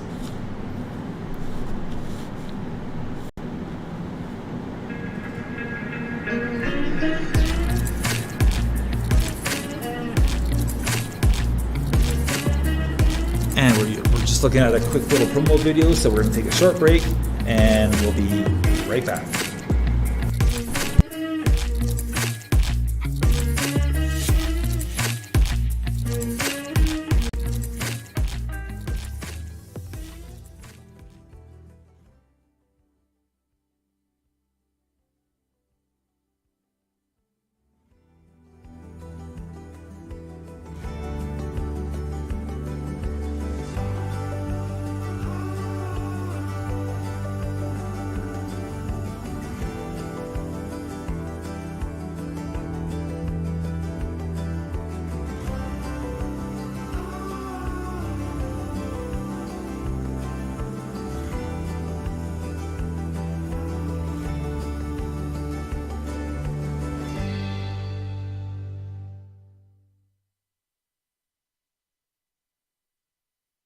Du 11 au 14 août, l'élite des golfeurs professionnels canadiens sera à Victoriaville. L'objectif, remporter la Coupe Canada Sani-Marc Fenergic présentée par la ville de Victoriaville. À l'enjeu, une bourse de 125 000 $. Qui succédera à Blair Bursey, champion de l'an dernier? Voyez ces golfeurs de haut niveau. Certains aspirent à la PGA, d'autres en font déjà partie. Du 11 au 14 août, la Coupe Canada Sani-Marc Fenergic au club de golf Victoriaville. Admission gratuite.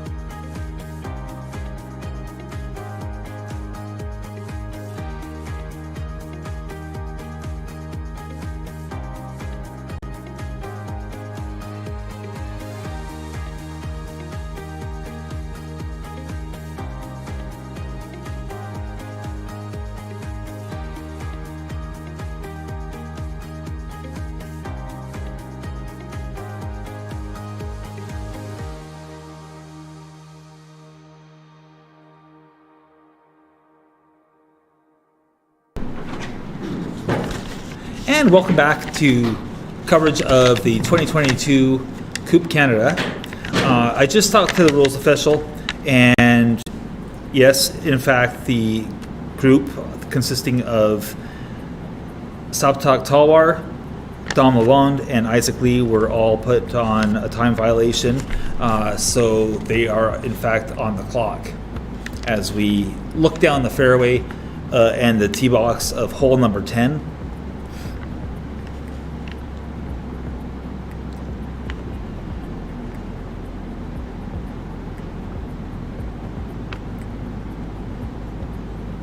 This is Charles Kiron from Quebec City, Quebec.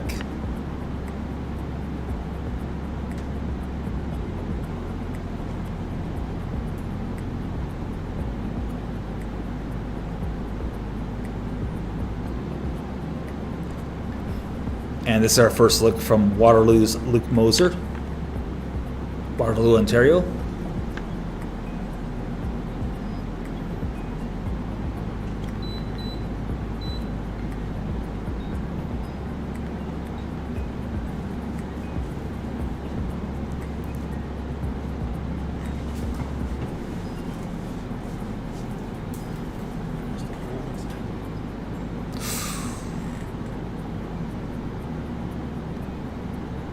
Not really sure that was the plan with the driver. He took a divot there, so I don't really know what to say. And rounding out that group, who we didn't see, was Spencer Gates of Fort Erie, Ontario.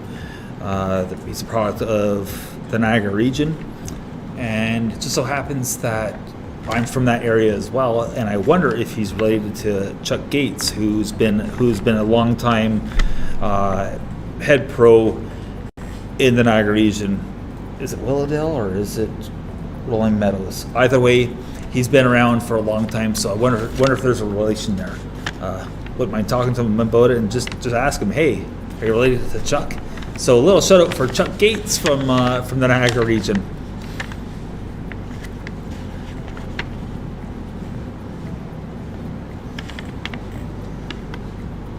So coming up to the 10th green here, or sorry, the 9th green, my goodness. We have Philippe Dion from Thetford Mines, Quebec, Charles-Andre Desragon from Granby, Quebec, and Jeremy Wilson from Innisfil, Ontario.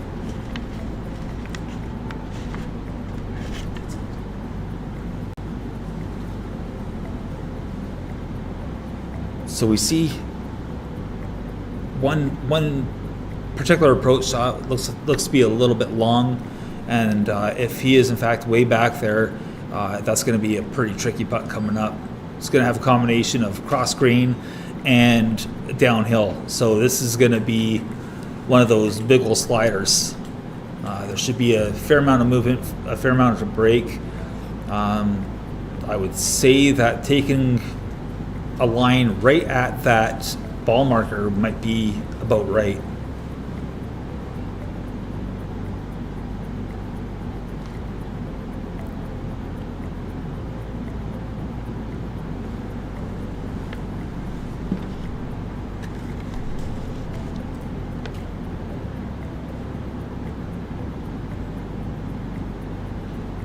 And they're just sorting out who's away first.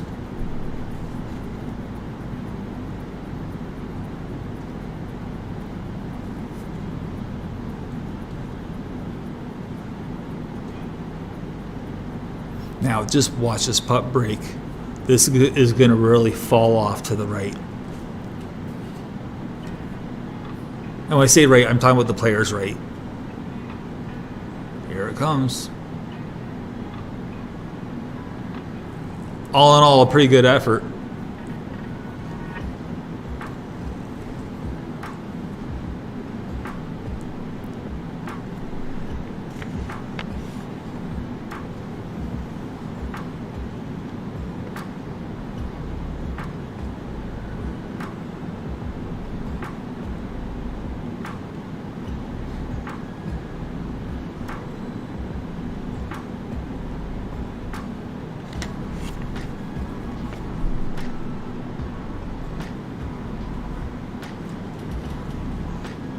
So this is going to be a little slider from right to left.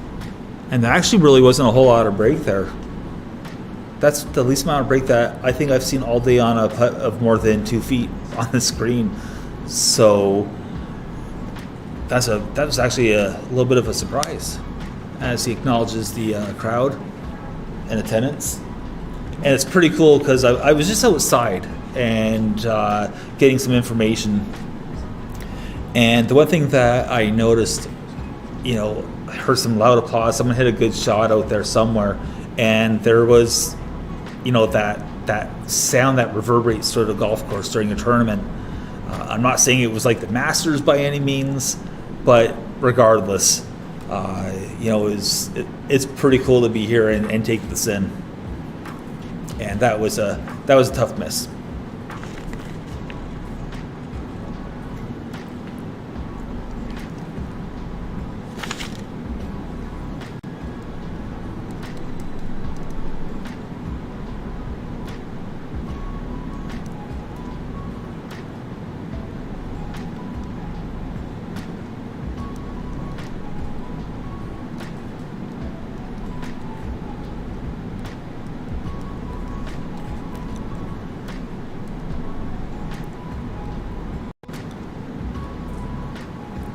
So this is Jeremy Wilson. As mentioned, Jeremy Wilson's from Innisfil, Ontario, which is just north of the Toronto area. And that was a pretty good stroke coming back. That definitely could have went sideways, that hole for him right there. But it didn't. So excellent job by Jeremy to hold that putt.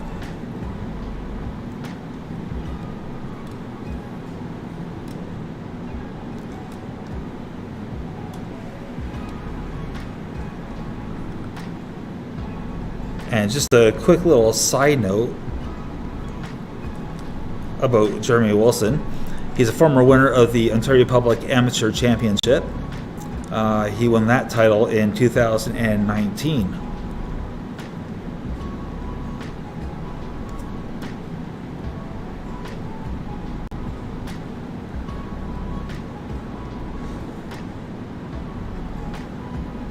And that was a pretty cool look there.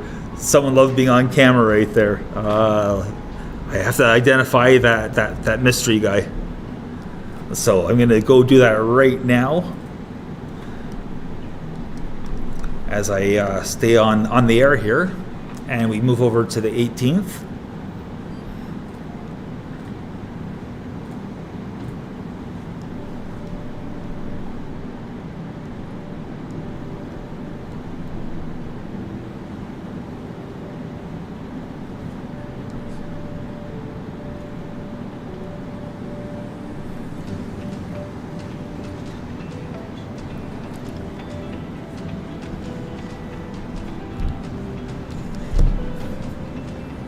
And this group here on the 18th,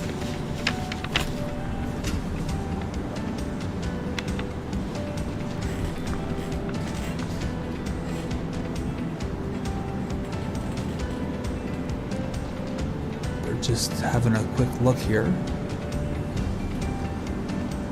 And you'll see that the players have been waving their hands a little bit over their heads every so often. That's the effects of these beetles or whatever these little insects are that are flying around. So it's sort of kind of bugging them out there. Nothing that a little DEET wouldn't fix. I don't even know if that would actually keep them off you at this point, to be totally honest. I just figured it's an insect, it's woods. DEET it is. Mind you, it's better to go DEET free, but I digress.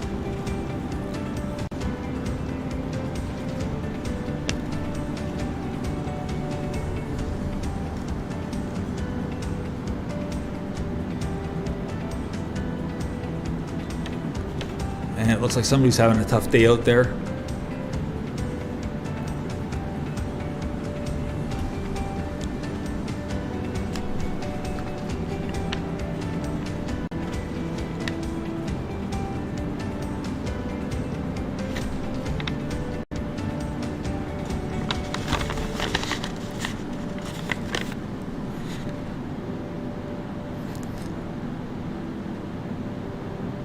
That is a full-blown conversation he's having with himself right now.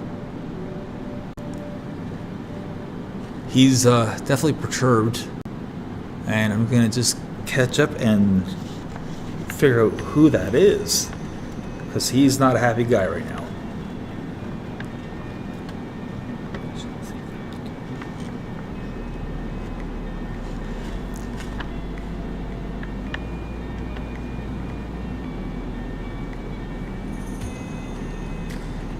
So he has a bit of a putt to make here. He's hoping to make a putt here for the up and down for a save.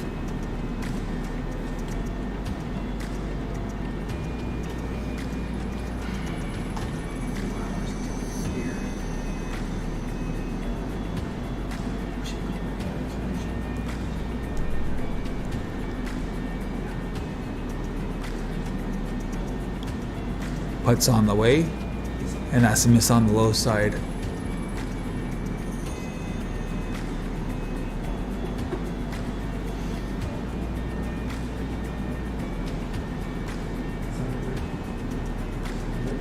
Just burning a little hot right now.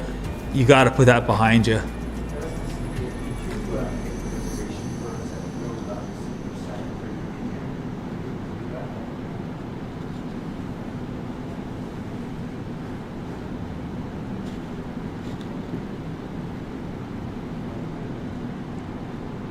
So this putt here, we're going to see it definitely move from left to right as his caddy showed him.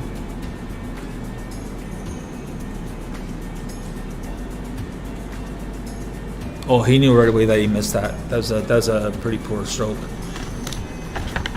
He missed it right away. He walked away from that putt as soon as he struck the ball.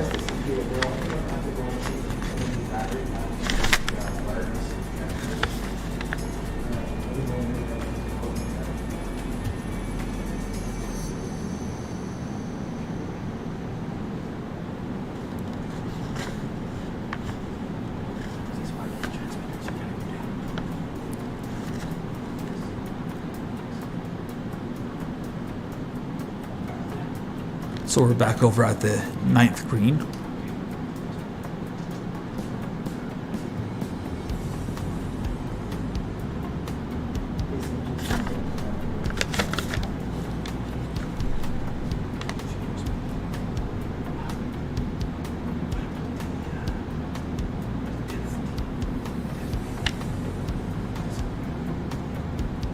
So it looks like we have I see a couple of tees there, so it looks like there was relief given there of some sort.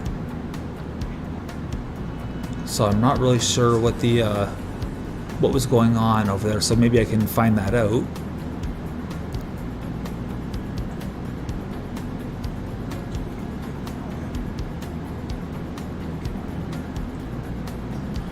Perhaps it's a rub of the green kind of a ruling here. I'm not really sure, to be totally honest, what's going on down there with the situation.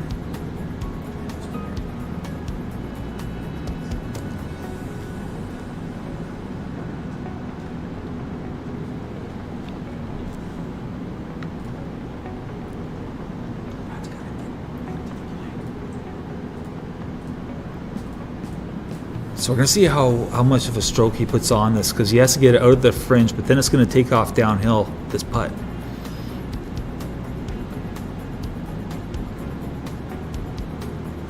Okay, that was a pretty good effort from back there. That was well done.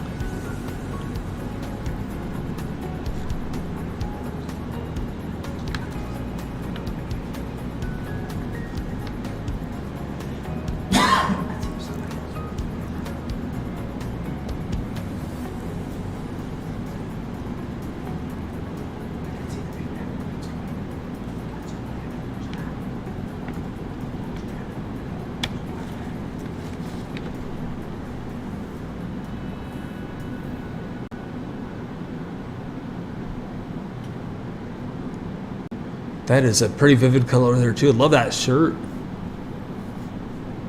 I mean, it's bright. And the putt is on the way. And one of two golfers to really leave the pin in. I think I've only seen two golfers that actually left the pin in for putting when they're on the greens so far today through the first round. And again, I don't know how everyone out there feels about leaving the pin in now. I'm indifferent. It really depends on what the rest of my group is doing. If they're going to leave it in, it doesn't matter to me if it's in or out. Just in certain situations, mostly greenside chips, and I'm referring to chips in particular that are downhill. I don't mind having the pin in then.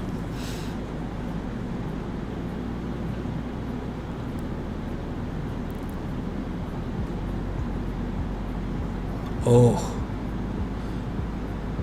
And that's a putt that you don't want to leave short from that distance. That's tough.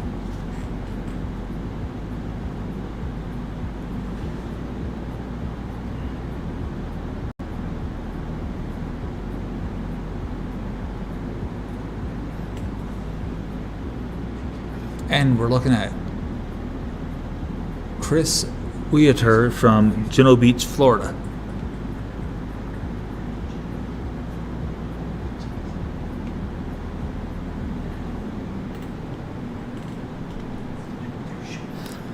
And this is Marc-Etienne Boussière.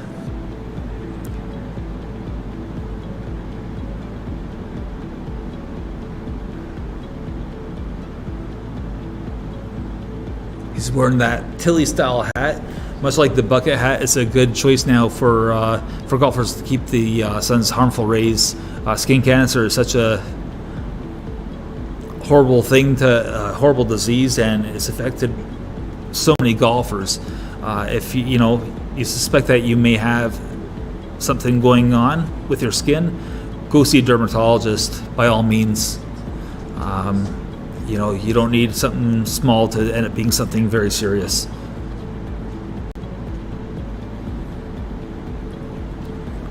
So as we walk away, or as the players walk away, we will be right back, and we're going to take a short break.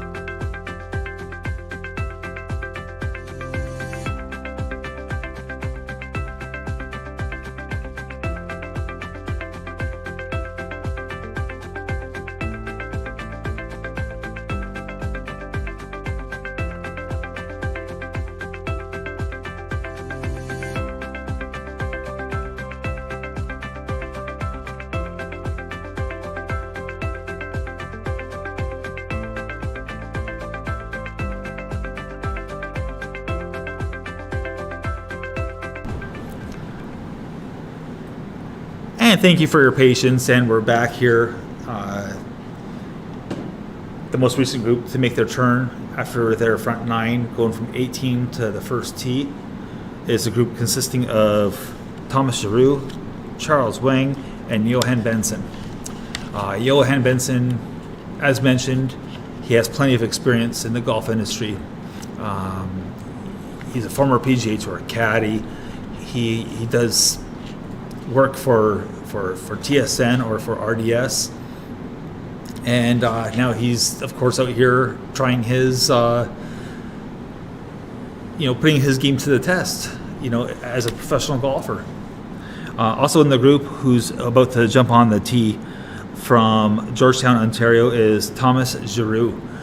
Thomas Giroux is a former Ontario amateur champion. I believe he won that title in 2020. It could have been 2021 as well, but either way, it's a relatively recent victory to claim that title.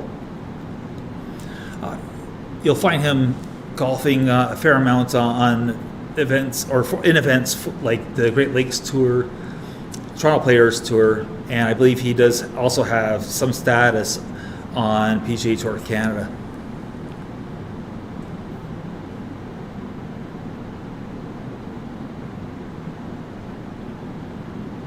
So he's going to go driver, and the group that teed off in front of him, I have to say that Scott Kerr put on an amazing swing, and it's a great result. He, with no doubt, left himself only about 50 yards into the green. If that, it's probably less, probably closer to 20 yards. That's, of course, if he didn't drive it to the green. But anyways, also in that group was Eric Yun, who's an amateur, and Jean-Michel Paré from here in Victoriaville, Quebec.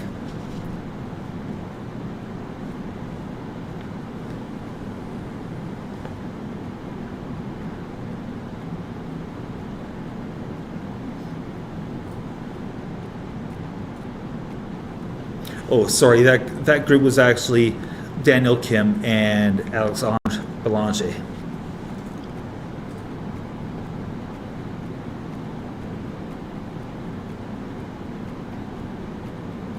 So with the extra weight, he's definitely thinking green here.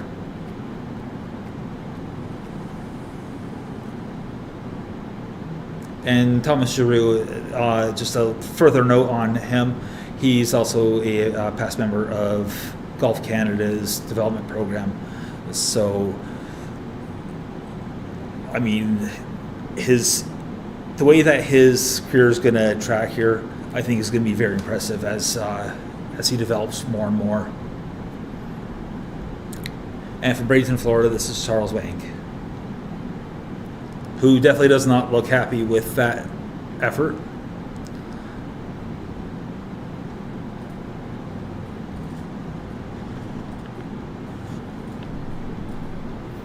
And we have Colin Murray, who just made his putt, going uphill on the 18th green. So this group here, they're on their back 9. Or sorry, on their front 9. Their front 9.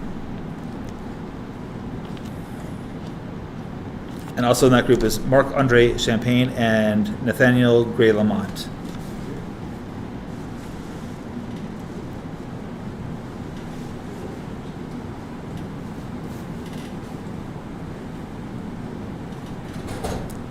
Guys, just starting to get a little dark, but as far as we know, the radar here is going to be clear, and the storm that we're supposed to get won't arrive till about 8 o'clock, so everybody should be off the course by then.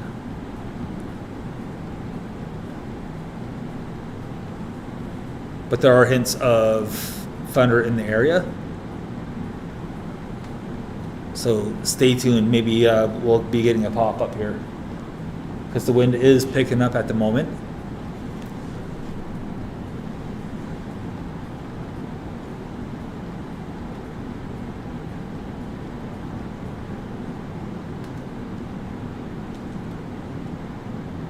Oh, and that's a tough flip out.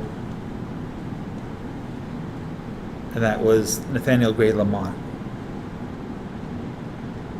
Nathaniel is an amateur in the field, one of several, vying for the top amateur.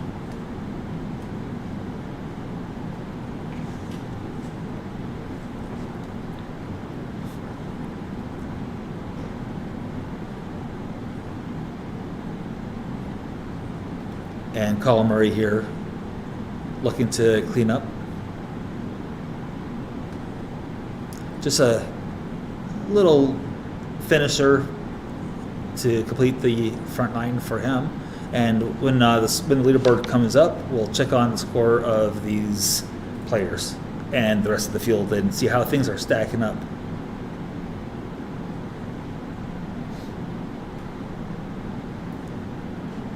And Marc-Andre Champagne from Saint Jean, Quebec, just with a little tidy cleanup and off to the first hole they go.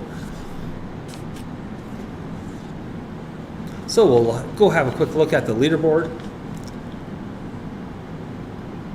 And again, it's too early to be discussing cut lines. And admittedly, I shouldn't even mention the word cut, but I can't help myself. It looks like Derek Gillespie is hanging around right now at the moment. Thomas Giroux is one over through 9 holes. So he's got to get cracking there a little bit. Mind you, it's only day one. Start off small, end with a bang, right? Let's see here. Eric Yun, another amateur, 2 over at the moment. Nick Powell from Toronto, 3 over. Vladimir Mironov at 3 over as well.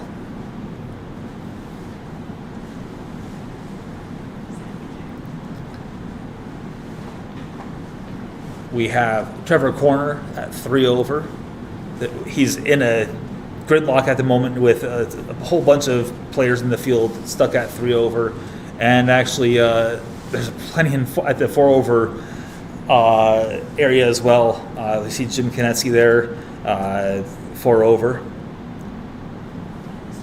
And now we're getting into some of the higher scores of the day. Tough day, but it's early in the tournament, and a good round tomorrow changes everything.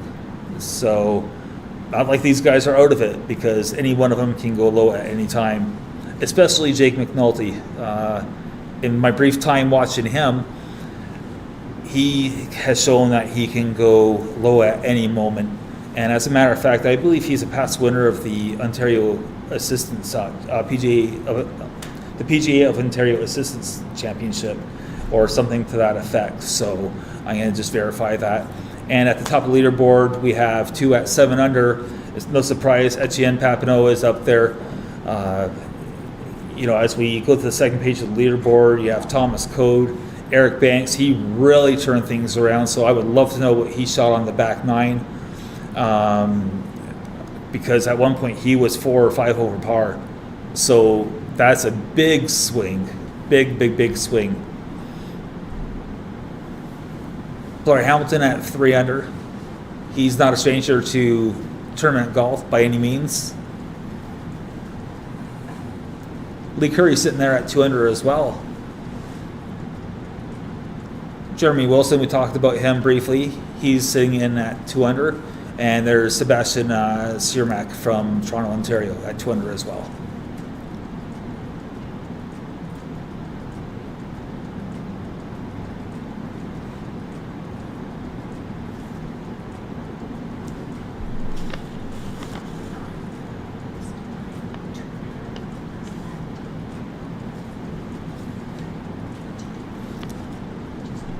So we're going to have a look for the first time at the full swing of Marc-Andre Champagne from Saint Jean, Quebec.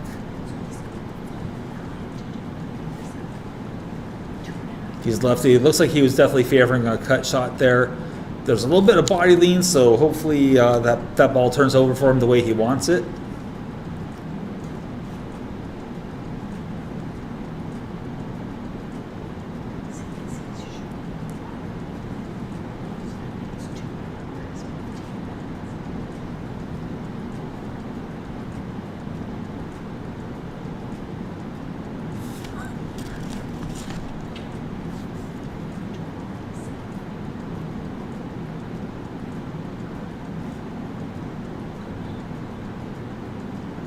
So I think we're waiting for the green to clear.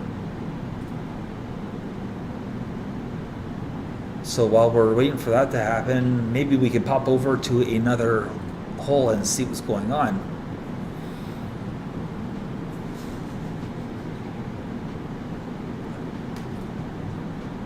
Or we can just stay right here because it looks like Colin Murray is ready to hit his tee shot.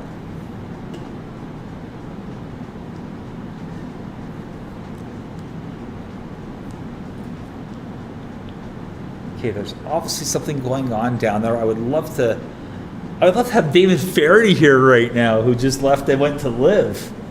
You know, he would tell us what's going on, or Gary McCord. Yeah, Gary McCord would give us the 411, the proverbial info, if you will, or the catcha un.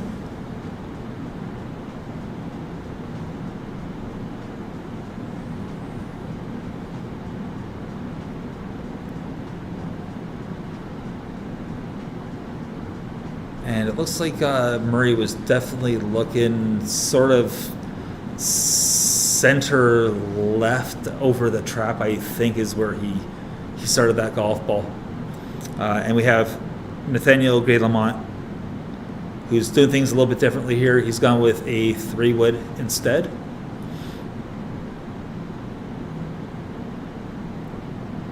And just the way he's aligned, he's definitely going to cut the dog leg that's down the fairway, over the bunker and over the trees. Off to grandmother's house he goes. Sounds like that song at Christmas time. And that's a good looking swing from the young lad. From parts unknown, I feel like it's a wrestler, because we actually don't have on the pairings list where Nathaniel's from. So we're going to go with parts unknown for time being until we find out that information. And this is a look at Zaire Odley, or Odell. Again, I apologize for mispronouncing the occasional name.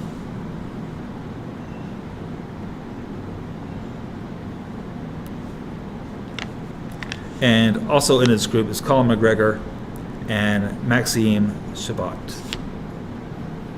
And this is their final hole of the day, so after this they'll be going home and getting ready for tomorrow. But in the meantime, we have a bunker shot coming up from Zaire from Montreal, Quebec.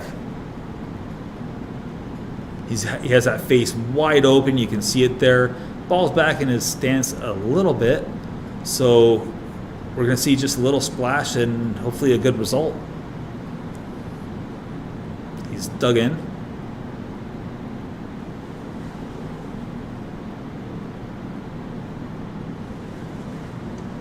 That is a wonderful bunker shot by Zaire. Short-sided. That was a fantastic shot. That's going to be a terrific sand save. Well, I don't want to jinx him. He's in good shape for the sand save.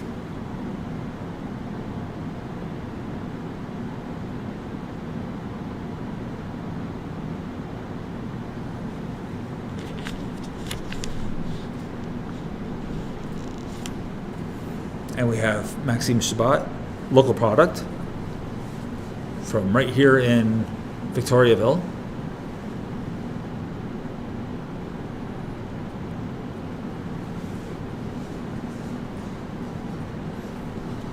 Just eyeballing this putt, and we have our ground crew back out on the golf course once again. The gulls have arrived.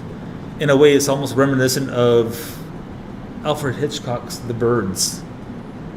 That movie freaked me out, just for the record. But anyways, I'm getting triggered. That's what happens when you're the only boy and you're the youngest with 3 older sisters. Yeah, it's a tough gig. So we have Maxime just eyeing up his putt.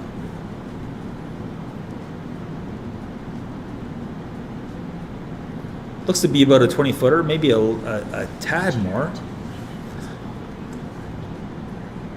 And one putt that we've seen from this particular angle on the green is there hasn't been as much break as we've seen from other locations on the green. And he hammered that one right on through the break, or any break that was there. Leave himself a bit of a tester of 3 feet coming back.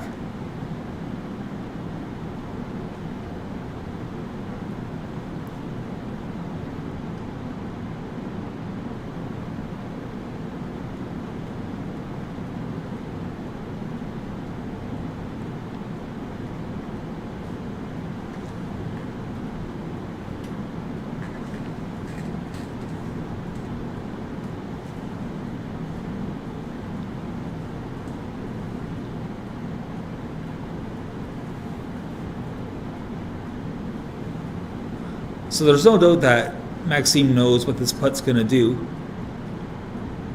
Again, local product. He plays right here at this golf course, at this fine facility that is Club de Golf Victoriaville. And that was a great touch on that putt. Wonderful pace.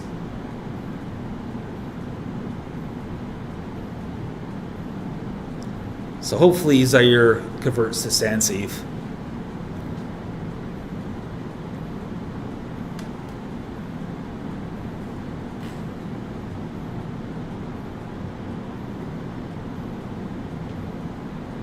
Wonderful. That's a wonderful stand save from Zaire Odley to finish up his round.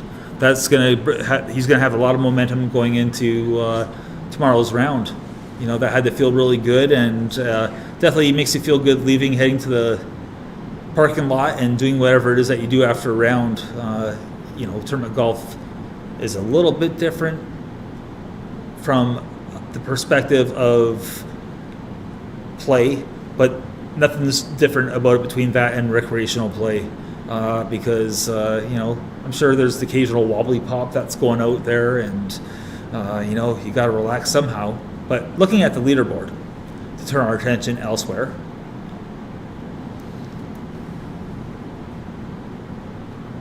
one name that I haven't mentioned for a little while at 4 over was Spencer Gates from Fort Erie, Ontario.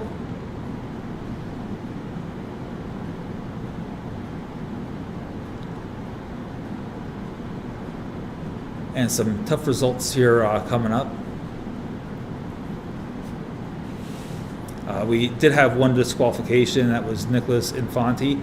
I haven't gotten the details of this disqualification, but you know, things happen out on the golf course that you have no control over. And we have a new leader atop the leaderboard, Austin Ryan. He's having a day through 15 holes. He is 8 under. And behind him are Papineau and a whole slew of guys at 4 under. But Austin Ryan, again, he's one of those guys that could easily be crowned the champion at the end of this day, or not at the end of this day, but end of the tournament. Come Sunday afternoon, he's won this year. He set a course record at Niagara National. The guy can go low. He can go low at any time. So keep your eye out for Austin Ryan as we get into the meat of the tournament.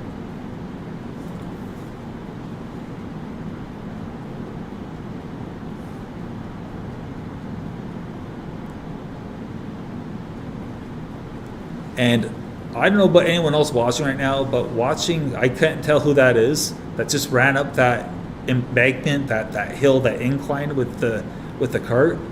All I know is I'm out of breath watching him. That's all I know.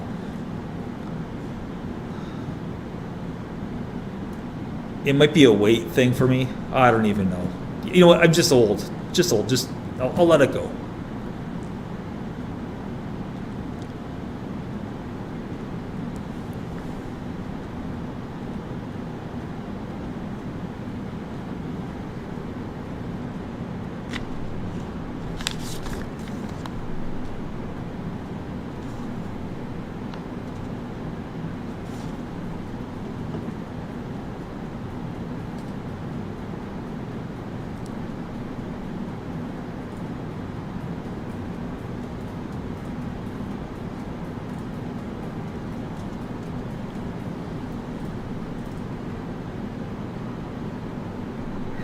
And back to the 9th as we just skip away briefly from the 18th hole.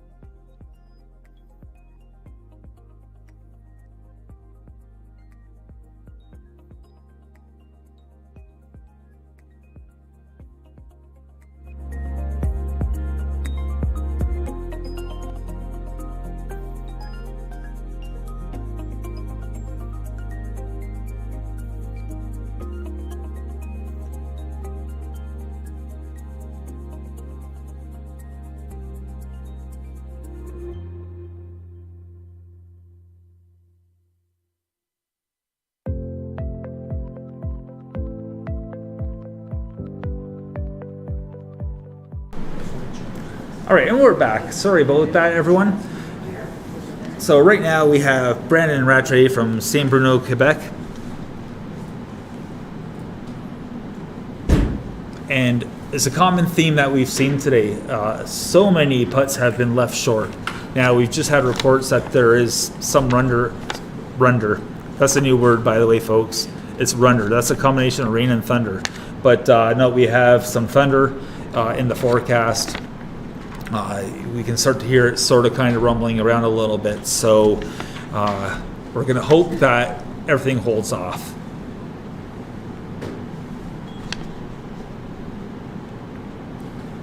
And this is Branson Ferrier from Barrie, Ontario.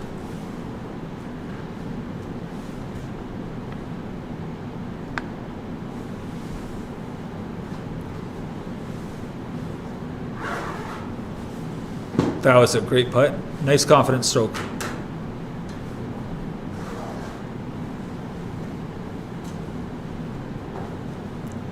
And Brandon Rattray, with about 3 feet remaining, maybe 4 feet.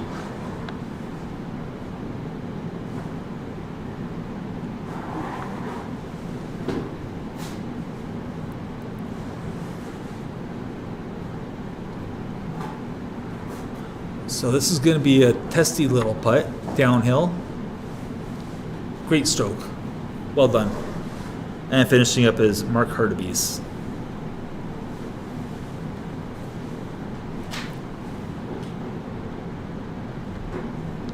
Mark Hardebeest from Chambly, Quebec.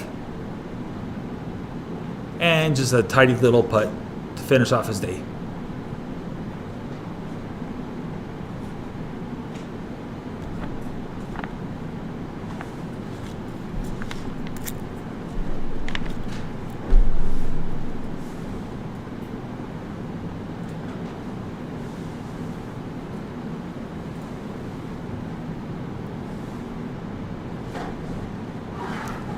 So knock on wood, the rain hasn't happened yet. So we're getting pretty lucky here today for this tournament for the first round.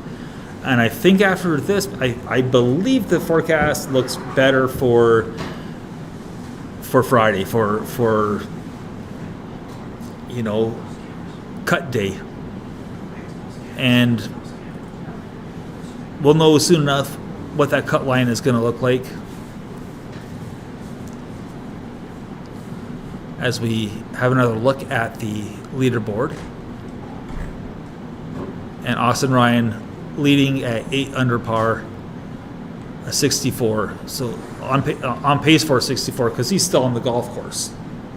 So how low can you go? That's the question.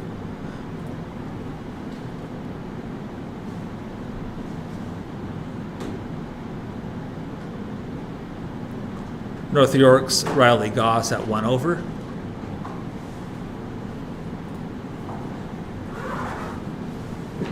As is Ian Searles from Ancaster, Ontario, and Derek Gillespie, but they're still on the golf course.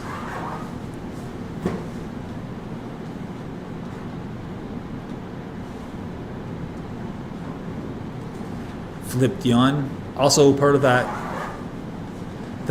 amazing logjam at 1 over.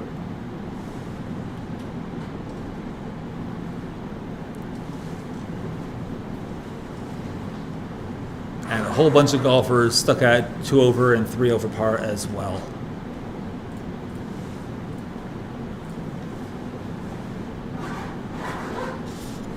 So up on the 18th green right now, we have the group consisting of Jake Scott,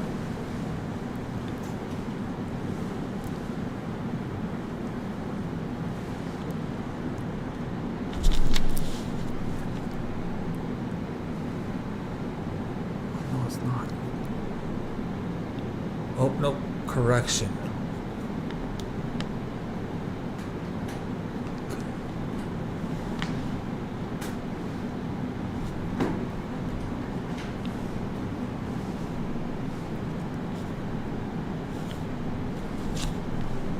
Yeah, this is the group of Jake Scott, Brendan Leonard, and Nicholas Workin.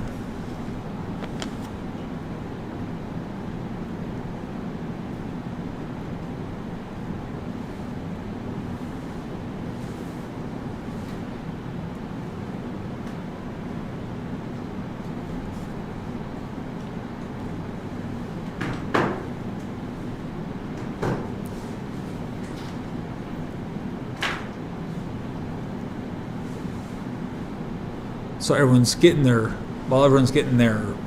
affairs in order here on the 18th green.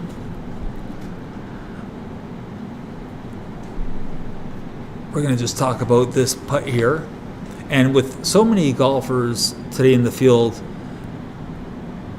leaving it well short of the screen, not making it to the hole, it makes you wonder if from just off the green, if going with a wedge and lobbing something up in there is a better play. What would you do if you were out there? Let us know. Let us know in the comment section.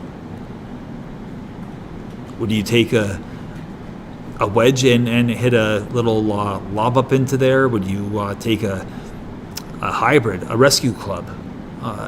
Would you take a pitching wedge even? Because always remember, when you're around the green, it doesn't mean that you have to use a wedge or a putter. You can use any club in that bag to get the job done. And another example of a shot being left short of this cup. Guys in the field today, they're just not getting the ball to the hole on this green. It's a tough placement.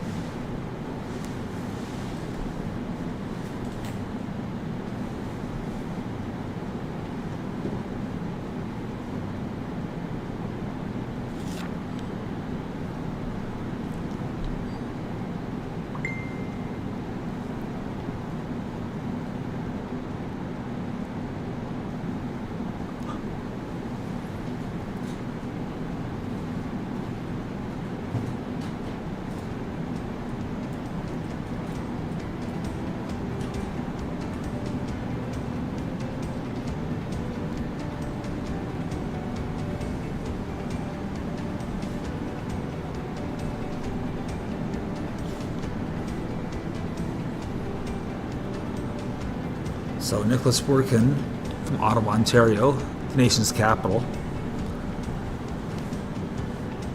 with about a 4-foot putt. So this one will have a little bit of motion, a little bit of movement, but it's more about the speed, the pace of this downhill putt. And that was well holed.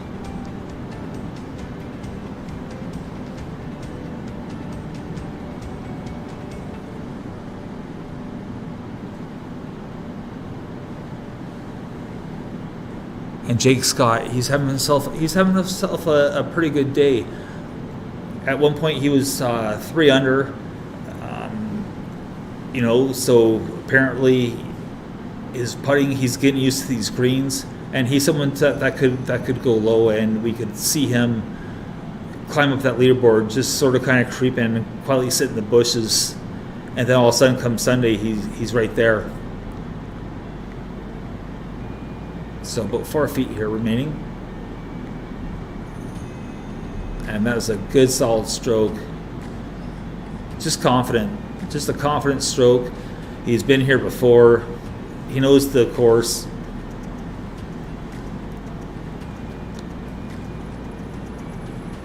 And he's a journeyman. He plays in a lot of events. He's PGA Tour Canada.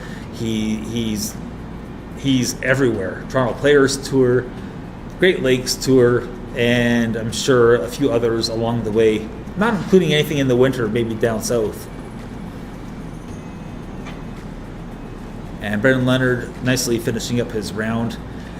Again, Brendan Leonard, he finished in second place last year, and he's been in contention on more than one occasion to claim the Coupe Canada.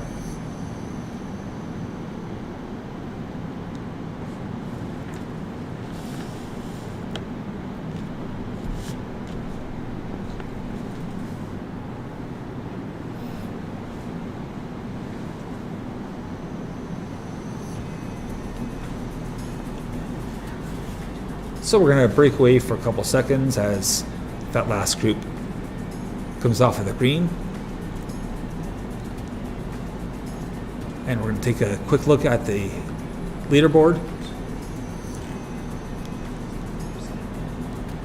And we're going to just sort of fade into a short break. We'll be right back.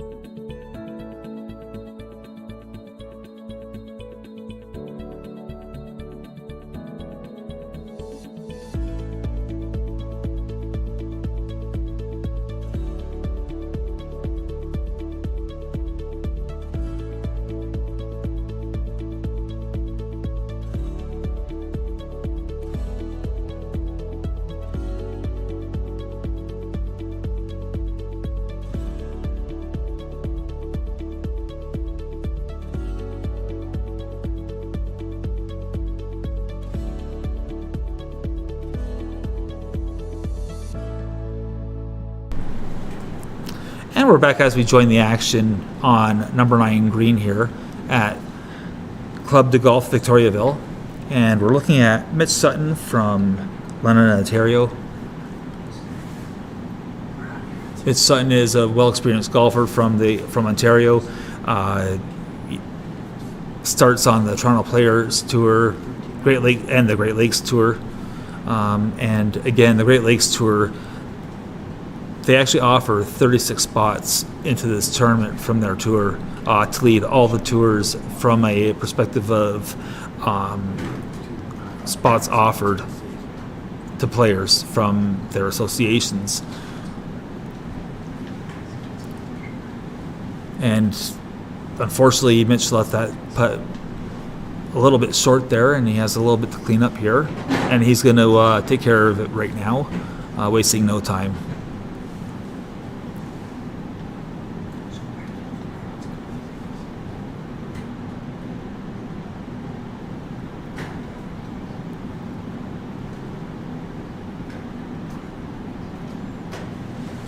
And I have to say that the putt by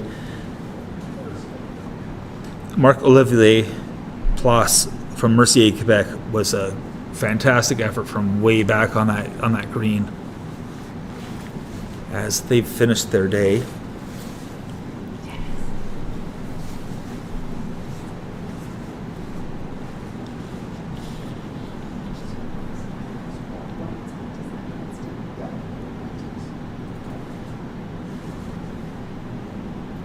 So through 15, Austin Ryan sits at 8 under par. But we have Lucas Kim from Richmond Hill, Ontario, who I haven't mentioned at all today, I don't think. He's at 4 under or 5 under there, so he's well within reach. Ethan Danish from Kelowna, BC, who we've talked about a little bit. Mark Casulo, he's sitting at 3 under par. He admitted to me earlier after his round that his score could have been much better. So he'll be back out because for a while there he had the clubhouse lead, or he had the lead, and he lost a few strokes on his back nine, it looks like, but he'll rebound and be back tomorrow. Chase Komaromi from London, Ontario, sitting at 2 under.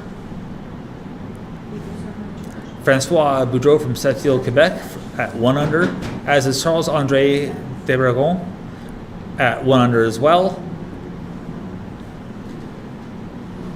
And Vancouver, BC, Scott Kerr also in that 1 under grouping, and he is through 12 holes, as is David Lee Sherman. And Anders Zamini's tied for 59th at the moment. And Brandon Rattray and Mark Hurtubise are at even par.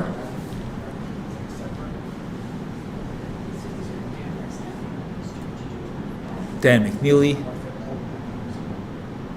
Stephen Gonko at 1 over. Eddie Monder from Oakville, Ontario, also at 1 over. Derek Gillespie through 13, also 1 over.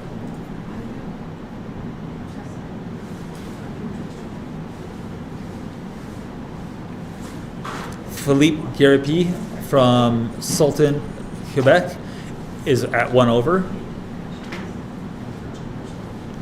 Local product, Charles Eric Roux, also known as Charlie by people around here at Victoria Golf Club or Club de Golf Victoriaville. He's sitting there pretty close to what would be, I would think, a cut line if everything ended today. Zaire Odell from Montreal, Quebec, sitting at 3 over par. And how important was that up and down from that bunker on number 9 for him? Who knows, that could be the difference between him making the weekend and not making the weekend. It comes down to one shot. Colin McGregor, 5 over.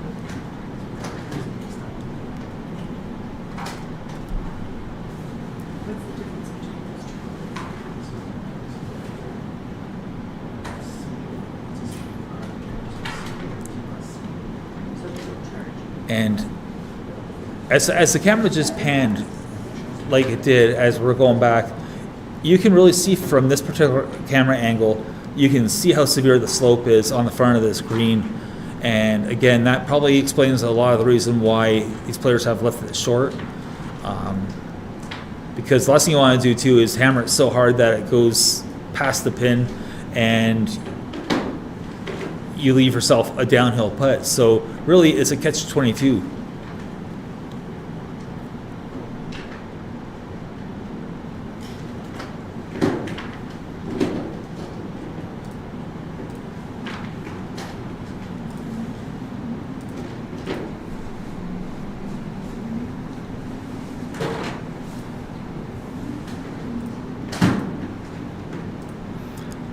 And if calculations are correct, this should be the group with Jesse Smith from Ohsweken, Ontario, Marc-Antoine Haute, and Vincent Blanchette.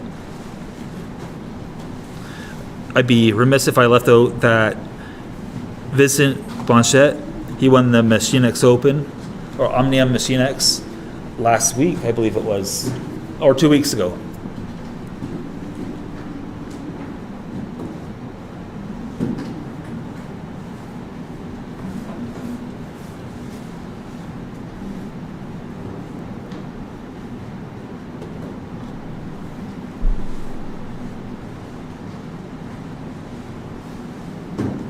So we've seen a few great sand shots, some splashes out of this bunker that guards the green here on the 9th hole at Club de Golf Victoriaville. And there's yet another example of a very well played bunker shot, short-sided. The green is actually having the ball released down towards the front of the green a little bit there, but he's still putting.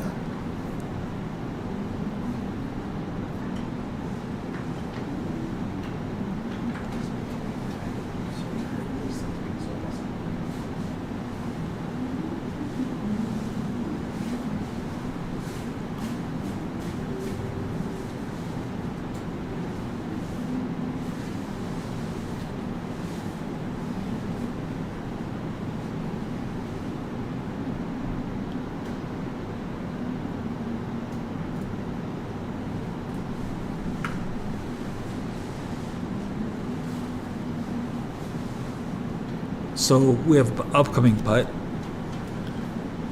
Looks to be about a 17 to 20 foot putt. I would say probably closer to the 17 mark than the 20 as I'm looking at it and figuring it out. This putt will be downhill, and it's all about pace.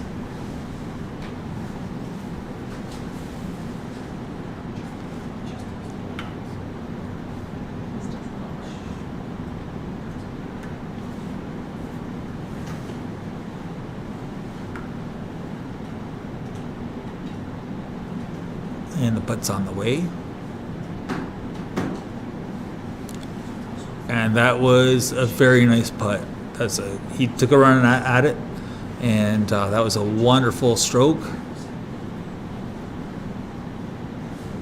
And a little tap in.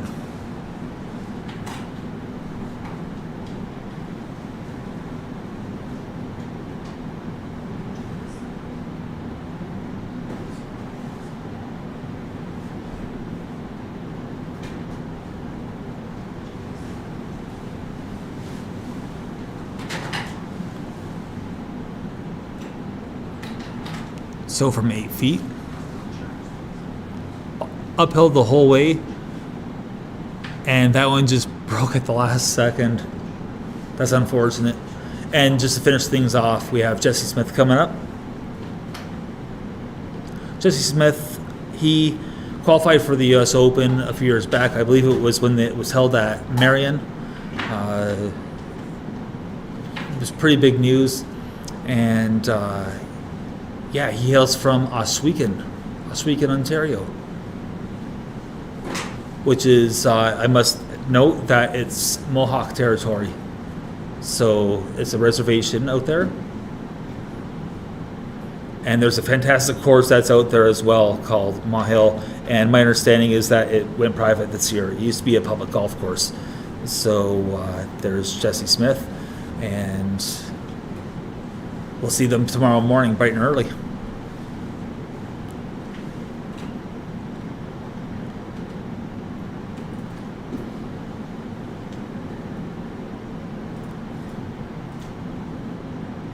And as you can see, the sun is slowly starting to set on our round here. This first round of the 2022 Coupe Canada. But before we go away, we have a number of golfers still on the golf course. So again, we're just hoping that the inclement weather stays away.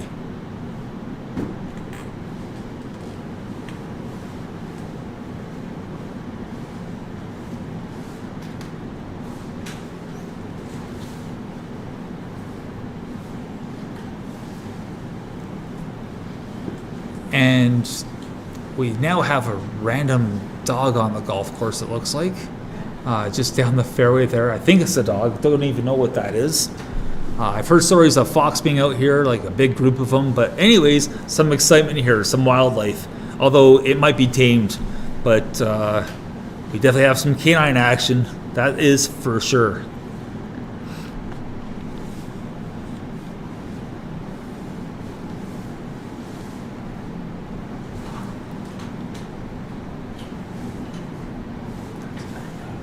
That was Thomas Valliere with the uphill putt, and he just finished off. That was a very good putt from down below the pin, and one of very few that we've seen actually make it to the hole during this first round with this pin placement on number 18.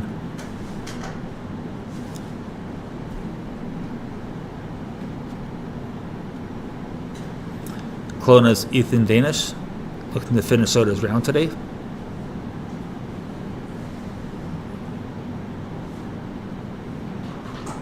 As of the last updated leaderboard, he has had himself a very respectful day, or respectable.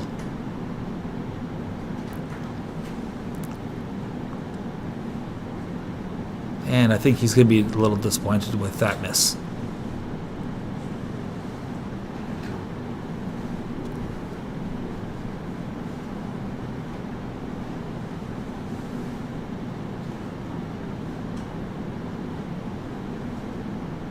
And St. George, Quebec's Max Gilbert is just going to finish up here. It looks like he has about maybe 2 feet for the cleanup here. Could be a little bit less.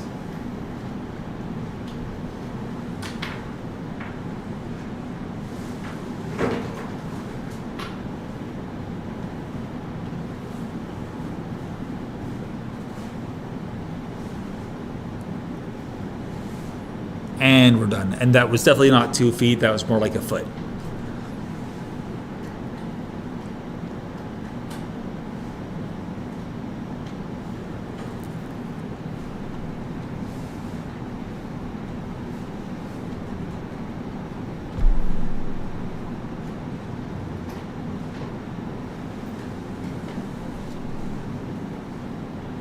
And we have some action coming up the 9th fairway. We have Brandon Lacoste from Chateauguay, Quebec, and our current leader, Austin Ryan, from Kitchener, Ontario. For those that aren't aware, Austin Ryan is there wearing the green polo, while Brandon Lacoste is the other gentleman in the black polo. They had a third member of their group withdraw. He was disqualified, and that was Nicholas Infanti. We haven't had explanation as to why the disqualification.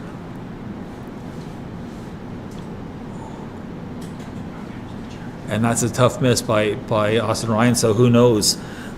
He might drop a stroke or two here.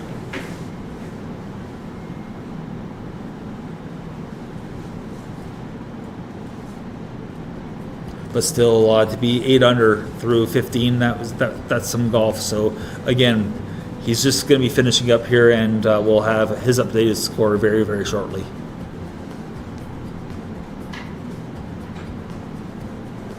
And Brandon Lacoste, probably about a 25-foot putt coming up here.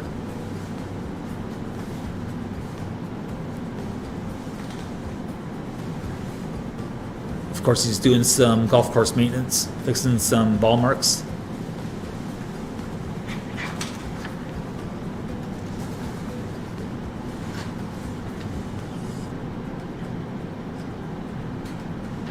And these players have elected to pull the pin.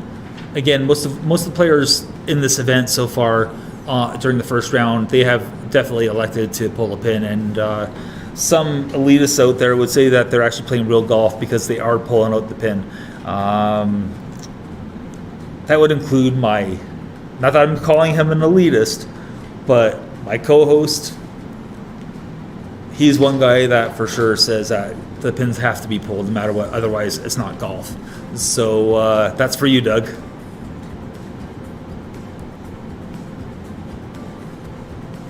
So Brandon Lacoste.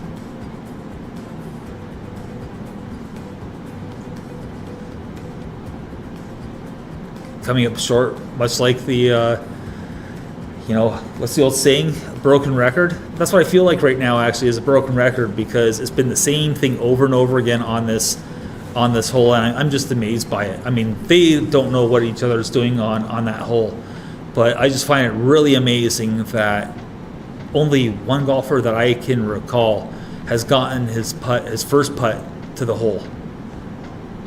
If you're not getting it to the hole, you have no chance of making the putt. It's not going to go in.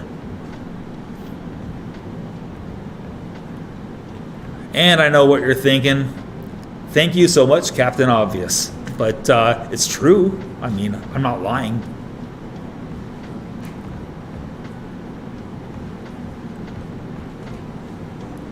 Now, I would not have expected that putt to be that slow. And that was Austin Ryan.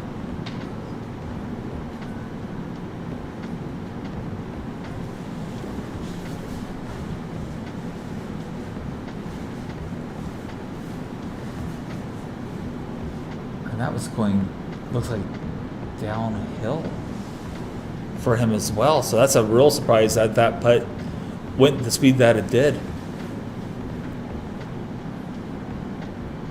As our cameraman is up there nice and tight.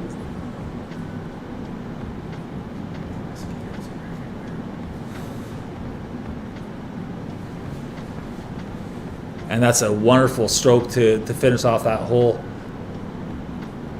And Brendan Lacoste, he's just going to be finishing up with what is about a 4-foot putt.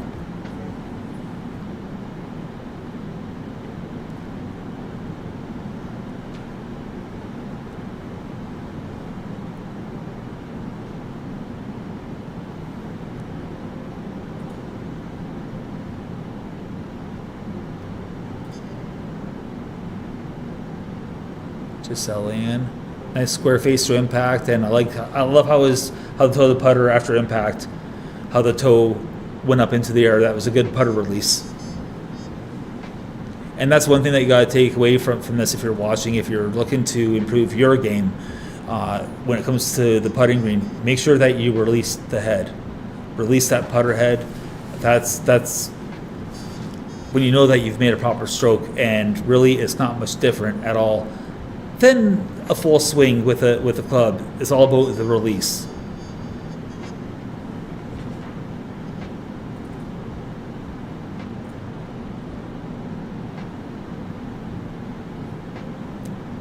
So we have a couple approach shots already hit into the green here. One appears to be about 20 feet. That's the one that's past the pin. We have another one just sitting sort of kind of low, another approach shot. We don't know who's hit what exactly here.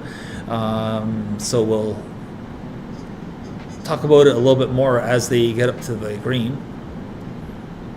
And there's a third golf ball missing at the moment. So we'll have to find out what's going on.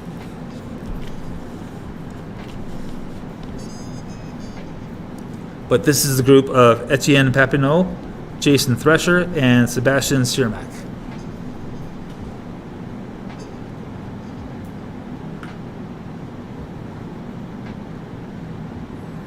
Papineau's had himself a nice day. Again, he's a former amateur champion of this event, and his golf career has really skyrocketed since then.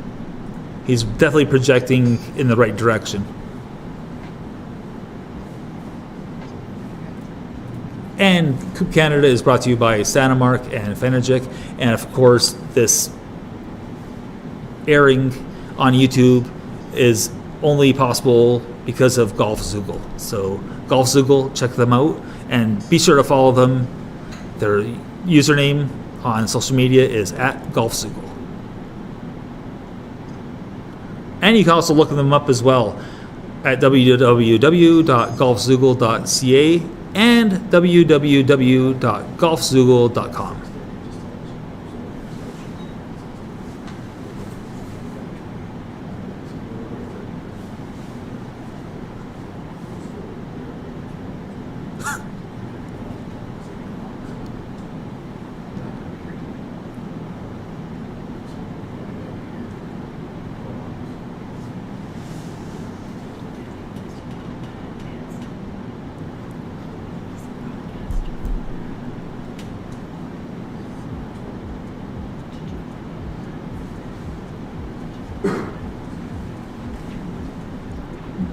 So we're just sorting out who's away here. I believe it'll be Papineau that's away here first. Unless there's someone off the green that I'm missing, which I think is the case.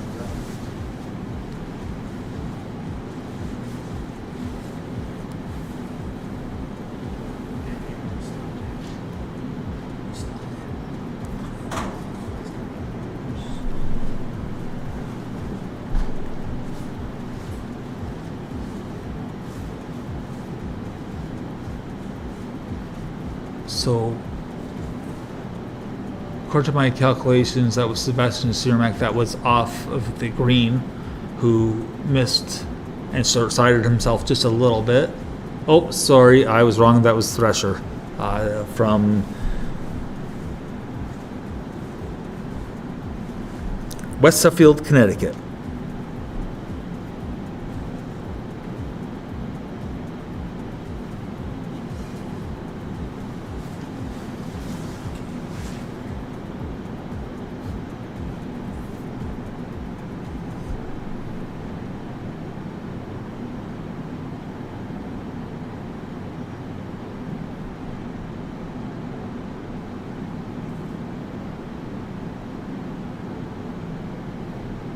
So we're just seeing who's away. I think it's going to be Etienne Papineau who has the right of way here.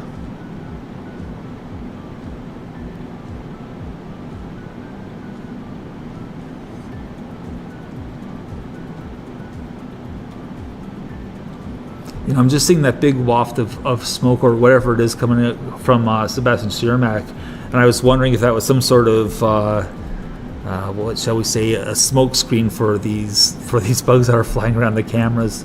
They're clearly bugging the players. Pardon the pun. What better time for a dad joke than late in the first round of a golf tournament, right? So, you know, I wonder if that is helping at all in any way, shape, or form. As Papineau just missed his attempt at, I believe, birdie.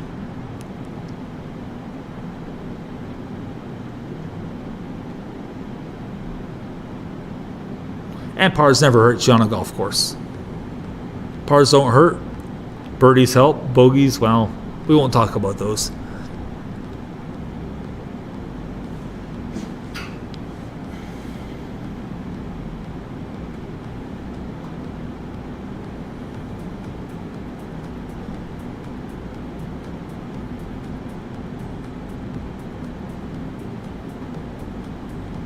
And Sani-Marc's putt is on the way. It looks like he just lipped it out. Or just missed. Up next is Jason Thresher.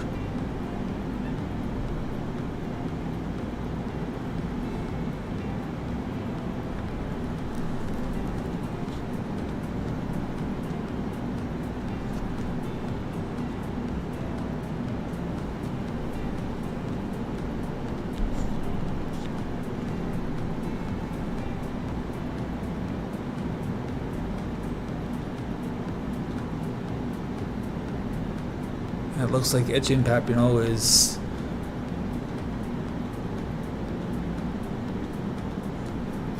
just about set to make his putt.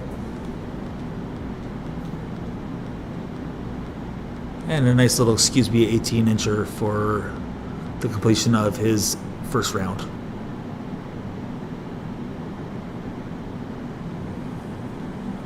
So as they shake their hands, we're going to just take a short break and the live stream here on YouTube via GolfZoogle.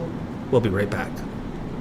11 au 14 août, l'élite des golfeurs professionnels canadiens sera à Victoriaville. L'objectif, remporter la Coupe Canada Sani-Marc Fenergic présentée par la ville de Victoriaville. À l'enjeu, une bourse de 125 000 $. Qui succédera à Blair Bursey, champion de l'an dernier? Voyez ces golfeurs de haut niveau. Certains aspirent à la PGA, d'autres en font déjà partie. Du 11 au 14 août, la Coupe Canada Sani-Marc Fenergic au club de golf Victoriaville. Admission gratuite.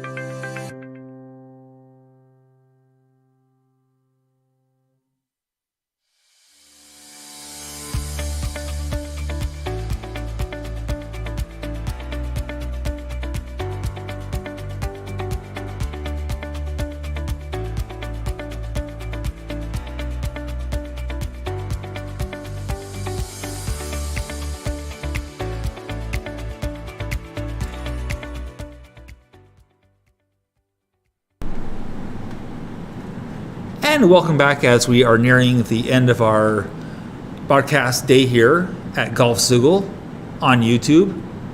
Hopefully you enjoyed watching. We're currently with a group on the 18th green. The group consisting of Isaac Lee, Dom Lalonde, and Saptak Talwar. And that is Talwar with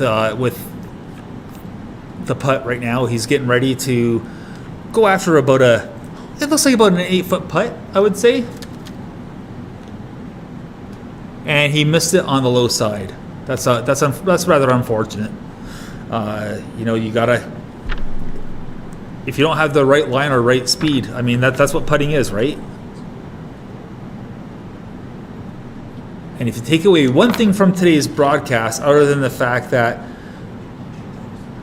Coupe Canada is a great event and there's fantastic golfers playing in it, the other thing to take away is always remember speed before line.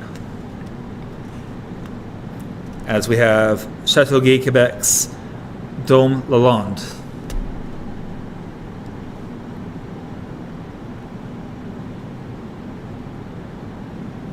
And he just put that past the hole. And he has a little bit of work to do to clean up.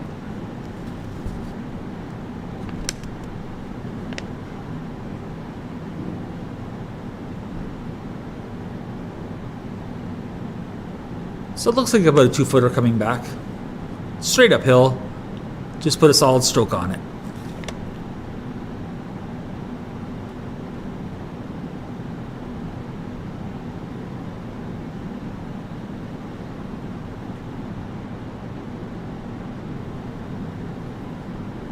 And that was a nice stroke to finish off the day. And we're going to switch back over to 9 green, where we have Jake McNulty, Baptiste Maury, and Bryce Barker. How's it going, Rick? Good, sir. How you doing? Good. Did you get a chance to speak to Jerry today? No, unfortunately we didn't. Sorry, everyone. I'm just here talking to the Pro Shop manager or Golf Town manager. This is Rick. Rick, what's your last name? My last name is Nicholson. Rick Nicholson. And Rick was kind enough to take me around the golf course and take me for the tour. Not only does he work here in the shop, but he's also a member too. So, what do you think of the action today? Oh, amazing, amazing. I'm sitting over there by the 18th green and I'm watching people drop putts I could only dream about. Like, simply unbelievable. Yeah, and I mean, one thing that you told me about the complexes yesterday, or the greens, rang true on 9 green for the placement today, and over on number 18 as well. With not one guy, or I saw one putt actually make it to the hole on 9 green from below the pin. You called it. You said it. I told you. There's anybody here who plays the greens above the flag is doing the right thing or the wrong thing. Anybody below is absolutely making a mistake. Absolutely making a mistake. Yeah, and it showed today as we we're just finishing up here with our broadcast day. So we're just having a quick look at I believe that's Baptiste Maury. And he has, I don't know, what would you say, Rick, from where he is above the pin, how many feet would you say he has? I honestly can't see the hole from here, but I can tell you based simply on his reputation, I would give him probably a 75% chance of putting that in. 75%? Yeah. Wow, much better than 50. Much better player than I. Oh, and he just missed it on the by an inch on the on the left. Just missed it on that high side. Better to miss it high than on the low side. Always. The low side always drives me nuts. Drives me nuts. Oh, I get grizzled about that. And just a quick little 2-footer, just a solid stroke, center cut. Nothing to worry about here. Unless you're me that's making the putt, then you worry. How are you seeing the day so far, Alex? Oh, I mean, it's been amazing. It's been amazing and challenging experience today doing the broadcast, but I'm just so impressed with what I've seen from the field today. Saw a guy like Jake Scott, for example, struggle yesterday on the putting green, and today, I mean, he's under par. So, Drew Nesbitt, Austin Ryan, I mean, these guys at 7 under. 7 under is a tremendous round of golf here. It truly is something to be very proud of. Awesome. So I hate to cut this short, but we're just getting ready to end our 13-hour broadcast day. But Rick, thank you so much for coming in and having a chat. Thank you, Alex. I appreciate the chance, man. Enjoy the rest of your day. Thank you as well. So there you have it, folks. We've reached the end of our broadcast after a 13-hour day. The sun is setting slowly. It's going to be blue hour before you know it here at Club de Golf Victoriaville. And we're going to sign off. But the good news is we will be back. We'll be back tomorrow at 7:30 in the morning. Who knows, maybe even 5 minutes early, just to do a recap and see who's in the lead at the end of today's first round. See if there's any changes, because there's some great golfers on the golf course still as we fade to black, so to speak. Jacob Lehman, Blair Hamilton, all kinds of good golfers are out there. So, signing off from the first round of the Coupe Canada Sani-Marc Fenergic, it's Alex Toth, your host, with Golf Zoogle, saying so long, take care, stay safe, and we'll see you